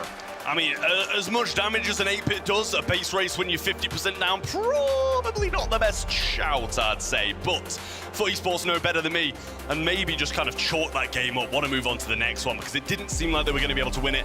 Weren't really able to get any time on the opposition's safe until they were just kind of allowed to. I think FUT Esports' road to victory in this set is just going to be a little more difficult. It's a lot of control-oriented brawlers on the left and mid lanes coming in from Tribe Gaming, but Luffy was just able to escape their clasps several times and get onto the enemy end. This is better, though. Angel Boy survives the start, gets a couple tags. You just got to work your way to that first super, then your job becomes so much easier. Yeah, RBM doing a great job here, going really aggressive, knowing he can just turn back the clock and TP away. A super used defensively again for Angel Boy. He's now trying to move over to RBM, who shouldn't have a gadget and doesn't manage to get away. And a much better start in terms of damage. Yeah, they've only done like 10%, but that's a better start for Foot. They need to find a way to walk Nob up the map, but a perfect slowdown there from the Time Warp as now the right-hand side is cleaned up by Nob. Diego Gamer still holding down the middle. RBM rotating away. Oh, a nice tag from Angel Boy. Perfectly executed tag, and now this is going to be the whole Foot roster up the middle. This is fantastic. Shots pouring in, the first high save. Pierce, good stuff from Foot. And a wasted Fink Super before he went down there as well. I don't think he thought that Angel Boy could reach him. He's slowed by the Pierce shot and forced to run away. Lene, knowing he can't do too much damage, he's just getting the kills, trying to get his teammates to come up. You can hear the vases break up top, and the damage followed suit. Lenaz's been doing a good job in this game in particular, really occupying space on the right-hand side, getting kills, and now Diego Gamer close to one of them, not quite, no turret going down, Nob letting loose with the gadget, and another high safe tier going down, well below 50%, but Nob pouring it all out for Foot Esports, now down to the final life of that high safe. Yeah, Diego looking like he's going to burn here as well, and does. Luffy on the right-hand side, can't get across to stop Nob and Angel Boy just yet. There's the turret, extra credits thrown down too, and that's going to be match point up next. A lot of EMEA fans in this building cheering on Foot Esports. All the fans of SK Gaming, Reply Totem, Big, all the like that we saw even in our show match in the arena today. Really hoping that EMEA can help grab those spots. It's something that's very important and what we're all looking towards. And meanwhile, Tribe Gaming, they had a hot start. I really thought this might be the match for them to finally reclaim their status, to get some confidence back. But Foot Esports on match point might keep Tribe Gaming completely and utterly defeated at this event. Well, game plan change and Melody down the left-hand side along with RBM, the Finks.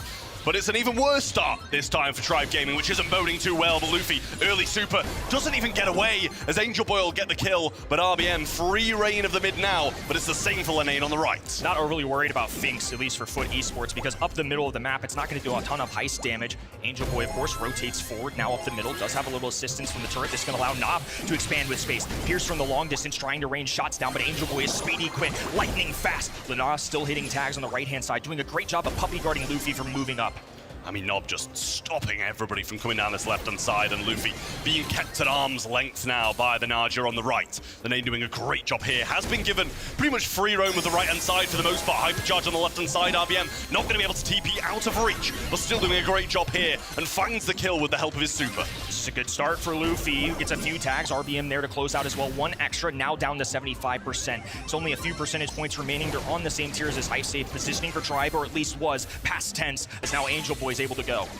Well, the Snake's back again, trying to find the poison on Luffy, and does. That should be a kill for Angel Boy, and Hypercharge will follow as well. Just narrowly survives, and RBM, with a slither of HP on the left-hand side, stays on his feet. They're gonna hold firm in the mid. Little breather here as Foot releases, hypercharge middle. It's gonna be a trade on both ends as now Luffy goes down the map. You can see how much damage this is truly doing. The hypercharge from Melody is so coveted for this game mode, and Luffy ran it to perfection. Well, that's what he needed, and that's what Tribe needed as well. There's the Super 2. Angel Boy's gonna go down, and all of this map is being controlled by Tribe Gaming. Diego Gamer going to burn down, but not without getting a final blow onto the safe. Up comes Luffy, and Angel Boy, another super, and forced to defend. 30 seconds left. Great cleanup crew from Angel Boy and Lena. They had to do it. This is getting rather close. They still need to get that 50% marker. RBM dashing a trade as well. Massive, but look at all the poison up top. That's gonna get them that 50%. All of a sudden, Nob with a fighter's chance. Left hand in, extra credit. Body blocked entirely by RBM. What defense would tend to go? Angel Boy not within striking distance. RBM holding firm. Luffy diving down the bottom of the map. And Tribe Gaming will go to 5. They'll finally have an opportunity to conquer demons from Dallas.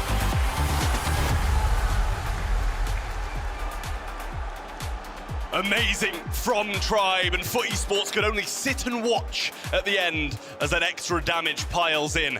We're going to a set 5 to decide it all, and I think Nob really wanted to close that one out there, kind of head in hands at the moment. It's not over yet, still got another set to play, and you've got to think, mentality-wise, Tribe are in a stronger spot. I think we're in a real treat for this group stage. Foot Esports and Tribe Gaming going head-to-head. We still have the darling of last Brawl Cup in this group too. A lot on the minds of Tribe Gaming, but right now, the focus has to be on the present for a set number 5. Anything can happen at this point. Again, just a competitive set. I've got no complaints. Both of these teams are playing super well. I think this has been one of the better ones we've had the entire weekend. We were due one for crying out loud. It's about time we got to a set 5 today. Absolutely, we desperately need these kind of games in a Brawl Cup that's been quite sweepy so far. It's nice to see Foot and Tribe go the distance. Really, really good stuff from Luffy, I will say, getting so much damage, just picking his moments well. And to be fair, he got controlled for quite a lot of the game. You know, he was kept at bay, but when he got those supers, when he got those hypers, he made them count. And also, I want to say on the other side as well, I love these replays of just signs in the crowd of just random memes. But incredible stuff from the Finks as well. I doubted it. You know, we kind of were like, it's fine. But I think he's proved a point. I think especially when you look at the stat line too. So we see 11 kills, that's excellent. 267 DPS, keeping up with the rest. But honestly, damage to heist safe, way higher than I would have thought. I mean, I think overperforming, if you will, the expectation I certainly had. Something I commented on before, but I just thought Foot Esports draft right there was manageable, certainly winnable, but tough. And we've shouldered a lot on Angel Boy. He has his entire career, and now once again, the young man will be tested. Here we go to Layer Cake for a set number 5. We see some interesting stuff from Bounty. The ban stage here is always a variety pack of brawlers. Sometimes you're gonna see the throwers go down, the tanks go down. Then you gotta keep the ones like Anti-Tank and Chester in mind, especially with our global bans. None of those super duper apply, I would say, to this map all the time. Well, looks like they're not going to let Naja slip again. It kind of was on the losing side there as well, so the one time we've seen it, it hasn't won. But I don't know if I want to see it twice. And even at Foot Esports, yeah, they don't want to give it to the other way. Gene and the Kit, along with that Naja ban from the side of Foot Esports. Over the other side, the Fang out of the way, along with the Willow and the Meeple. And again, the third set out of 5 that Tribe have taken the Edgar. I love that every time Edgar gets picked, Berlin just gets a little louder. Just some serious joy. It's a universal language. Everybody loves this guy, or hates him, depending if you're playing against him. And I think Foot Esports, that's certainly going to be the case. Absolutely. It's now a question of what you kind of pick into it. We saw them take, you know, the Stews in the past. The Mina seemed to do an okay job against it, getting away and staying at arm's length. So it's the brawlers with mobility, or that kind of instant shutting down that you need. Wouldn't have said that was one of them, but obviously he's got the ability to dash away, so the mobility is there. Should be able to get that blue star as well. So it'll mean that Tribe have kind of forced to play into Foot's hands. Back-to-back beloved brawlers, and Mortis is at the tippy top of tier list right now, especially in pro players' hands. I can't fault them for this. If you let it escape, Tribe Gaming might not pick it, they might, but double assassin rare, but nonetheless, just put it in their hands. Honestly, just a nudge, I think, to somebody like Gessie too, who normally would be piloting this brawler more than likely for their team, but certainly going to be a switch up here. You kind of see it on the tablet. It looks like Penny's going to be the lock-in too, and I won't spoil what the other one was for the sake of keeping the competition integrity. Well, Lumi comes up then for Diego Gamer. And that is a brawler that they've championed a few times as well. And Chester rounds it out. Really nice pick. I really like Tribe's draft here, I'm not going to lie to you. The ability that Chester's going to have to shut down the Mortis. Yes, okay, Mortis is going to be able to dash away from the Edgar when going in, but you know, really got that chase down ability now with the gadget as well as the super to just be able to be relentless and carry on running after them. Chester, like you mentioned, an excellent way to deal with somebody like Morris in particular, or even Edgar for that matter too, right? I think that's why I alluded to it, but that's why they were hovering over it in the left-hand side as well, something they were certainly considering in the final selection. Foot Esports putting their faith in Cordelia. This is a defensive effort to try and deal with that Edgar for sure. We saw them do this not just now, but also in a previous as well. Well, it's definitely going to be a big set for both of these teams. Still a couple games to go after this one in the group, but should be a decisive one nonetheless, and one that Foot Esports, with this substitution of Lenane, desperately want to get on the board, because neither of these teams will want to be at risk in the next.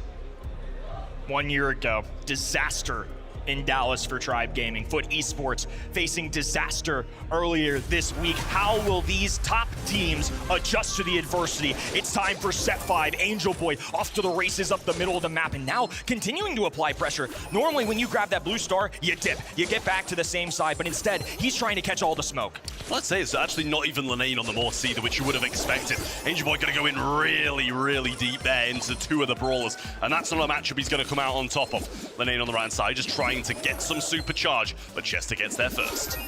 Now a heal coming out of RBM too. Nice roll of the dice there in terms of what he could have gotten out of that hat. Luffy, though, has finally charged up that super, and he's lurking. Top right-hand side. They haven't quite scouted him out yet. He's going right at Lina. He has a super available, but knows it's not enough. A nice dive. Angel Boy gets juked hard by Luffy, and now it's 6-1. Foot Esports can't even boast a kill. I mean, incredible. Just jumps over that super, prevents him from getting the heals. Really nice stuff. There's the penny turret down, though, and now Luffy goes into the back lines, jumping straight over Angel Boy again, and he's not having a fun time on this Mortis. No, not at all. And now he goes down again. Angel Boy has just been cycled out so many times. A disastrous DPS for Foot Esports right now. No kills at all. Lina maintaining, but Tribe Gaming perfectly comfortable, especially with Chester on their team, of holding the backlines a little bit. Diego Gamer with the gadget available. Finally, Lina's able to do something about this. Tries to hop away. Luffy jumping in his own, though. And Angel Boy can't pursue the kill. He's been cut off by Diego.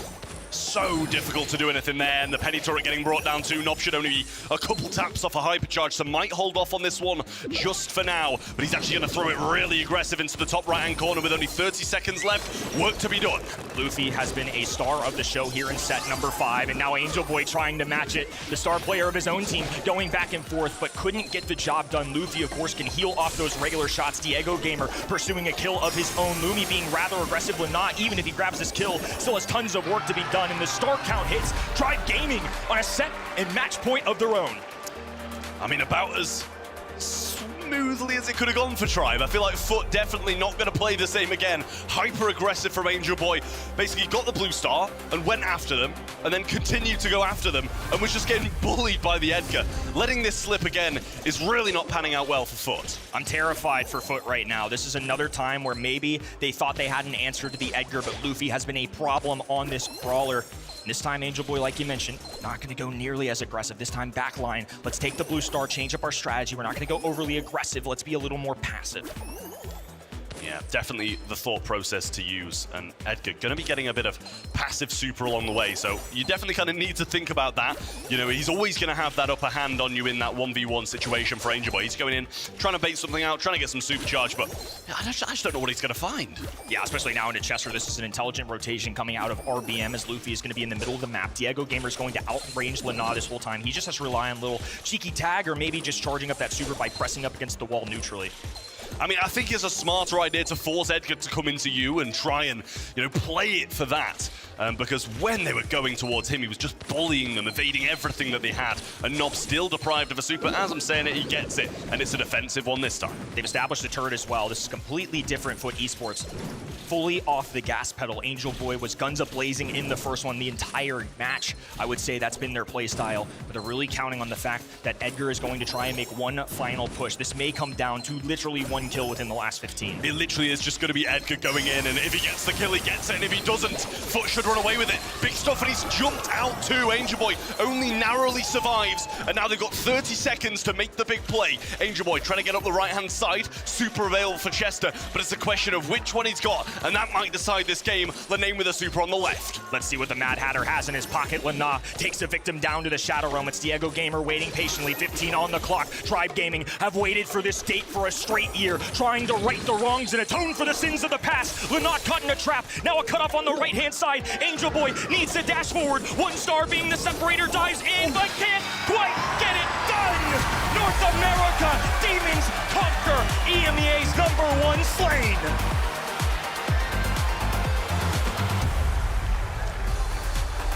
Set 5 is all that could separate these two monsters.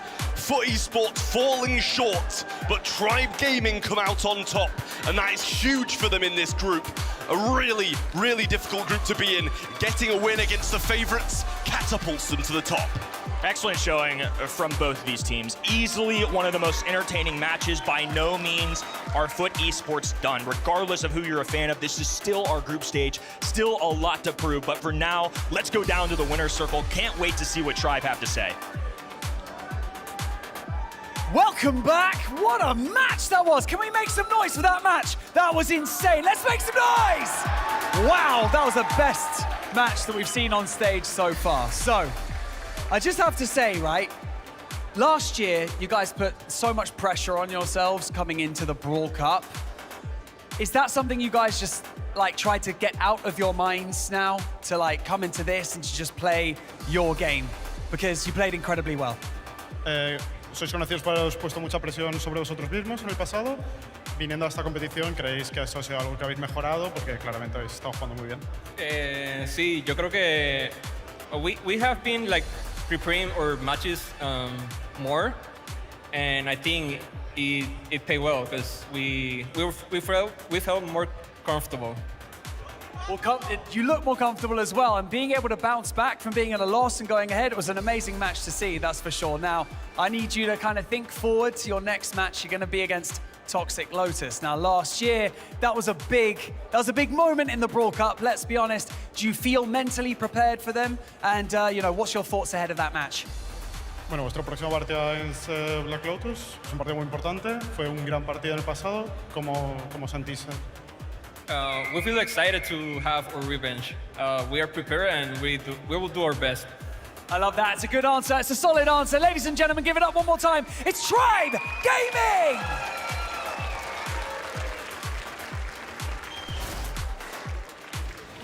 The redemption arc for Tribe Gaming and NA as a region has begun. To actually take this win 3-2, another 5-map banger coming out of the two of them. Finally, we get a close match today. I'm super happy about that. At the same time, you got to feel for Foot Esports. They already had the 2-1. They were in the lead. They had the chance for a match point, but the last two maps just weren't theirs. Yeah, the ambiance in the stadium was honestly electric. So much support for Foot Esports, despite obviously not having their full roster. And I think with that in mind, a really great showing regardless. They'll be kicking themselves a little bit for that fifth and final set. Definitely had a bit of a tough game, considering the first one was going so heavily against them. And definitely some thoughts here on the desk regarding drafts along the way, Spain. I mean, I'm quite impressed with Tribe. Their drafts definitely have improved, and I'm a little bit surprised how Edgar just kept sneaking in and it wasn't getting counted out. I mean, it might show that Edgar was a bit too strong, but at the same time, I think Tribe were just playing brawlers that they're really comfortable with, and it clearly worked out. You could see by the last game stats as well. I mean, it just didn't look comfortable for Foot. It was a bit of a draft diff, but at the same time, they didn't really have any answers to Tribe.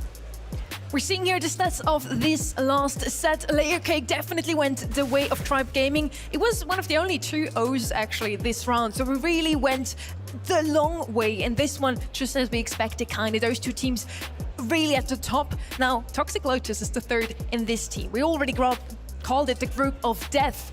Is it going to be just as close in our next match? The thing with Toxic Lotus is it's very similar to A0 from yesterday in the fact that we don't really kind of know how they're going to be coming into this event. For me, I've always thought to myself, well, hang about, like A0 is the #1 seed in the Chinese mainland region. That doesn't necessarily mean that Toxic Lotus have lost their touch. They've been dominating for the most part, even on the world stage. I mean, last year at Brawl Cup, Toxic Lotus did the unthinkable. They beat Tribe Gaming. You know, that's the level that we've got to remember. And it is the same Tribe Gaming roster with just Diego Gamer coming in and replacing Zeus there. So, like, they've already done some amazing scorelines. They went on to beat Loud following that as well in the 3-2 scoreline. So they are still that same squad in my eyes, but we'll have to wait and see how they'll fare against it later on for sure. A huge storyline for Foot Esports today as well. Guesty isn't here, Lena is jumping in, coming in, and it looked insane what those three players have actually put together within just a couple of days of preparation that they had coming into this. Lena arrived just this week and they scrimmed for the very first time together in this roster, and I think for that it looks fairly good. Honestly, big props to them. I expected it to be close, but I think their team synergy with how little time, how little practice, it did look pretty good. It seemed near enough seamless. I mean, their name was playing absolutely fantastically.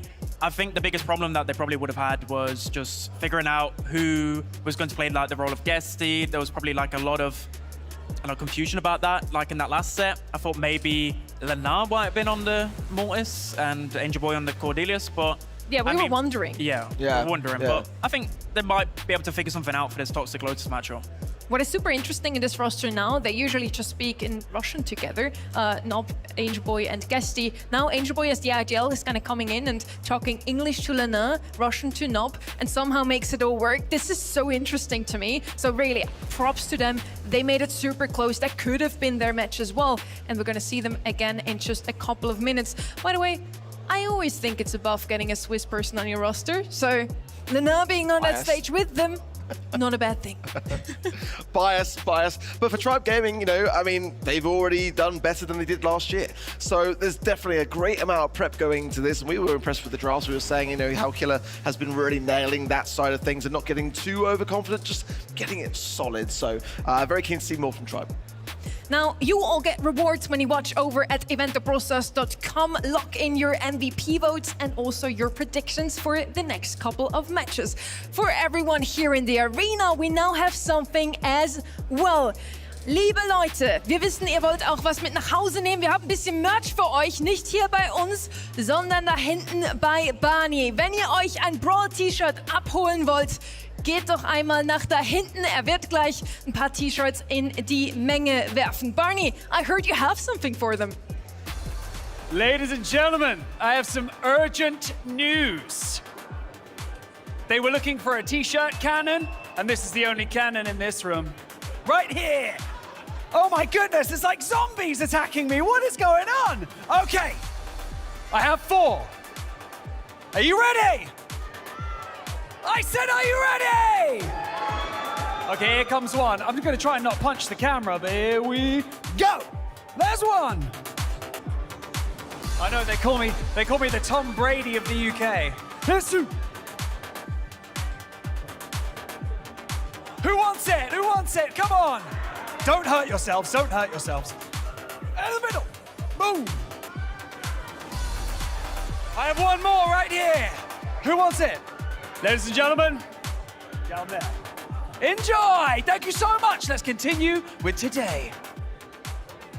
It really is worth it to come out to any of our LAN events. You get t-shirts, you get some beautiful postcards to send to your loved ones. So make sure to get to the next one. We already know where that one is. There's also a little guesswork going around right now as to where World Finals could be, but LCQ was confirmed already. It's going to be in China. Yeah, there's actually a poll going around as well as to specifically where, and I saw your little tease starting as to where we might be thinking for World Finals, but it's still yet to be found out. Maybe tomorrow we might go into that in a bit more detail. Maybe, we might. First up though, we're gonna find out who will make it through Group D. Next up is Foot Esports. They step out onto stage once more versus Toxic Lotus. Toxic Lotus, I'm excited to see these guys play again. I mean, again, they've got a few question marks, not even winning a monthly final in their region, but I can't doubt these guys. After what they did to my own team at Brawl Cup, I can't forget. And to be honest, I want to root for them secretly because they are the underdog. So, but to be fair to their team, they play so well together, and I really believe in them. I really believe in them. If they're to qualify, they need to beat Foot right now because Foot won't be weaker than this. I mean, no shade to Linane, but you know they're without Guesties, so you need to strike now. In Brawl Cup 25, they knocked out a couple of the biggest names in that tournament. They faced Loud, the #1 seed of SA, knocked them out, eliminated Tribe Gaming as well, and nearly also defeated SK Gaming. So let's see if Toxic Lotus can repeat that also now against the first seed of EMEA. Foot Esports, we discussed it already, not in their usual roster, but they should still be the favorites, or not? It's very tough to say, you know, because I think that the way that we've seen Foot Esports come into that last match was actually a lot better than I was expecting, to be completely honest. I think that things are working pretty well with what is a really challenging set of circumstances. You know, historically, any kind of substitution coming into a squad has not fared overly well. I think Patchy really is the best example of a player that, for me, just came along with Elevate and really elevated that roster to another level as a result of that substitution. But as Sunny, you already said, language barriers, you know, your role, as you rightly said, Spen, and how you fit into that squad, it's all things to consider. And we've got some global bans here as well, Spen, to discuss. Yeah, the kit ban, I mean, probably the map set might favor the kit ban. I mean, normally that screams to me they don't want to get cheesed. They don't want any unpredictability with kit, what it brings to knockout, to bounty, etc. So, I mean, pretty standard overall. You got Naja, you got Mortis, that's Naja open. been... Yeah, Naja's actually open. Again, it seems like Foot clearly like Nagia and like that meta, so I like your analysis on the kids, Bando. We do start on Goldarm Gulch, definitely one of the most annoying brawlers to deal with there. There's so many cheese comps going on with that one. You can still come in with the dog. It's also on our bingo card still. I am waiting for a dog pick. Now over to the pole. It's not as close as the 5 to 95, but pretty close here as well for the Esports. Supposed to win that one. The poll also said they're going to win against Tribe Gaming though, so I don't know if our viewers are correct on that one. Yeah, like I said, this is the first showing of Toxic Lotus in this event. So I think it's kind of tough for me to kind of side with that poll in that regard, because I think that it could be unexpected and we may see some upsets. Now let's see if Barney already made his way back from t-shirt throwing back to stage. Bring them in. Thank you so much. The last team to make their debut on the main stage at the Brawl Cup have been dubbed the Emperors of Upsets. Thank you so much, Spoo. And so, as they step out onto the stage, I want you to all remember that it ain't over until it is over. And so, ladies and gentlemen, please welcome Toxic Lotus and Foot Esports.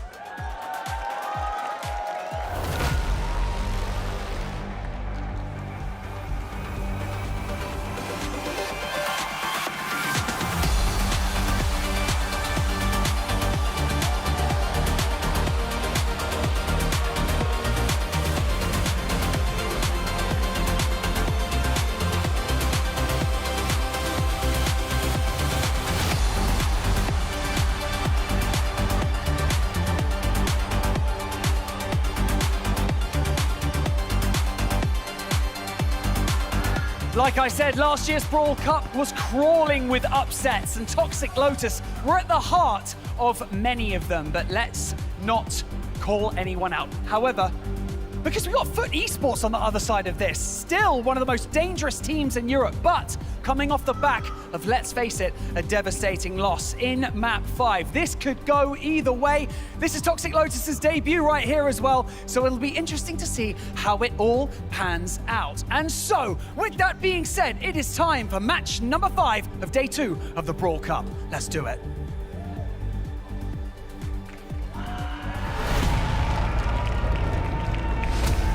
Knob, Angel Boy, Lenon,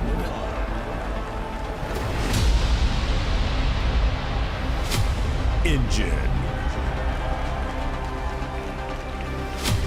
Talk, OU.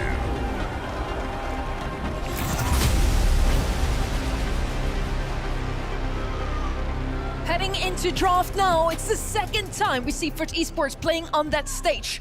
Toxic Lotus didn't really get to warm up too much on the stage itself, but they have been scrimming just seconds ago, still warming up for their opponent now. Spen, you as an ex-pro player, is it an advantage that they come out of a 5-set match already, or a disadvantage that they're tired now? It can work in both ways. It depends what type of player you are. If you let the previous loss bother you, it might affect your gameplay going into this, but I think they should be able to put it behind them. So we've already got a few picks in here. Colette, first pick on Goldarm Gulch.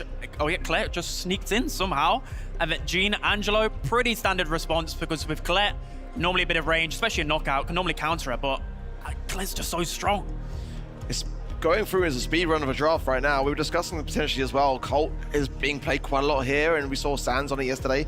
Kind of an interesting brawler that's kind of rising forward slightly in terms of the picks and the bans. I think Jean is actually still open here as well. Very safe one that Tog's already picked up on the right side. Ross kind of come in now, and we know what that supply drop can do, especially to hand over the Hyperdrive to Colette. It's quite dangerous. Okay, so with Foot's comp, I think they're lacking maybe a little bit of health, especially once the gas starts to close in. They've already got something to do with Jean with the roughs, with the sandbags. They've got Colette with wall pressure. I mean, they either go with a sniper. They don't really want to open up the map into the Angelo. They want something that can be aggressive. So Ollie, perfect pick right there. Ollie's going to be able to hook the walls a lot, create a lot of pressure, and yeah, let's see what Toxic Lotus respond with.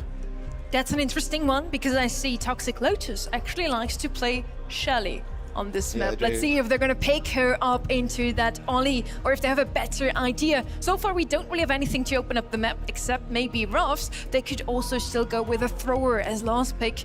Also would work just fine. Let's see what it's going to be with 4 seconds left on the clock. They're going to use Rico here, of course, with the wall still intact. Rico's always an option.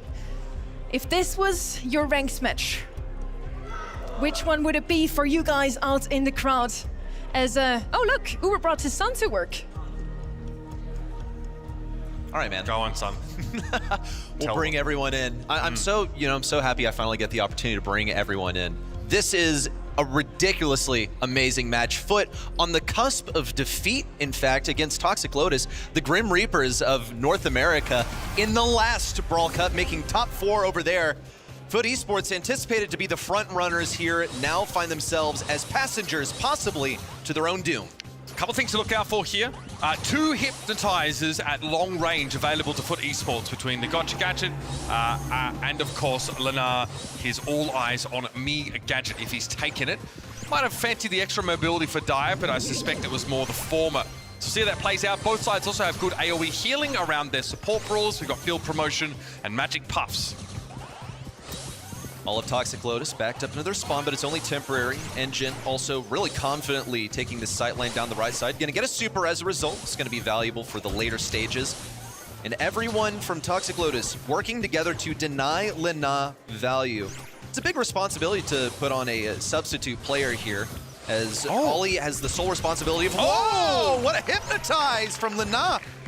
Well, this round's a wash. I can't believe he pulled that off. That is wild. Yeah, Lenar obviously, not what the gadget I expected him to have brought in here. Engine's in trouble, can drop super, sure, but then it's going to get flipped on out of it. That's rough stuff. He tried to jump away, and now Tok is going to be solo into this. Sandbags well apportioned for that final showdown. Was possible for Tok there, really. He'd gotten the takedown onto Angel Boy, then it was very much in the cards.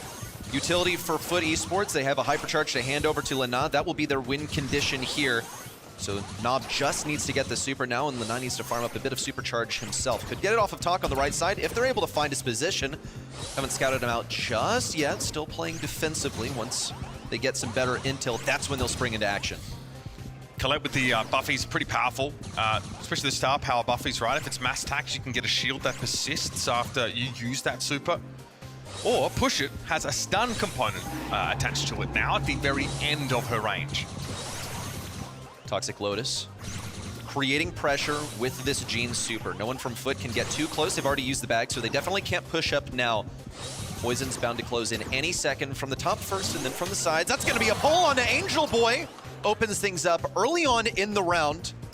Engine is trying to hang on to his hypercharge and super as well. Best case scenario, OU gets a super for himself. Nob is going to see about that though. Lina on the right side gets a hypnotize. No damage. One more shot to finish off. Tok falls in unison. It's kind of the problem when you lose the Colette though, isn't it? You do not have the damage. If it's just Ollie, you can't even take a Rico down solo. You need that team involvement. You need 3 players. Still Toxic Lotus playing on the backlines here, letting Foot make the first move. Lina gonna come in with a hypercharge and super. OU tries to snap him out of it with the super. You either pop it or you drop it. That's another hypnosis onto Tok, but he stays alive. 2 versus 3. They knew that they had to go into action then to hopefully equalize things on numbers, but it's just not happening. Best thing they can play for now is Tok super, and for Engine to get a super to pair with his hypercharge. Could bring this to a 2v3 off of that. Tok playing super offensively. Gets it done with 44 HP, just out of range of Angel Boy, but Engine, no! Not taken down. Tragic for Foot. It's an equal game. Lenar's got to be kicking himself after that one. His opponent was at 44 health. They've located Tok, finally brought him down. Hyperactive for Engine though. Nob has to cower. Wait this one out. Engine's going to hold on to that super, but now Ruffs v Angelo for the final fight. It's going to be a lot of tankiness over here for Nob as he soaks up both of those arrows to finish off the game. Not a 1v1 you are slated to win when Ruffs has the bags to soak up non-piercing damage. The Ollie Ruffs combo is pretty terrifying. You know that at some point throughout that sort of 3-game series within a set, you're going to be able to give someone a hypercharge. And when Ollie has a hypercharge super, it's basically a guaranteed stun, especially when you have the jump gadget. There's almost no way of escaping it. And so in one round, you have a deterministic almost 3 versus 2 set up. Yeah, that's the win condition right there. It's really as simple as that, honestly. Pretty good damage for Talk immediately. It's going to crunch foot Esports into this back left corner where Engine can fire some pot shots away, just looking for this little corridor between the wall and the sandbags. Talk continues to clear these out also, and OU just gets a visual on where they are in the bushes. If Foot Esports sink deeper into this corner, then they are just guaranteed to fall. Angel Boy going to come out here with a couple of nice attacks on a Talk. He's forced to retreat, but the rest of the roster remains in place. OU and Talk have to keep poking at this because field promotion can get out of hand if you simply don't damage your opponents. It can give you overhealing and increase your max health pool as time goes on. Each tick is only a small amount, so it takes a while to get there, but you still have to respect it. Lana jumps in, OU flattens, no chance for a hook there at all. Now Engine surrounded, knew his goose was cooked and held onto his super for the next round. The Talk a Deadman here on the right side. Foot Esports remain 3 strong. Toxic Lotus simply got encircled. Once the poison forced everyone into close quarters, Ollie was able to profit massively. He needs shorter sightlines. It's just a game of survival until then, unless he plays for a super early on. Has a super, again lasered by Talk actually. Talk wasn't going to get that kill, but he has forced everyone back into the left side once again. Now 3 supers to utilize for Foot. Best case scenario would be Nob getting that supply drop onto Lina. Even better would actually be a hypercharge. Would allow them to eliminate the entire Toxic Lotus roster. OU's going to find a magic hand here. This feels like the win condition for Toxic Lotus on this round. Decent damage, respectable for Tok, but Foot are playing one of the safest parts of the map against Rico. And OU's not really in a hurry here to try and overexpose himself, especially not to the Ollie, who has Gadget and Super at the ready. Waiting for a pull on Angel Boy. I think that's the best target. Lina also could get caught a little bit too aggressive. Toxic Lotus testing the waters, sending Talk and Engine on the aggressive. Gonna be temporarily hypnosis onto Talk. Same move from the top this time. Nob and Lina both hammered down. A hypercharge towards the center. This one's for Lina if he can converge with it. Engine over to the left side. Manages to keep it secure. Talk the last one. Needs to hit the super. The strike. 27%. Lina alive! Just a shred of HP to secure set 1.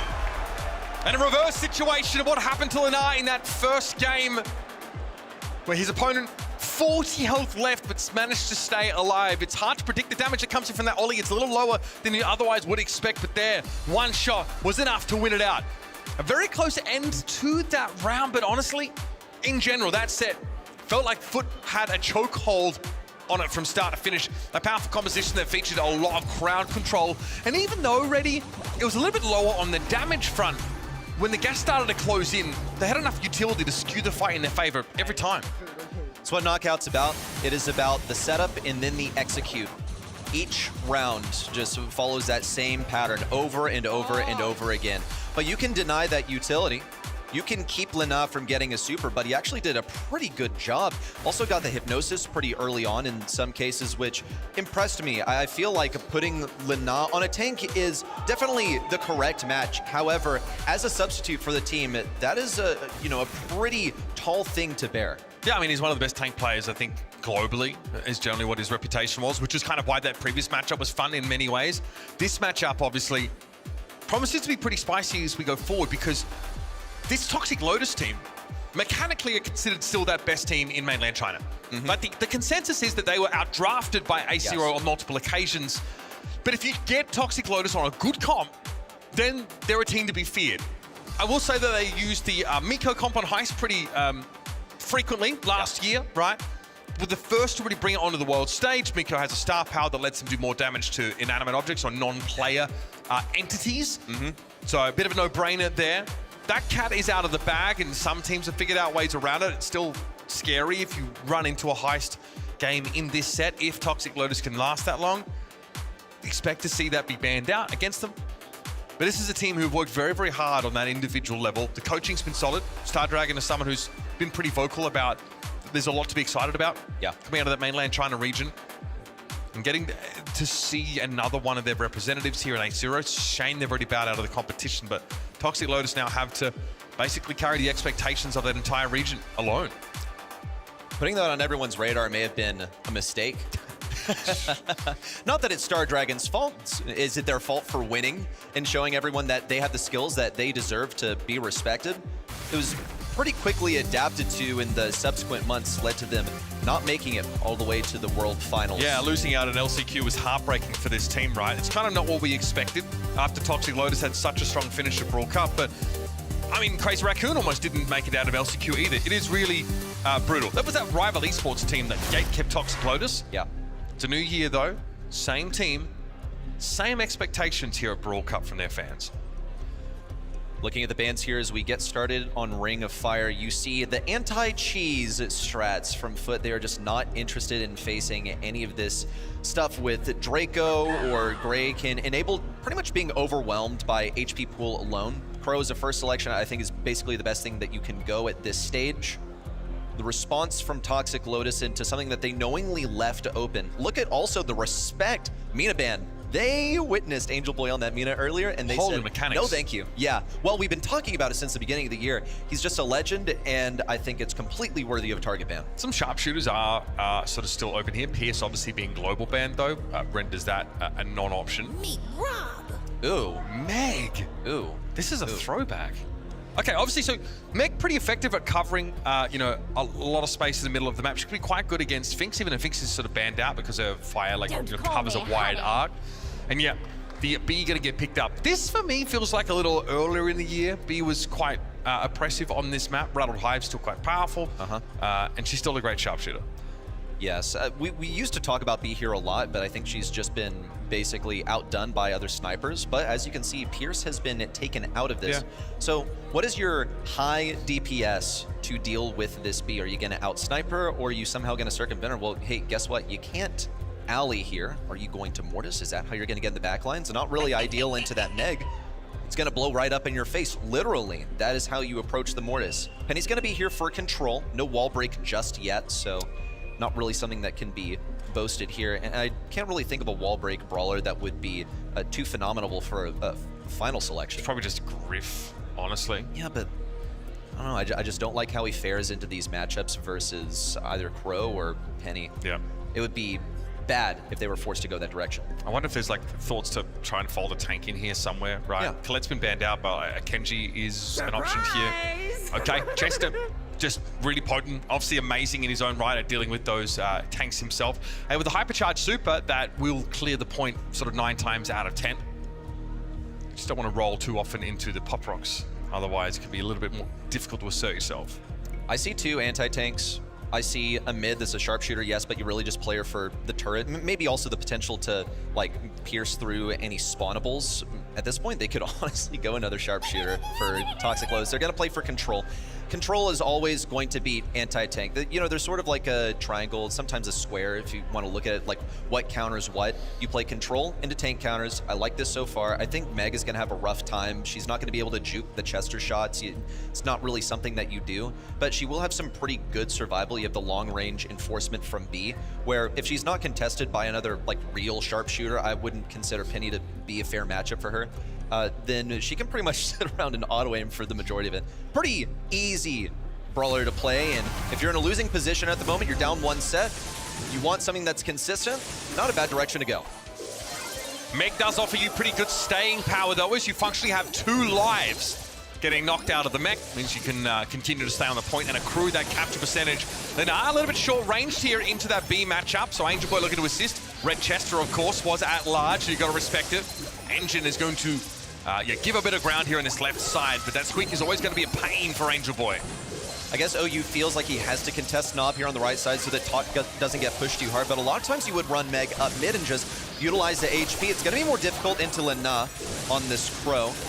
As he gets pushed back, OU going for the matchup onto Nob. Knew not to waste his ammo on that turret. Nob survives, but only for a moment longer. He's just here as a distraction so that Lena can push up in mid, and it works. Nob strafes right into those shots from OU. Now it is finally time for Toxic Lotus to get on this point. They desperately need to do it, but Lena is just so quick. He's outrunning every single one of these Bs. Yeah, fantastic dodge work here, of course. If you're a consummate tank player, you definitely know how to use your mechanics to avoid these shots that come in. Angel Boy is a problem. He just dove deep onto the B, and now there's no room to get the B set up on that angle. OU here, able to survive, finds a super swing, but Nob simply steps up where the Crow left off. Angel Boy deep in the enemy bushes. This one's just unwinnable for Toxic Lotus at this point. They are outgunned. OU expiring on the point as Foot Esports sit in the zone and fire at their logo. Another game for Foot as they outplay systematically Toxic Lotus and perhaps an outdraft. I think Pro is just too quick for B to run at this rate.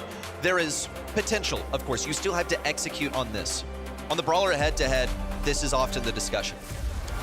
High base move speed and access to flat damage reduction off that shield. Crow is a real problem, even for high burst damage brawlers. In fact, that's where that shield is its best. Okay. I kind of get it. You don't want to run out of spawn? Yeah. We have a tech issue on stage for those that are wondering right now, so that's why our players are sat still. So we're going to see this round get rolled back, I imagine.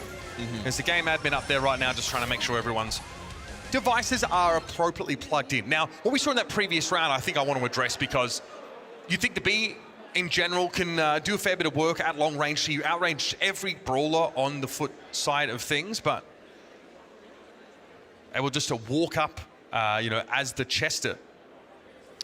We saw them just dive in, get aggressive with a more of a mid-range brawler. We're just rehosting the lobby right now, is what's going on. Not sure. Nob is feverishly opening star drops, I assume.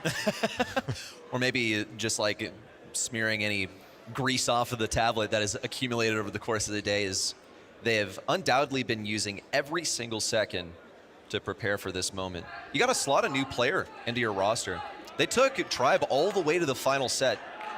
You would expect that at least they can take down Toxic Lotus, a team that has struggled in their home region versus a team that already folded on day one. There's a challenge here because we are one game in to this set. So when you rehost the lobby, we can't necessarily roll back to a 1-0 scenario. Basically, it means that Foot just had to win one more round. And I think we cut the game off there, would be my expectation. There was a player on Toxic Lotus who was unable to move out of spawn at all. So we've been resolving that. It looks like, from what I can tell, our players are just redrafting now. So we shouldn't be too far away from running this back. For those not in the know, in the industry, we consider that a big issue when someone's not able to move out of spawn. Yeah. I made a joke about it, obviously. I could see why they wouldn't want to play too much when they feel like they've been out-comped, but yes. You gotta have faith in Toxic Lotus. They have had more international opportunities than the rest of their region. And also, you get a decent amount of land experience playing out in China. Your qualification process for events like this is usually much harder. It's like a road to Brawl Cup-esque process. But there are quite a lot of lands at the end of these qualifiers in mainland China. They always make sure the players have a chance to turn up in person to compete for those international spots. That's the same, obviously, for what we've seen from them in the last couple of years. So that's kind of why Toxic Lotus came to LAN, and sure, while they had jitters, like everyone else did, were able to find a lot of success at Brawl Cup. They knocked out Tribe. Loud, I think, also fell to them.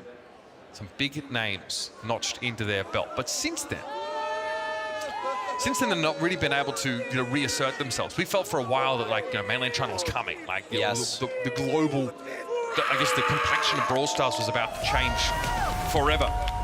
That's still up for grabs. It's still a possibility. Here we go, folks. 1-0 in the set. One round in favor of Foot Esports. Already the adjustments from Toxic Lotus, they put priority on getting this residue at mid to halt Lina's progress into mid. Oh, looks like they've gone idle once again. No loo required sometimes to get your opponents to freeze, but we're going to get that resolved. I've been just confirming, though, that was not, in fact, live. We'll be live very shortly, folks, is what I'm hearing. Should be a simple... I think they... Yeah. Jumping back into the draft very quickly. Could also be an issue of, needing to give the win to Foot to properly simulate the 1-0 lead, right? Because we restarted the lobby. Technically, it was at 0-0. So Foot, we need to give them the first round, get that out of the way, and then we can jump in with the rest of the series. So hang tight with us, folks. We're just getting the game state back to where it was before our tech issues crept in.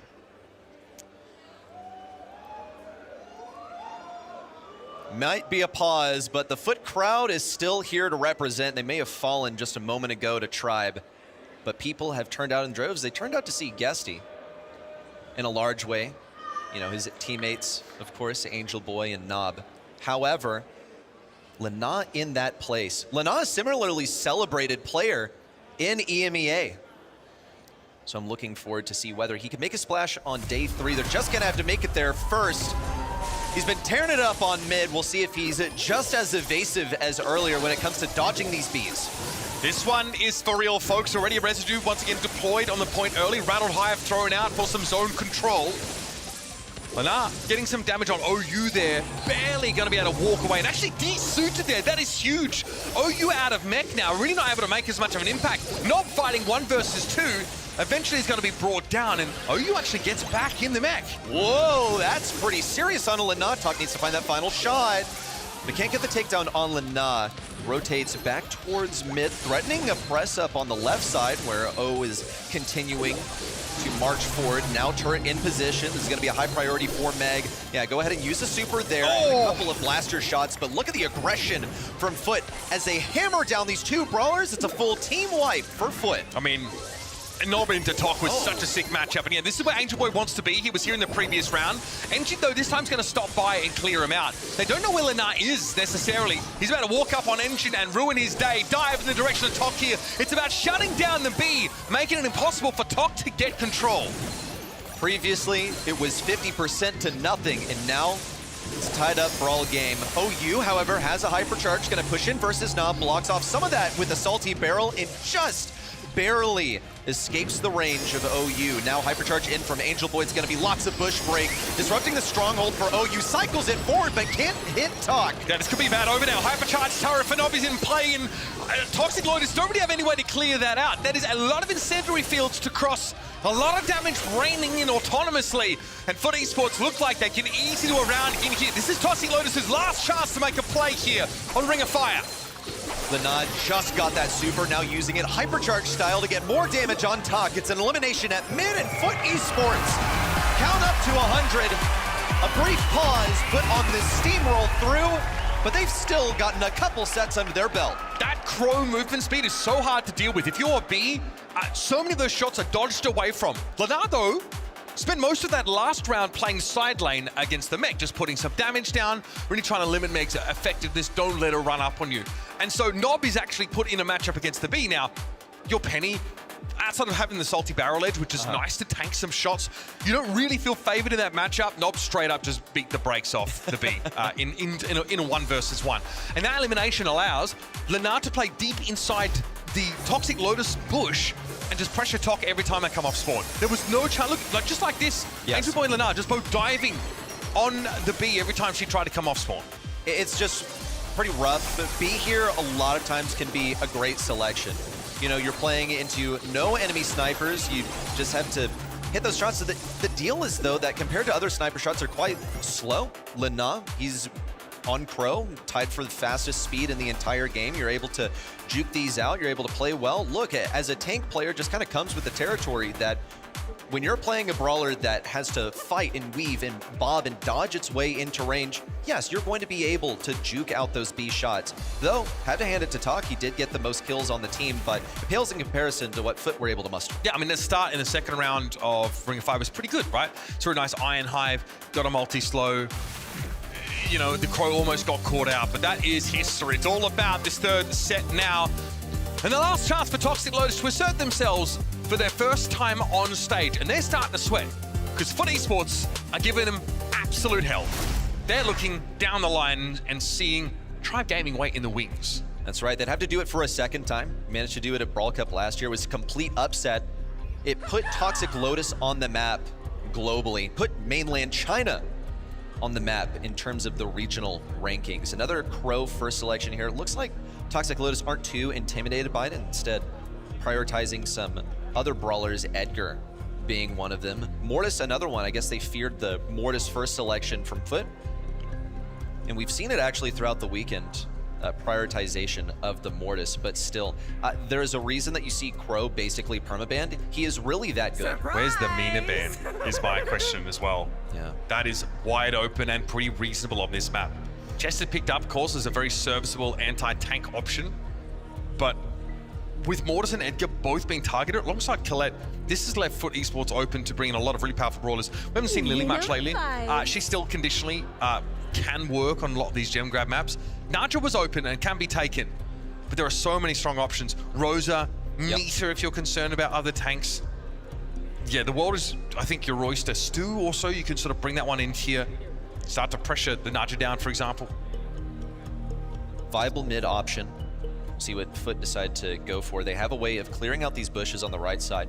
Totally outmatches the Chester. Phenomenal anti-tank, by the way, so already preemptively accounting for anything as that 6th selection. Lily now making an appearance for Foot. I think this is exactly what you need to do because Naja just doesn't have the defensive capabilities to deal with. Yes, she has spawnables, but it takes kind of a while to deploy them in close range. So I guess she'll have to not play mid. Maybe they'll have to set a Chester over at mid so that they're safeguarded against the Lily. I mean, that really loosens up the side lanes a lot. Yeah, well, second, we have both Nita and Lily picked up here. Hinted at least, you know, Lily being a go-to just to be able to pressure that gem carrier, but now you've got something that could answer a potential tank pickup. It's also, she's pretty oppressive when you play the right side of the map with her. If you're able to play Bruce, you can basically get into your weak side for free, tank up a lot of that damage, and be a real problem. And we've not even talked about the Crow here. So good at scouting out those bushes. I like the Sandy here, but there are a lot of compromising matchups, and you know, you need to be able to hit this stun on the Lily, otherwise she's going to tear through your team. I don't really get it. I think, yeah, you can stun a Lily, and what? Cool. You got your gadget, you got visibility in the bushes. Guess what? It takes you 5 shots to get there. Where are you going to get them? You going to get them off Lily? Pressuring you, is Lily going to offer you those opportunities? She can just sit behind a wall and wait for you to try and peek pinch with teammates. I think it's entirely viable. We'll see how well that Sandy fares. In fairness, it does outrange most of Foot's comp, just in terms of how their brawlers work. But yeah, not great, Sandy at range. Here we go. Nope, we're going to be a nuisance. Start to reveal players inside those bushes, and Angel Boy's already going deep. It's all about going after Tok here, who has that stun gadget at the ready, and Angel Boy respects it. Funny bit of damage, but now these pesky snakes are going to emerge from eliminated brawlers.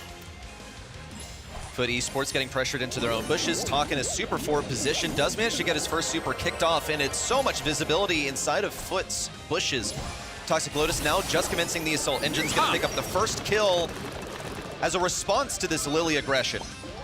Okay, so the Sandy super gets online pretty early. I do like that. It kind of allows Toxic Lotus to start to snowball a bit of a lead. Angel Boy, all he needs though is one connection, one good way in on the enemy gem carrier, and it's over. Sandy's out of the picture now. Engine's taking a little bit too much damage. I don't like this at all. And there goes the Chester, 3 gems dropped. OU, though, would in theory be the designated gem carrier, but look at how much map control Bruce the Bear gives Foot Esports. They are at 9 gems ready. They're all pressured out of their bushes, and Angel Boy's ready with the hypercharge. Gonna go for it. He manages to steal away this gem. It's what Foot Esports needed to begin the countdown, but none of them can afford to die. 10 seconds to go, no utility for Toxic Lotus. All battered, beaten, bruised. Tok gonna look for someone with this gadget. Can't find Lana, can't find Angel Boy. As he pops out, OU into the gadget. There's nothing for him to do in close range. There's just no pressure from this Toxic Lotus composition. You see the utility is quite helpful. They do get good map control off that first Sandy super, but none of the stuns are really impactful. And okay, you stop the Lily once, twice, okay, fine. As soon as Angel Boy walks back in with a hypercharge, the gem carrier is under extreme pressure. Well, Lily's used to this. The entire game for Lily is I'm going to push in and I'm going to die, and I'm going to die, and I'm going to die, and then I'll have my hypercharge and then I win you the game. Because you can't dodge it. You cannot, unless you seriously screw it up. Look, Angel Boy already has a super, and all you had to do is run in a straight line on the right side into the Sandy that has only a single stun that's going to be negated the moment that he deals damage to that enemy. I just don't really get it, but Toxic Lotus seemed to believe in it. We'll see if Tok has fed his super quite early on. Lana looking for the wall peek. Tok probably just one shot off of his super. Going to use it on the next pitch, but despite the best efforts of Toxic Lotus, despite them taking 2 brawlers that are supposed to fare well into tanks, they're being walked all over. Now, Naja, look, annoying, but slow projectile speed and can only fire 1 at a time. So overall, her DPS is not great. It's how she operates as a control brawler that can become oppressive. But OU hasn't really been able to do that. We haven't really seen that aspect of a kid. Oh, Engine gets caught out. Well, there's only one gem on Toxic Lotus, so it could be worse, but this will get foot to a countdown for the series. Angel Boy thought about going for the last one, but Lena picks it up instead on those two brawlers, retreating all the way towards the back. They have enough gems to keep this going, but it's a 2 versus 3 inside of the Rude Sands. They can't heal any HP. Lena opts to drop these where Angel Boy's about to respawn. Angel Boy's considering getting all the rest and then disappearing. No vanish. Lena now picks them all up once again. Nob sharing 1 gem. How long can Toxic Lotus persist? They've got 10 seconds to act. Yeah, at best they go 1 for 1 here in many of these situations. Here's Tok for the hypercharged super. Nob starting up, jumps out, still on the Rude Sands, and he escapes with a sliver of health. That'll do it, folks. Toxic Lotus wilt under the pressure of Foot Esports. It's been a bit of a stressful week for them, and they've had to make substitutes, but they certainly looked a better team in this series. And now Angel Boy gets to run roughshod over them. Yes, a brief countdown interruption, but the result is the same. Deterministically, EMEA will send another team into day 3. Foot Esports now on equal footing with Tribe, the team that they lost to just 1 match ago. Now it's on to Toxic Lotus. If they can repeat last year's action, we could be seizing our final opportunity to have a fully tied round-robin stage. Yeah, it's the only way that Foot get kept out of day 3's play. Toxic Lotus, unfortunately, don't get to show us much in this series. Last year, what had worked for them was a bit of innovation, the surprise factor, maybe being underestimated. This time, teams are ready for them. Foot Esports certainly knew it was do or die to take this game. Let's head down to the stage with Barney and the victorious Foot Esports. Righty-ho, Foot Esports get a number on the board. Congratulations. Angel Boy, you know, a tough Game 5 loss in your first game, and then readjusting, resetting the mind, and coming out here. How was it coming out here and getting that win? First, thank you everyone for supporting. We were noticing everything, we were laughing, we kept a good mood. So thank you all for that. About our first match and then the second one, I think we won Brawl Ball having draft disadvantage. We played really well. Like for a team with no synergy, we played like insane. I'm so proud of us. I had a masterclass. We all played really well actually in that knockout set, and then I fucked up 2 sets in a row. Okay, that's okay. I have to talk to you about communication, because to a lot of people, both at home and here in the arena, if you're unaware, you're actually communicating in 2 different languages when you're in the middle of a game. How is that? Is that adding more stress, or have you got used to it now? On this stage, particularly today, we didn't speak Russian whatsoever. We were speaking English, so it's fine. We don't see any problems with communication. Well, fair enough. I stand corrected. Lenan, I really want to quickly ask you something. Stepping into this roster, yeah, come on over here, man. Come on over. Stepping into this roster, last minute, you know, you came down on a Wednesday, you guys scrimmed for a bit, you've had to adjust a lot. All of you have had to adjust. How has it been, and how does it feel being on the stage once more? Well, it was Tuesday morning. I woke up and then I saw the message of Angel Boy. I was like, oh, really? It's kind of sad for them, but I take that as an opportunity. And yeah, I feel like All Might, you know, a superhero. I came to save them. You are a superhero, Lenan. Well, everybody, I'd like you to give a huge round of applause. It's Foot Esports. Congratulations, guys.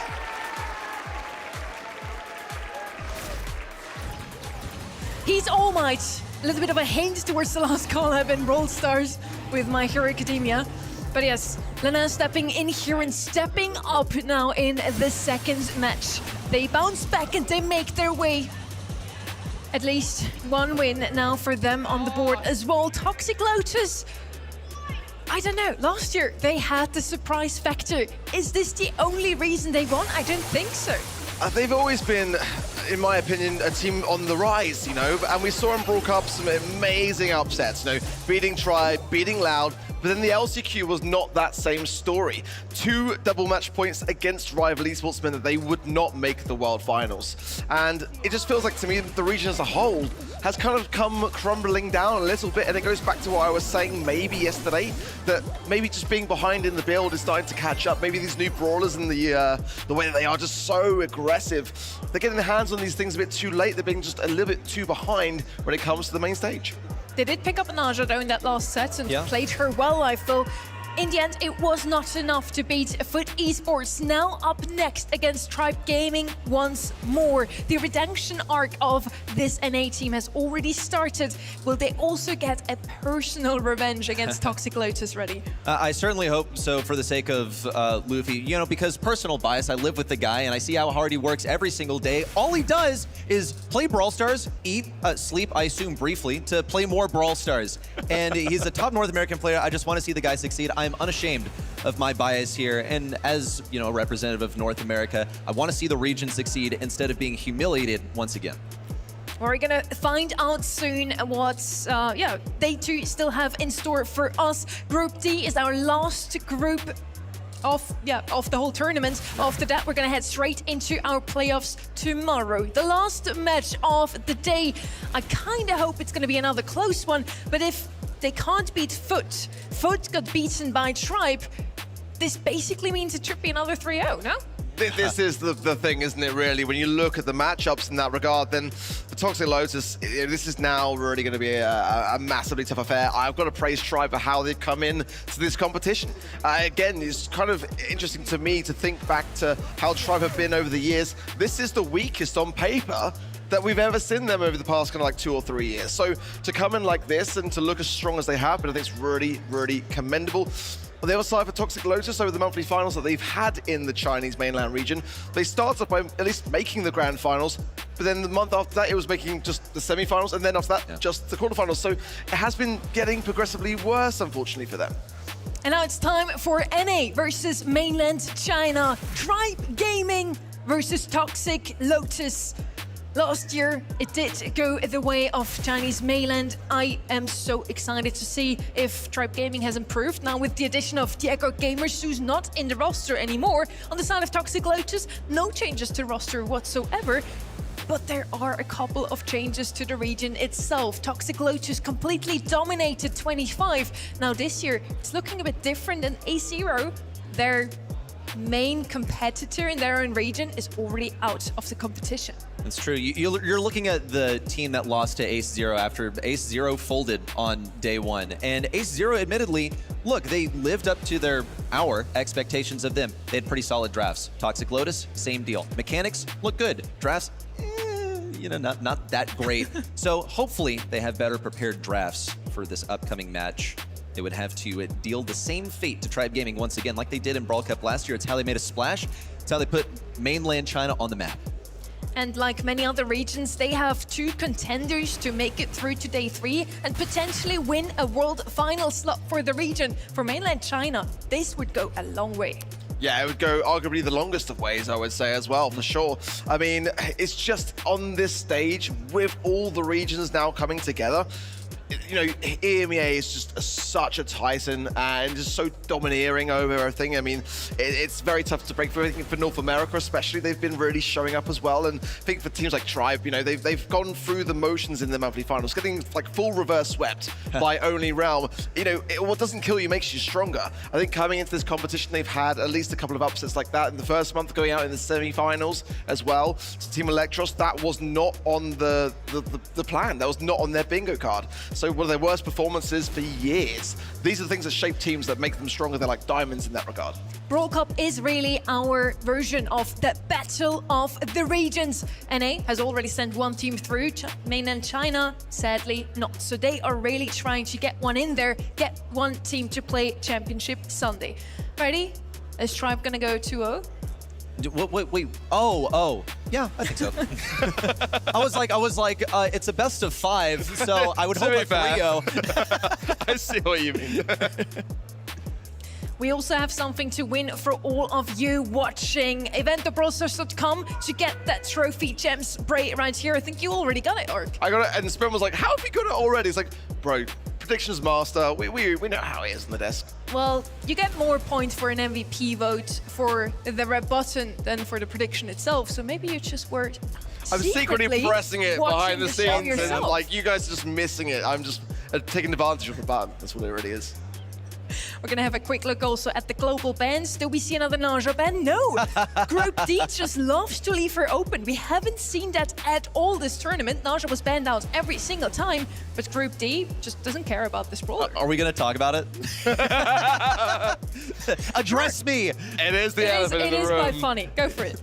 Yeah, Miko, the thing that upset Tribe last year that was completely launched in the forefront of the meta by, I would say, pretty much Toxic Lotus alone. The heist Miko has been so viable. So this one's out of the mix. They also played it today in Knockout, and Tribe's like, dude, no thank you. We have learned our lesson, and it is something which, yeah, it's like sticking out for me. I feel like that is Tribe, learning from their past mistakes. I'm really excited to see how they approach this one. I think Miko is the reason why we keep saying Toxic Lotus last year had the element of surprise on their side, because they brought in some new ideas, and Miko is exactly that. Now, without the Miko, maybe we're going to see something completely different. We're going to kick things off on Hot Potato. So what could be that secret, really good pick on Heist?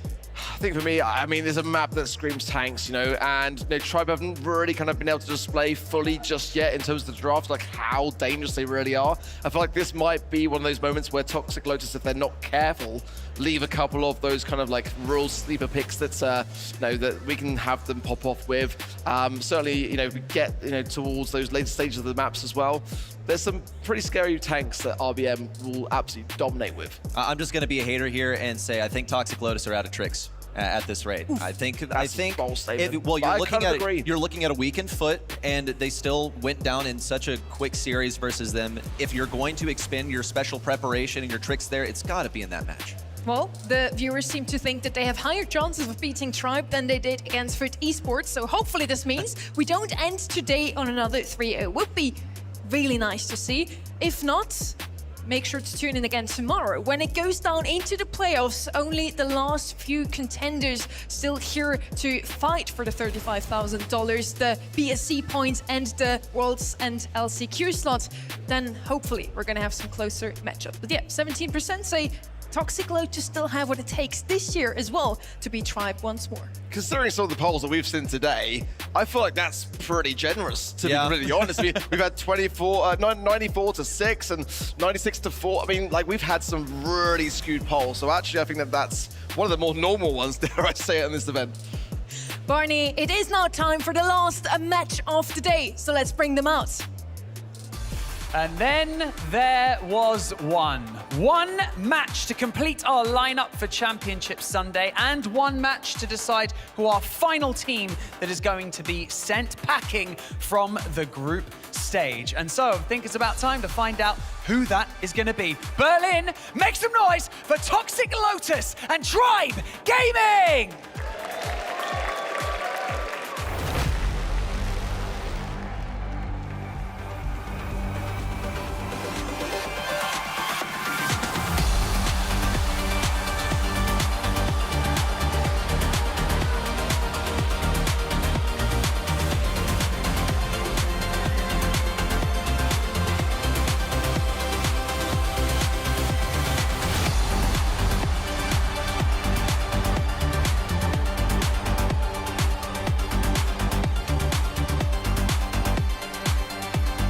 Everything they've worked for over the past few weeks comes down to one series.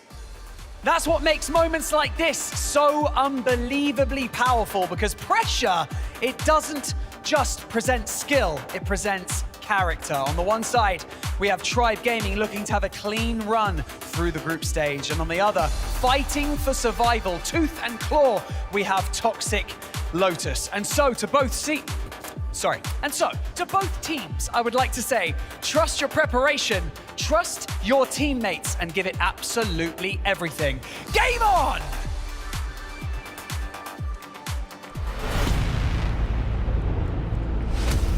Luffy.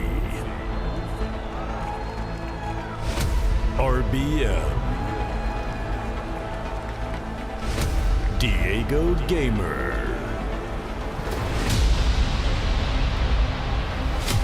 Engine. Talk. OU.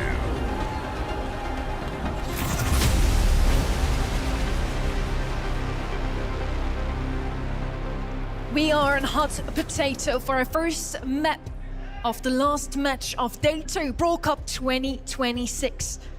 The bans are in already. Naja made it through the global bans, but is going to be banned out in the regular bans alongside Lumi and Colette, some of the best brawlers on this map. Now, what I immediately spot here, Colt, for me, at this moment, the best brawler on any heist map, because he has so much damage to dish out. He can open up the walls. He's still left open. BB is going to be the first pick instead here. We were hoping for something aggressive. You got your wish granted, Ark. I think Kaze as well could follow, but I think they're looking for the BB Berry combination on the right-hand side there as well, which could be the follow-up pick. Not really an urgent one to lock in just yet, but the BB is definitely a concern for Tribe that they've got to kind of like match in some regard. Looking through what we've got going on here, the Otis band's quite smart, Edgar band out as well. I love your Colt shout, by the way. I think it's the one that I'm thinking most of, which, you know, could deflate what the Kaze can bring if they can open up some of these walls. Can't you just griff here? Okay. Or pair it. Yeah, Colt's the method. You just got to break open the walls, and you got to have enough DPS to deal with the BB. Might be a waste to go for the hard CC this early on. You still have the last pick opened up, something to base race the BB if it gets really desperate, but this is the long play. They're keeping themselves quite flexible, going for the wall break with Colt. He's going to have lots of DPS. Same goes for Kaze.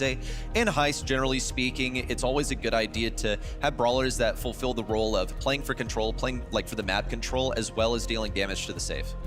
Amber could still be a chance here for some more damage on the right-hand side. Melody also a mainstay on Heist, left open. Gonna go with Cordelius just to make sure they have something to defend. That Kaze would have also been a great pick for their opponents to defend their own BB. So I quite like it, what we have here on the right-hand side. I just fear so far Tribe has a lot more damage in their hands. I really need some more DPS on the side of Toxic Lotus. And a lot more flexibility in terms of the map and how they want to shape it to their advantage as well. Amber coming through as well, which is quite a nice brawler to have. Again, that Kaze interaction, keeping her at bay whilst also having something with the Dancing Flames gadget to really rinse down the safe in terms of HP. I feel like this could be outdone by Kaze. Like, it's tough, but I trust in Luffy to do it. I expect him to be the one executing on this brawler. I think generally this can be outdone. Amber is so much weaker than she was before. Generally, the approach with Amber is you don't want to be run down by something that doesn't have movement. I look at plenty of movement for Luffy. I think that Diego Gamer, as evasive as Colt can be, should be evasive, but Bull is going to make things all kinds of close range to up in this Amber's face.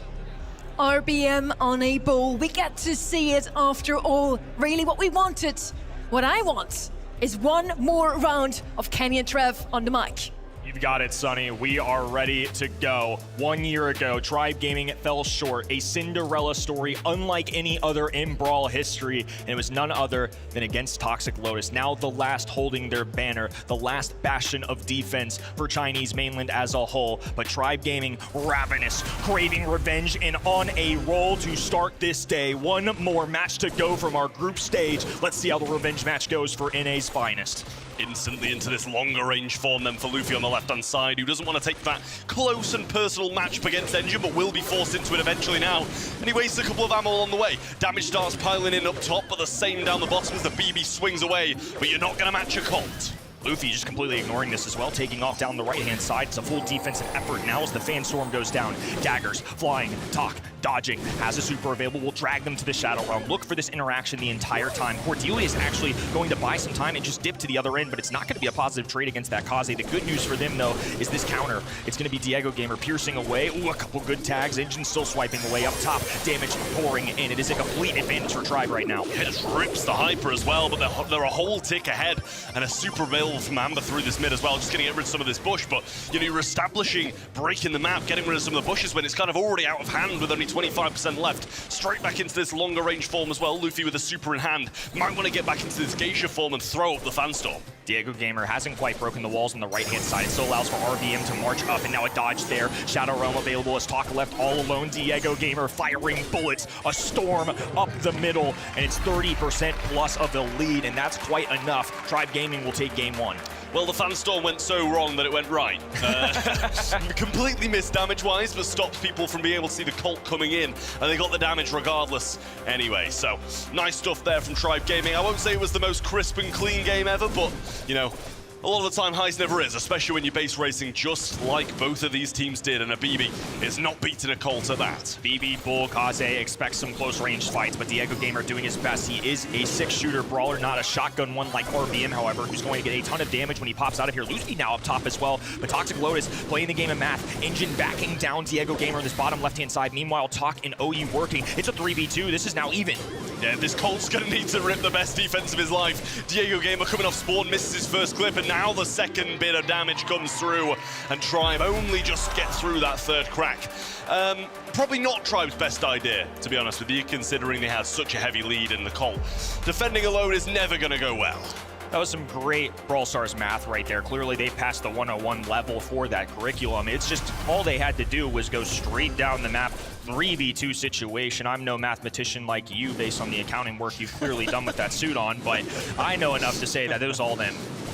Well, Luffy going straight up towards the safe, and a defensive bull this time. It's not something you see every day. The super mist in there as well, but Diego and Luffy on the safe, still not able to match what we've got going on down the bottom though with the Amber and BB. RBM cleans up one and should be able to get the second. RBM trying to close out, shotgun to the face, and Diego Gamer does his job up top. Now they're trying to pierce to that 50%. 1% the separator for Toxic Lotus 2. That could make a world of difference. They're actually just going to throw a bubble down just to ensure that doesn't happen. Yeah, really nice stuff there as well, but RBM comes through.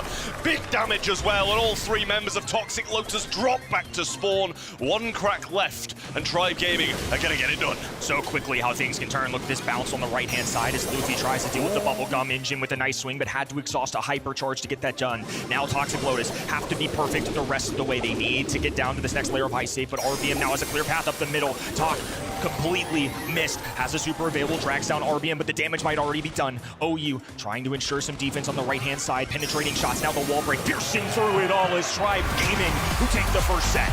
I'd need to see a replay on that, but I think the cord threw his first super just into the wall instead of hitting the bull, which definitely would have changed the game. I'm not sure if I'm seeing things, and a big win for Tribe. And I think after the first game, we kind of expected it, and they just didn't again let it go, that kind of base racy strategy, or at least one they couldn't control. Shenanigans are what got Toxic Lotus that game number 2, but once it was more of a fair fight, equal footing on both ends, it was Tribe Gaming through and through.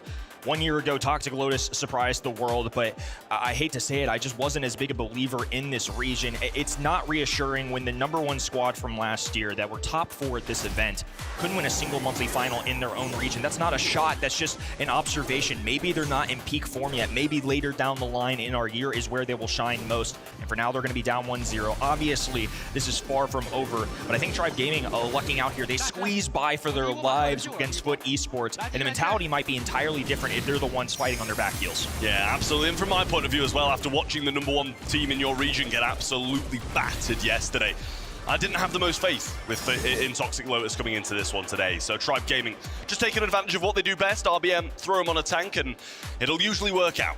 TL proved me wrong last year and so many others.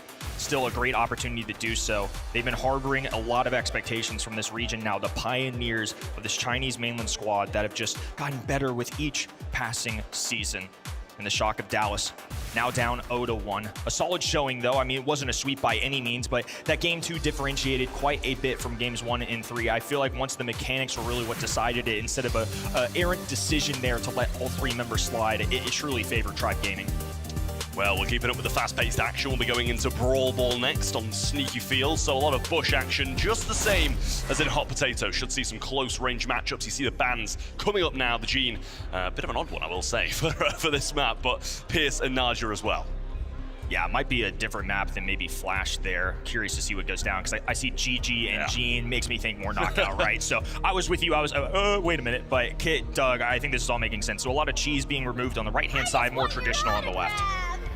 Yeah, definitely seems to be a different map, considering I was like, oh, instantly I was like, well, I'm not sure Gene's probably going to be the best of bans on Sneaky Fields in the current meta, but Colette is going to be the first pick on Bell's Rock then, and that is going to be a big one for them with how strong that brawler is at the moment. It's scary to be looking down the barrel. They are doing my bingo card dirty, though. I was the one that selected Doug gets drafted, and this felt like one of the times that this might happen on this particular map and mode, so instead, I'm going to be quite disappointed alongside Brawl Nation. I'm trying to complete a bingo card out here, guys. I mean, it's bingo card versus match. I guess I'll give it to him. I think bingo card's more important, Kenny. You know, you're a real one. Well, the 2 picks came in from Tribe Gaming here as well. It's going to be the Rico and the Brock, so a bit of wall break. And a brawler that does quite well with the walls up, so kind of conflicting there, but, you know, nonetheless, Rico going to be pretty okay out in the open, especially, you know, against the likes of a Colette or something like that. It's not the worst matchup in the world to be out in the open on. It's not intuitive, but at least they're in control of the wall break. Now they can have Rico ensure that those walls stay up, but I love the response immediately. Colt's gonna be able to destroy all of those. If you're gonna have a Colette, the other side, of course, can't draft Ollie, so they can get the tank choice of their own. There's not a lot of anti-tank on the other side. Now they have the range battle a little more equal. I wonder if this is just a traditional sharpshooter, or, I don't know, maybe something like a Bell. Like, I could see a damage marker being really good, and then also outranging the Colette. That's kind of what I'm thinking off the top of my dome, but I don't know if there's a perfect solution here.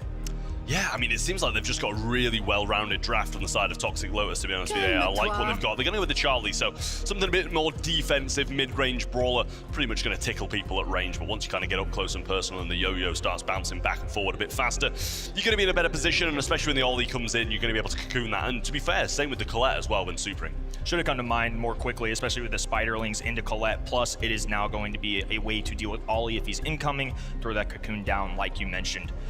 Down 0-1, our Chinese mainland Starlings.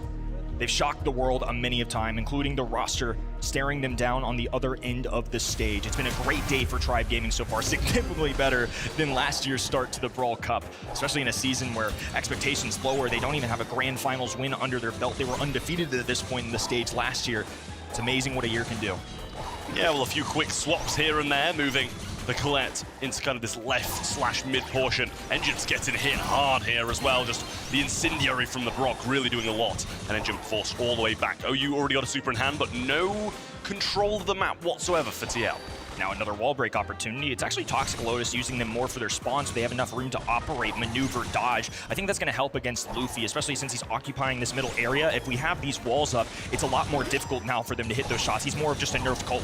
Oh, I mean, that would look like it was going to be an absolute beam onto the Colt on the right-hand side from the super. Pinch coming in now, and Engine in a lot of pain here, and he does fall.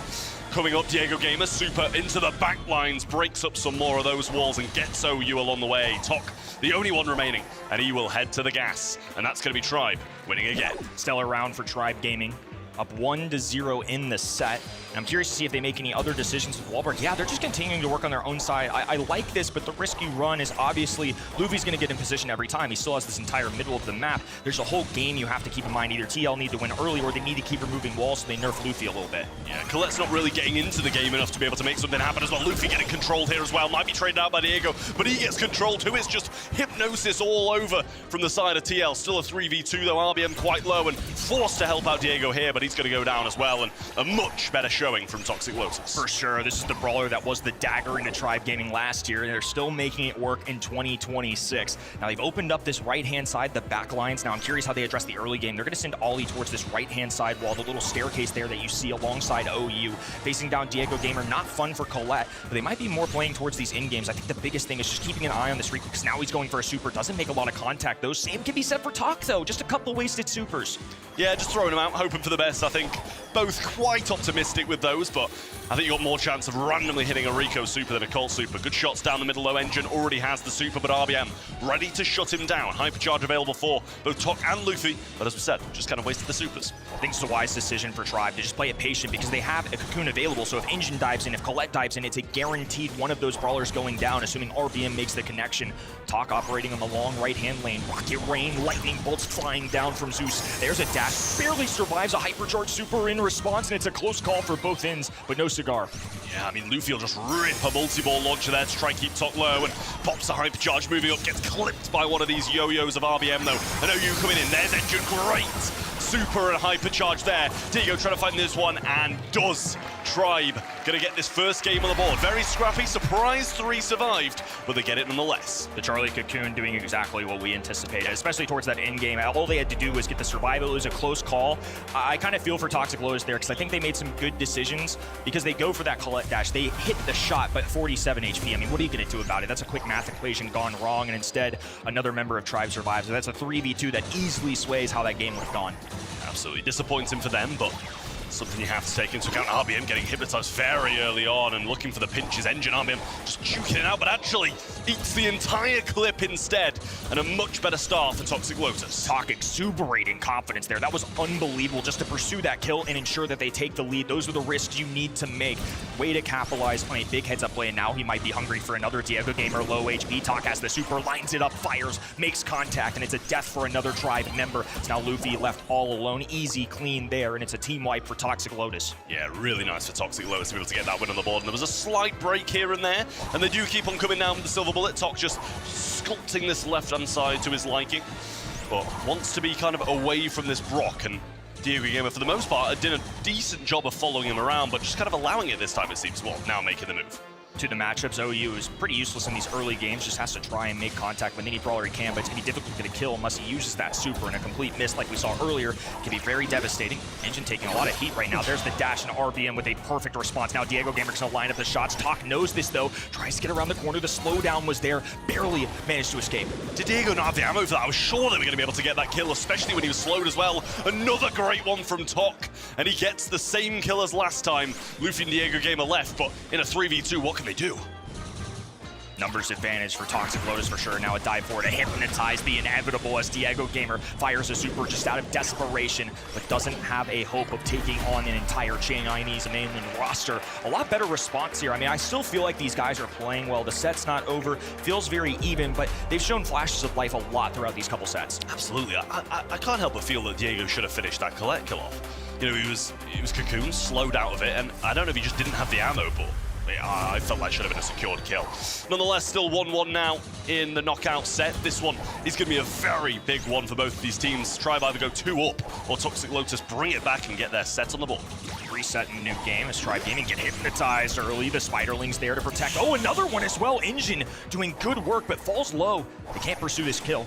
Now Talk, we're getting a duel alongside RBM. One of the benefits of this Charlie is going to be the peak shots that you get to. Notice how this intelligent player in RBM will use a shot, throw it out, and the yo-yo can clip through the wall. It's almost like a Carl pickaxe. I mean, Tok has been exuding confidence on this left-hand side against pretty much anybody who ends up going there, just running up in a straight line and trying to get some work done. Diego Game with the super on the right, same for Engine. You gotta be really careful about these hypnotizers. He gets hypnotized twice and a super wasted because he's Cocoon too. Real tough stuff for Tribe, and it seems they're falling apart. Engine left all alone, does make the juke as Diego Gamer now turns his attention up Tok. Tok, below HP, trades, and it's Engine who strikes last. Excellently done, and now Toxic Lotus all of a sudden doing very well, just 1 round away from tying the sets. Absolutely not looking good for Tribe now. A few mishaps here and there, and they're trying to move Diego Gamer back over to this Colt side. And Luffy through the mid. Obviously a few of these walls broken up thanks to that super that Diego Gamer sent out in the previous round.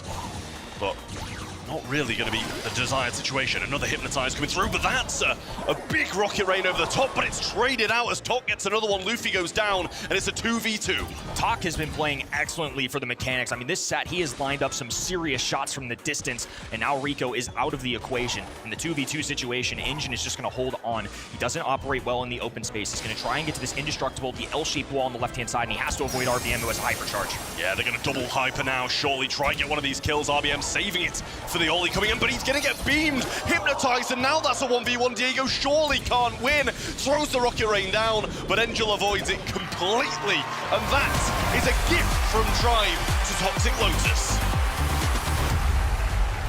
Great bounce back from Toxic Lotus.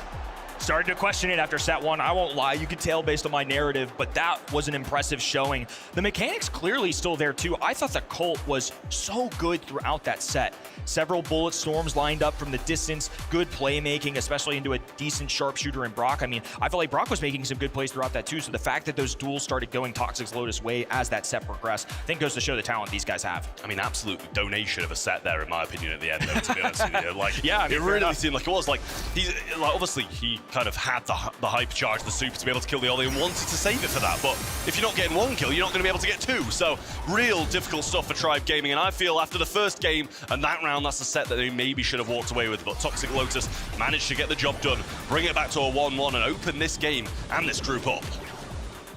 Great highlights all around. I feel like both sides, like we've kind of said, have played well. There's the animation that we saw from last year too. I think these guys have just had so much pressure on them, especially after seeing Countryman and A0 drop yesterday. And what was fine, but definitely not, I would say, the most impressive thing, or maybe what they clinged for. And now to be the team that lost to them 3 times this season, I mean, that's got to do something to your mental. Puts a little more pressure on your shoulders, and that's something they very clearly carried with them for the past year. Fell short at LCQ as well, so they'd love a bounce back here at Brawl Cup. Yeah, absolutely. It's going to be a real tough uphill battle for Toxic Lotus, though, regardless of this being a 1-1 and pretty much completely even so far. Still, probably the heavy underdogs coming into this one, especially after Tribe Gaming beat the team that they just got destroyed by. But this one, a lot closer it seems. Bell, Naja, and the Mortis banned out by the Tribe Gaming side. And on the other side, the Colettes, Naja, and Pierce. We've got that double Naja ban, no surprises there. And a couple of sharpshooters out the way too. Top tier bans here. I mean, nothing cheeky about it. Obviously, the global bans, we had a little more shenanigans go down with the Miko, but Pierce, Naja, Colette, I mean, Bell, more, all of them, such good shouts. And especially with that Bell ban, that was the one thing I was looking out for, is something like a Jean, because the Bell bounce shot is going to do really well into those Jean composition. Jean relies on magic puffs, healing the teammates, staying close to them. If you're within that circle, great, but if Bell hits one of you, well, now all of a sudden you got a little electricity bouncing throughout all of you. Kind of got to disperse a little bit when that happens. So good to see it banned out the way, and it kind of provides a bit more kind of oomph to this Jean pick. Over the other side, going to go for some heals of their own with the Byron. You compare that with something aggressive now, or wait a bit longer, because you can just play as a sharpshooter in general if you don't really want to go that hyper-aggressive route. On one hand, there's the healing that you mentioned. On the other, there's poison. So Magic Hand gets a little more neutralized if you got something like that too. Makes a lot of sense. I think Byron's just going to be continuing, like usual, a staple in the pro diet in the meta. Just somebody that's very versatile. Gus, another one of those that's more down the tier list, especially now that you see all these sharpshooters being banned out. You might have to dig a little deeper if you want some range. Well, a great shout then on the second pick of Toxic Lotus, bringing in the Ruffs. Very well-rounded brawler at the moment, has been banned and picked a lot throughout the last couple of days. Sandbag's going to be able to tank some of these Jean hits, and obviously, more importantly, the Jean pulls, which can sway the game heavily if hit. Not a lot of aggression so far for either of these teams, and if Tribe Gaming want any of their own, they're gonna have to do it on this 4-5 turn. Mortis out of the way, Leon, Edgar, Shade. I mean, I wouldn't expect to see a Shade here, but Miko, anything like that, you're just running out of options for Assassin, so Kaze gonna be a great one at that. So Blue Star is now addressed. Top of that, it's a little more of a hybrid in the sense that she has mid-range function, she has the daggers that can fly out, and then she obviously has the dash, which is Mortis-esque. That's why they're gonna be able to get that Blue Star. Yeah, absolutely, I like. It's a good shout from them, and they played the Kaze pretty well in that first set that they did manage to win as well, so can't blame them for it, and brings the aggression, brings that kind of mid-range brawler that can transform into as well, so really well-rounded for a game and mode like this, cleaning up in the last few seconds as well. And the Jae Young, that's another kind of healer on the map. And I do quite like it. Slipstreams as well, going to be able to provide some speed to the Kaze and get her in those aggressive positions. Really curious if this right side just goes for health points. I mean, we have Jean who can hit a pull, we have Jae Young that can do speed, healing, you know, a multifunctional brawler. Kaze, though, is somebody that doesn't love a lot of health points. I mean, it's a sash and it wants to capitalize on these squishy brawlers, and that's exactly the direction Toxic Lotus go. We know they're great with this brawler. We've seen them use it this year, last year, regardless of the meta. It's one that they're clearly comfortable with, and now it's going to be empowered by a Byron. Yeah, really solid shout from them, and surprising that Tribe didn't account for this a little bit more, considering just being beaten by it in the previous set. You would expect them to think about it at least and try and prevent it, but maybe they kind of already had, and Toxic Lotus were just like, you know what, we'll go with it anyway. But I think they kind of lacking quite a lot of DPS to deal with this Ollie. 1-1 in our closing match of the group stage. It's been an excellent Brawl Cup so far, but Tribe Gaming want revenge. Toxic Lotus want to end with their heads held high as now they dash in the middle. Blue Star going as expected. It's going to be in Luffy's hands. Engine in the middle alongside Tok. They're going to be glued together this whole time. Colonel Ruffs is going to have his hands full on the left, though. Yeah, I mean, the speed that RBM's got and being able to pivot into healing when he needs to as well is going to be a bit of a risk. Similar range, I'd imagine, though, between the Ruffs and the Jae Young, so a bit of a stalemate at the moment, but he goes and pinches Engine for a little while. But obviously Blue Star with Tribe, so they're in no rush. I imagine Toxic Lotus have to play around in Ollie Super, so I think Engine's gonna have to put themselves in some precarious positions just to try and charge up. Needs to take some tags, of course, and hits a gadget, but doesn't quite make contact. There's a kill onto RVM, though. Now a little power up going down. Sandbags there. Luffy diving in. Oh, and it's a perfect tag onto all three sandbags, but not a single brawler. Yeah, rough, very rough. No pun intended with the roughs going down, obviously, there as well. But heals going back and forth between RBM and Diego Gamer, keeping each other in the mix. Now speed being popped as well, and was very unfortunate that Kaze super, but well evaded by Engine, and he still does have that super as well. Hypercharge drop being provided, and that makes it even nastier.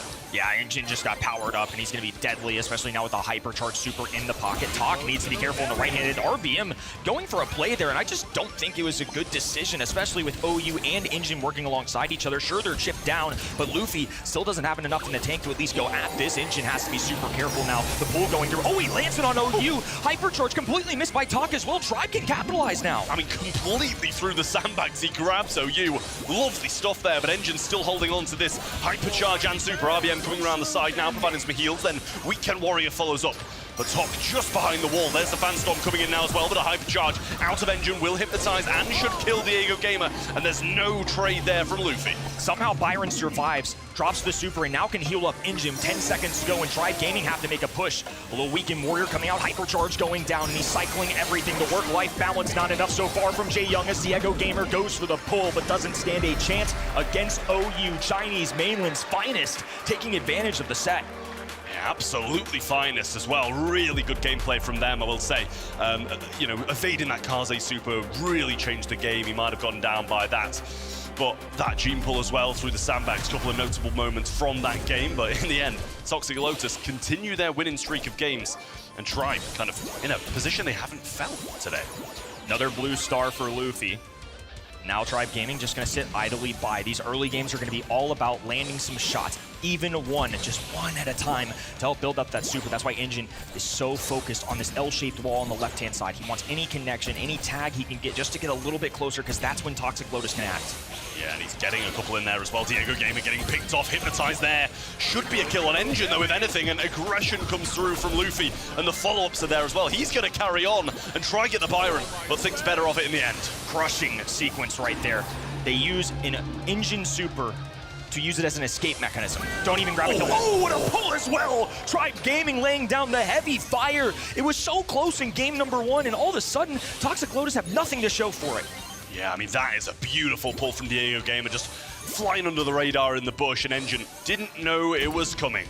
Big hill for them to climb now. 5 stars down, and a lot of control needed to get back. Yes, Engine does have a super. OU can't provide that hypercharge drop to him this time, though.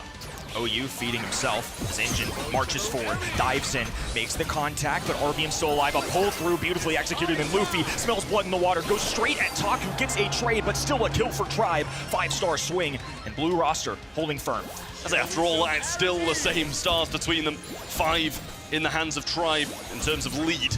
And a hypercharge available from Luffy here as well. Might be a Fanstorm to try and halt this push. RBM goes for the Weekend Warrior gadget, gets a few taps in. There's the hypercharge at the left-hand side from Luffy. And Talk gets them back to spawn. Tribe Gaming in a great spot. Toxic Lotus just out of positioning there. Engine alone is not as powerful as alongside Byron. They were able to isolate Byron, grab that kill, and now for the closing seconds, Engine has to make a desperation effort to grab a kill too. Hypnosis though, a few stars being swung to the difference maker. Luffy left all alone. 9,100 HP separating the game, and Tribe Gaming now will tie it themselves.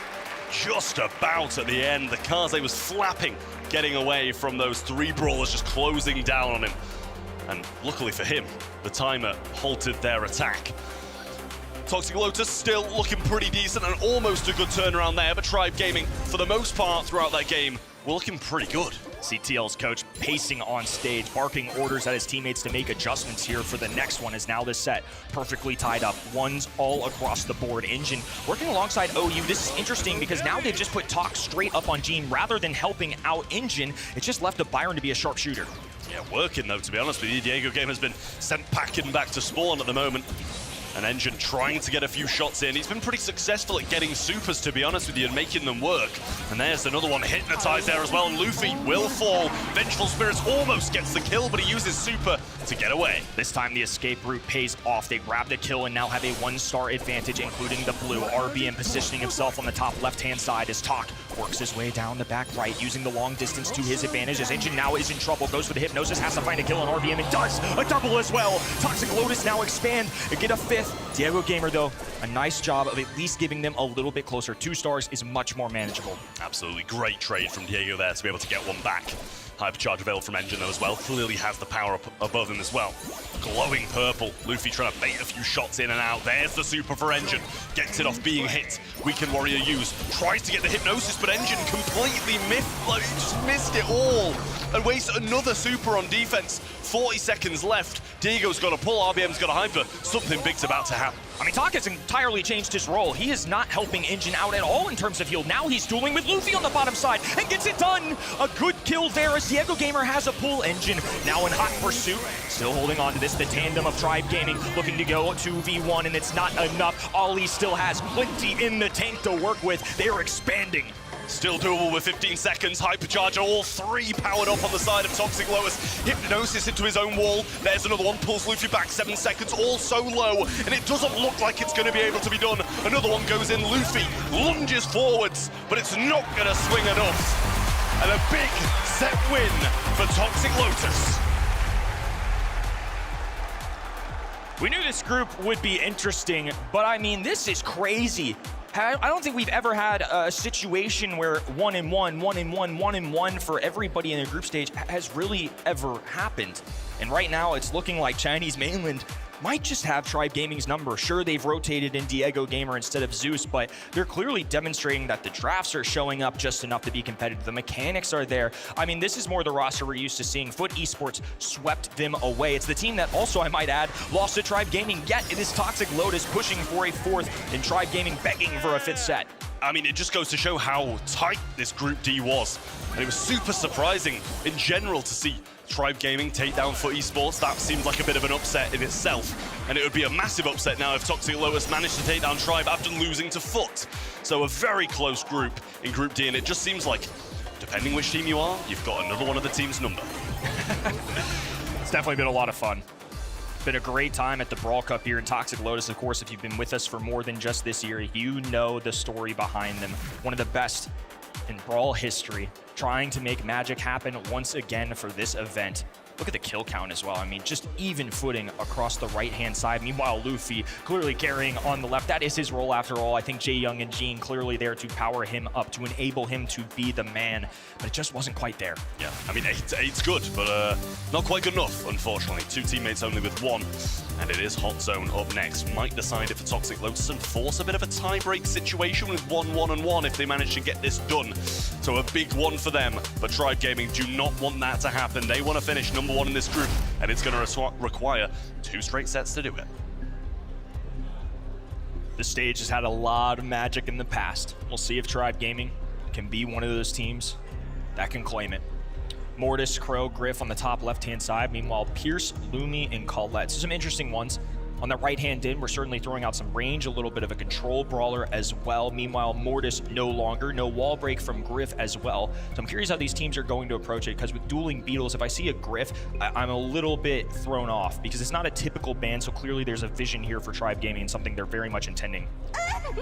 I mean, this is the thing as well. If you're kind of doing something a bit bold when you're 2-1 down, it's a huge risk, and yes, it can pay off massively, but it can also just, you know, end up shooting yourself in the foot. So Ems comes through as the first pick. Definitely not a bad one at that. I do quite like it. It used to be very solid on this map, I'll add as well. So Griff, it baffles me a little bit as well. And it absolutely is absolute cinema. Can't deny it. Well, maybe they wanted anti-tank of choice here, and maybe Ems is just their best bet. So you throw out Griff, no piggy bank, which means Ems has a little bit easier of a time. Curious to see how this goes. Poco in the face of that too. Yeah. Wow, so a really interesting draft start, I would say, just overall. It seems pretty weird to go with Poco into the Ems. Yeah. Because usually you pair in Poco with something quite aggressive, a tank or an assassin, or maybe they're just going to go triple heal, but even that wouldn't be great against the Ems. So slightly baffled by what they're trying to do here, but I think that's kind of the name of the game with these two teams. You don't know what you're going to get with the draft. I'm not sure either. Is this maybe a tuning fork play or just trying to cancel out something that they're anticipating from the other side? Yeah, that's exactly where I was going. So we get Lou freeze and Poco, not normally going to be something that you would say hard counters, but because of that gadget choice, it entirely changes things. If you got a Lou freeze, you can take it out. So now they grab that for themselves. I think that's why they put Poco with this. If they just drafted Lou alone, well, it's an easy click of Poco for the left-hand side. So if you want Lou, you had to go with the Poco. Yeah, I mean, the issue is for me, I look at these two brawlers, I'm like, man, if they get spawn trapped, they're going nowhere. Like, they're going nowhere. They need control throughout the entirety of it, or at least to have that 50-50 in the mid. If they go back to spawn all at one time, it's going to be super tough to break past an Ems with those two brawlers. Kenji going to come in then. An aggressive pick, and I do like it, I must say. Kenji is one of the brawlers that I do enjoy seeing, and I think the Tribe have got a great selection. TL better nail this 6th pick, but they're going to have to wait to see what Tribe do with their last remaining. So Kenji, in this early game, is going to have to be careful, going to have to dodge out some Lou shots, but Lou is not an easy brawler to pilot. I mean, those shots are a little staggered. It's not just a straight line of snow cones going your way. So I think Kenji, especially with his maneuverability, just being able to dash up the map, somebody with a little control, and we still haven't seen any signs of wall break, I think partially due to that. Now we get a Clancy as well, who I really like this Clancy matchup in particular in the Poco. I just think it's kind of a super feeder for him. It absolutely is, yeah. And I don't know if that ultra stops them from going that kind of possible aggressive brawler that they might have wanted to go at the end as well, because you're going into an Ems, you're going into a Clancy, you're feeding both of them, and it's going to be super hard to kind of pair that with the Poco. So we'll see what they do choose to go for their 3rd and final. Obviously being 6th pick, it gives them a bit of power, but as you said, I really like that Clancy. I don't think it's going to be difficult to play into here. I think Tribe just thinking through all their options, because with the 4th and 5th pick especially, you're just trying to make sure you can't get beat by a 6th pick, and I think that's about as good of a well-rounded comp as you can do, especially given the bans. And I guess if you're going to pick Ems first overall, they're doing their best along the way. This is a little unusual from them used to. Amber in a 1v1 matchup into all of these outranges the Clancy, outranges the Ems, but I'll stand by you. There's not a lot of aggressive features. There's no wall break to move them up the map more quickly. These aren't mobility brawlers, so if they lose the early game, Toxic Lotus are in deep trouble. It's going to be super difficult to get past these walls if they are pinned back in spawn, as we kind of both said. It's going to need to be a mid-battle for them, or all-out control. Don't want to be feeding this Clancy at all, I'll tell you that. Luffy starting things off, super aggressive through the mid, just beelining for the back lines of Toxic Lotus. OU already has super charged up as well. Rotating fire going around engines, dancing in the flames as Talk operates on the left-hand side. RBM up the middle, low HP, needs to fade away, but still being rather aggressive. I think just trying to stay alive as long as possible to build those percentage points, but they've let it go. Now this is exactly what we were looking out for. Toxic Lotus have gotten the pressure. Now they've gotten around these walls, and OU has a hypercharge already. This is promising. Yeah, super early, super and hypercharge for him, as you've said. RBM coming in now, does catch Engine off guard and a miss heal from OU. All of that work wasted in one move, and a great push by Ems. Shows how good of a first pick that is. Diego Gamer now on that 2nd tier, which is very important. Clancy at his 3rd stage can be rather lethal as OU tries to get around this. Luffy doing a great job of making contact. Talk, though, has the ice rink available. Being patient, trying to bait this out as now Luffy goes the other way with an engine, with a nice dodge, a little flamethrower out the middle as OU sweeps him away with a little guitar stroke, and it's Tribe Gaming still with the lead, but DLF taking control. Need to be cautious of Diego Gamer here with the super in hand. It's going to be a tough move for them if they feed him up. Luffy with a hypercharge too. OU needs to work for another super of his own. There's the super collected by Luffy as well, and a hyper for Engine. Might have caught them both in that, and Diego in a real precarious position, just burning up RBM, but a good gadget through the wall gets them back in the mix. OU now with the super available, goes out with it as Luffy goes with a hypercharge. Oh, makes contact with Talk as well, but the ice ring will slow them down. Now fire in ice all around Luffy, taking shots from every direction is Tribe Gaming, and it's going to be back and forth the whole way through. I mean, a hyper was ready for OU there as well, and he didn't even need to use it. Dancing flames around Engine in the lead with Toxic Lotus. Luffy on the right-hand side, shield in hand, trying to go hyper-aggressive, but a hyper-charge back is going to be missed. RBM pops one of his own, and Luffy cleans up the right. 10% needed, but Tribe on the spot. Now Tribe Gaming engulfing the middle of the map as Talk tries to work on this left-hand side. This is enough of a percentage and enough of a stronghold to where Tribe Gaming might be able to turn this around. Gasoline going down on the ground. Luffy going against OU straight up as RBM gets the takedown. Diego Gamer as well. It's 3 blue members standing tall, and Toxic Lotus can't do a thing about it. Such a close match between these two teams. Tribe managing to get it done in the end, but Toxic Lotus in the driving seat for the majority of it, or at least for kind of 3/4 at least. So they've definitely got a chance here. There were a few slip-ups here and there and gave quite a bit of value to the Ems on occasions. So that's something they've got to clean up. But this could be done in 4 if Toxic Lotus just polish up a little more. So up the middle of the map go Engine in OU. Talk on the right-hand side this time as Luffy expands on the left. Now diving in at OU. Healing Gadget goes down as well. Has the Poco Super available for heals as Diego Gamer wants to get any shots he can. The earlier he can get to this silver tier, it's going to be better for the roster as a whole. Even if it costs him his life, I think it's okay depending on how this result goes. Much better, I will say, from Toxic Lotus at the moment. Diego Gamer gets his 2nd tier, but M's pinned back into the Toxic Lotus spawn, and a much better percentage-wise for Toxic Lotus. There's a great gadget again, though. Earns RBM is super OU, just trying to stay alive, trying to stay in the mix. Gets the Hyper Super and uses it too. Diego Gamer should be stunned out and dealt with here, but Tox got no help.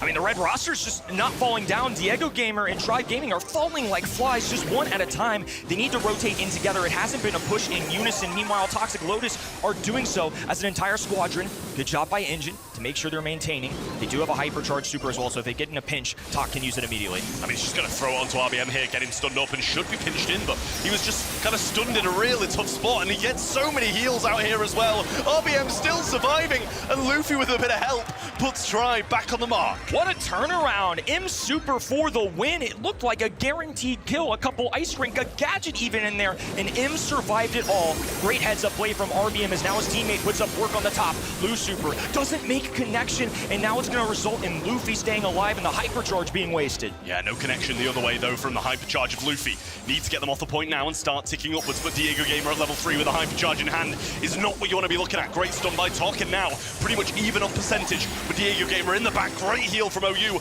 but the same from RBM. He just can't die. Eventually goes down, couldn't get the 2nd super off, and Luffy going straight onto the zone. It took every bullet the Toxic Lotus had, but they finally bring the main man down as Diego Gamer dances left-hand side. Extra stats from the hypercharge as OU falls rather weak.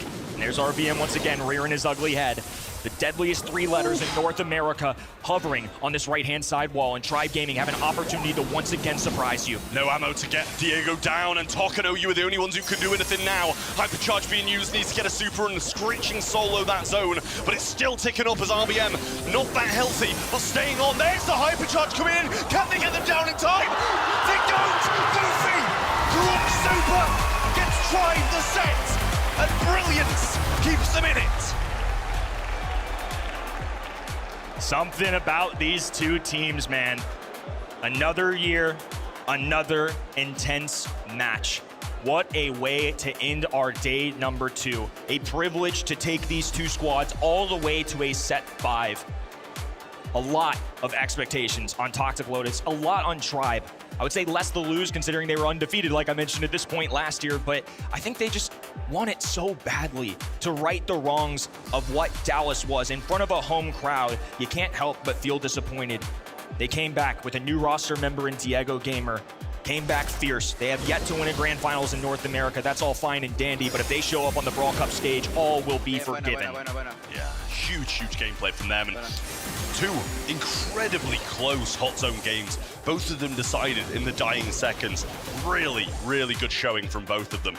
Just, I think it was the Tok who just couldn't get the ammo to kill them, and RBM staying alive in these situations. M's wonderful first pick, bear in mind as well. Clancy had its moments, but I think Luffy, the standout, definitely ended the 2nd game here, really making it work, because I thought maybe with that stun, he got his 64 HP! 64 HP wins in the game. That's crazy. I mean, Toxic Lotus just shaking their heads. What can you do? Just hands and fists. In another world, in a sliding doors moment, that goes differently. For the final map, we will head to Death Cap Trap. This rivalry being renewed for day number 2 of our Brawl Cup 2026. Some interesting bans going down. I would say some typical ones. You see Mortis top left, Colette top right, but Stu being thrown out. Colonel Ruff's a safe bet to go as well. I think this is going to make the first pick a little more interesting because some of our stable options are now out. Well, Luffy is going to be selecting the Lumi. And it's a good first pick. It's been banned out for quite a lot of our Brawl Cups so far, so nice to see that being able to get on the board nice and early. Still, obviously with these bans, Mortis being banned out with the aggression, you know, I'm happy to see Colette out of the way, to be honest with you. I really am. But am I right in saying Nah just slipped through here? Yeah, I think that's a good observation from you as well. They're going to need some kind of mid, of course. They're going to need some way to deal with Lumi because Lumi is such a good cutoff brawler. So this wasn't at the top of mind. It's not bad, but the good news is I think this is going to be particularly to contest Lumi, at least in the range battle, right? Or if they want to empower a fellow teammate as well, now they can throw a shield. So if something wants to dive in at the enemy side, Gus can send them on their merry way with a little extra health. Yeah, makes sense. It's just a consistent mid brawler, isn't it, Gus? Really, you know, when you're under a bit of pressure, pop the shield, have the knockback. Kooky Popper goes a long way at finding some kills that you wouldn't otherwise expect as well. So the Mo will join the Gus on that side, and as you said, it's nice to be able to provide a shield to someone, especially someone who goes as aggressive as Mo. So 2 more picks for Tribe Gaming. Once again on the 4-5 turn for the clock. They've got Lumi, who can be a fine mid gym carrier, but I don't know if they're going to be in love with this matchup into either Mo or Gus. So I'm curious to see what they surround themselves with for our big-time drummer in Brawl Stars.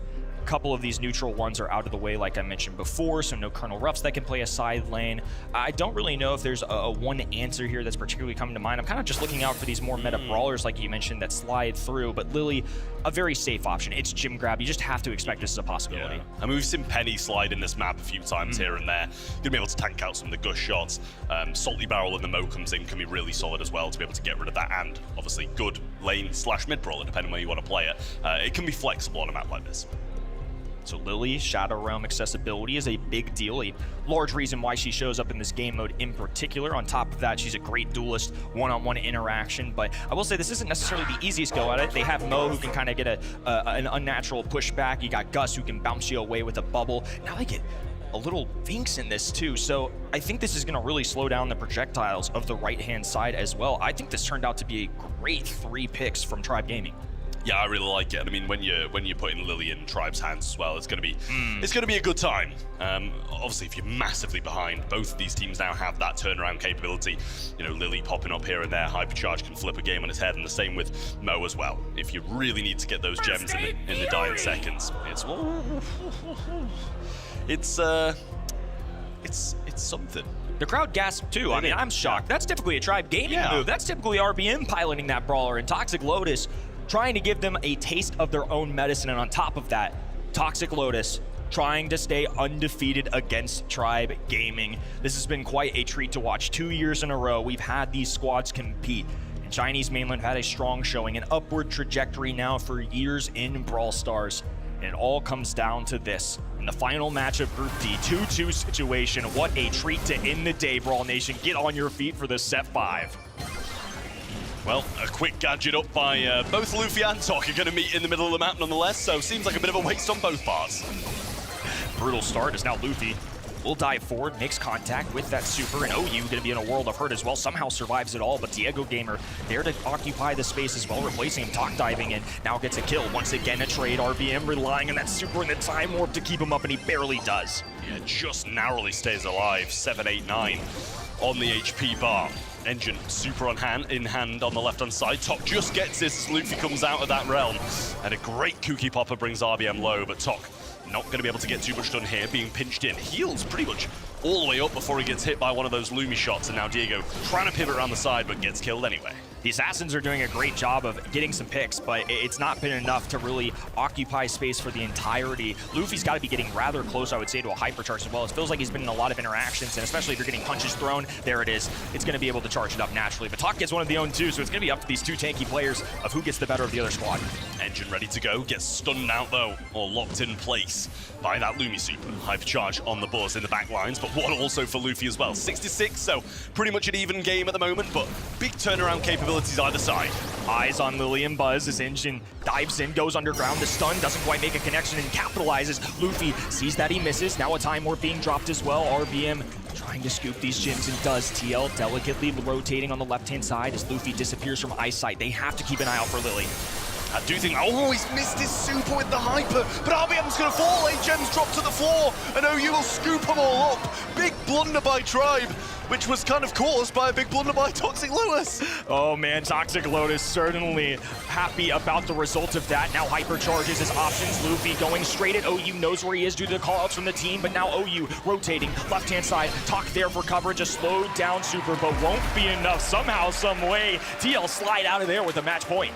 Yeah, I don't know how that happened. I'm not sure if he was pushed out of position because he thought the buzz was coming in with hypercharge. He missed it and then got punished for being out of position. Real tough stuff then for Tribe Gaming. And Toxic Lotus now just one away from the win. Crazy stuff. A Group D 1-1 for everybody would be insane. As now Luffy, cross court, going up to this wall as Talk dives in once again, looking at Diego Gamer, a stun available for Talk, but he's playing it pacing. Gus does his job as well. Engine trying to do the long-range to mid-range fight against RBM. It's going to lead to Toxic Lotus scooping his second gym. A stun going through, a TP away, beautifully baited by RBM.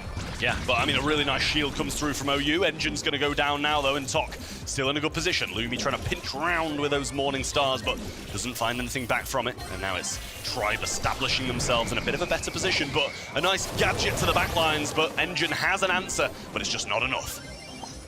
Even fight, just like this entire match has been, as Talk finally falls. OU operating from long distance, just trying to poke away at Diego Gamer, who now is baiting, goes over here and is dropping these Morning Stars, leaving them on the ground and trying to get a surprise attack. That's exactly what happens. The ice rink will cut off Gus. They buy a little bit of time though. It's Tribe taking over the middle of the map, and now Luffy getting dangerous. Talk's gonna be right there. Oh, and they dive different directions as well. They pass, and now Luffy's gonna be able to get the kill. Engine cleans up Talk. Somehow still alive amidst all of this, but doesn't do enough for a kill. All the gyms now with Tribe. There's some spilled out though, should be okay for TL. Engine trying to protect, so he knows he can go in when he gets the hypercharge with minimal risk, but that one spawns on Tribe's side. Hypercharge coming in now, goes for RBM, but he's going to TP back up the map, and a great evade with nobody. Oh, double stun, but through goes Engine, gets it. Luffy picks up 6 into the realm, but Top cleans up, and they're going to have 9 out of the spawn. Gems being exchanged by both hands, and somehow Toxic Lotus once again magicians. They get away with more gems. RBM though, another great play. 9 and now 6. It's a flip-flop once again. The Cookie Popper doesn't get the kill, but Luffy's got 8. They need to get him down before another gadget comes back.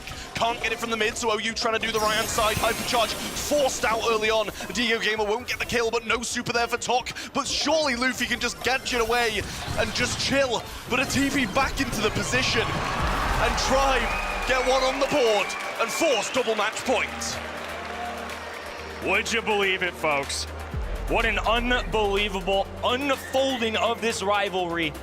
1 year later, Tribe Gaming still somehow in it. Toxic Lotus can still go undefeated against one of mobile gaming's biggest franchises. Incredible stuff. It's been scrappy to say the least. It has not been perfect, but Tribe Gaming and Toxic Lotus, nothing but entertaining. It all comes down to this game to see who's going to be the victor. RBM with 3, nice and early on. Toxic Lotus can't really contest the mid at the moment with Diego in this position. A great Kooky Popper from OU though forces him out, and there's the super from Tok. We'll get them back in the mix. 3 TL Brawlers standing tall as now they move into this left-hand side. It's becoming an east-west affair, a little untraditional for Brawl Stars and this map in particular. You can see Tok kind of just dancing back and forth here. He's looking to try and charge up that super. If he's within a certain threshold, he's just trying to clip a little bit of extra supercharge from Diego Gamer. Yeah, I mean, Tok gets in there now. Diego should be able to go down and does. And on the spawn is OU, but in the back is Luffy, just giving them so many issues. Eventually gets taken down, and it's a tie ball game. Beautiful peek shot from OU to grab that kill. 2 supers. They have to find where Tok is. He's splashing that super, looking to go for the life preserver contact onto somebody like RBM. They get a little ice rink, so they know somebody's slipping up as Tok now rotates to the left-hand side. This is going to be the thing we have to watch out for. If he makes this play, it's great, but we've seen him miss a couple times this set. Luffy's still chilling on the right. There's the gadget trying to go for Engine, who scouts him out, but he's going to land pretty much straight on him. There's the super as well, and he doesn't have one in return. Luffy cycles out, and Tok misses it as well. And only one more gem needed for Tribe to start the count. Tribe Gaming in prime position to get the revenge after a year and a long wait. Humiliation at Dallas last year. They have an opportunity to take down the Trailblazers. Here goes Engine for one more. RBM slowly backing away to the bottom side of the map as Luffy goes to play bodyguard for his teammate Diego Gamer, the new roster member, trying to do right by this beloved franchise. Tok diving in the stun goes through. RBM survives! North America perseveres! After 0-2 last year, they're perfect in the group stage. Just incredible. Milliseconds between Toxic Lotus and a big turnaround and a big flipping of gems. But Tribe Gaming hold on. And as you said, Kenny, 0-2 last year to 2-0 in 2026. I think a major shout out to Toxic Lotus. Tribe Gaming deserve all their flowers, but what a competitive showing, especially after seeing A0 yesterday go down. They did this region proud. I think Chinese mainland still has a lot of gas in the tank. Can't wait to see, though, how these fellows feel. They were put through a gauntlet, and now they get to talk with Banks. Oh my goodness, correct me if I'm wrong, but Group D has given us the best matches today. That was unbelievable. Luffy, I'd like to quickly say, revenge is a dish best served in Game 5. How did that feel? Bueno, la revancha es un plato que se sirve mejor en un quinto mapa. ¿Cómo se ha sentido? Me he sentido muy bien, tipo, nos preparamos, lo hicimos muy bien y nada, no sé qué vas a decir. So it felt very good. We prepared, we played well, and yeah. You did play incredibly well. Now, more importantly, finishing in this group as top seed coming into Championship Sunday tomorrow has put you in a much better position. How has that been for your confidence? Do you feel like all of you guys feel a lot more confident going into tomorrow now? Bueno, salir de grupos con un seed 1, entonces poner una posición privilegiada para el Championship Sunday. ¿Cómo se siente eso? ¿Eso os ayuda a la confianza? Me siento muy emocionado y tengo muchas ganas de jugar contra los mejores equipos, así que sí, se siente bien y estoy muy emocionado. So I feel very excited. It feels very good, and I cannot wait to play against the best teams tomorrow. Well, tomorrow can't come soon enough, but everybody please make some noise one final time for Tribe Gaming. Congratulations, gentlemen.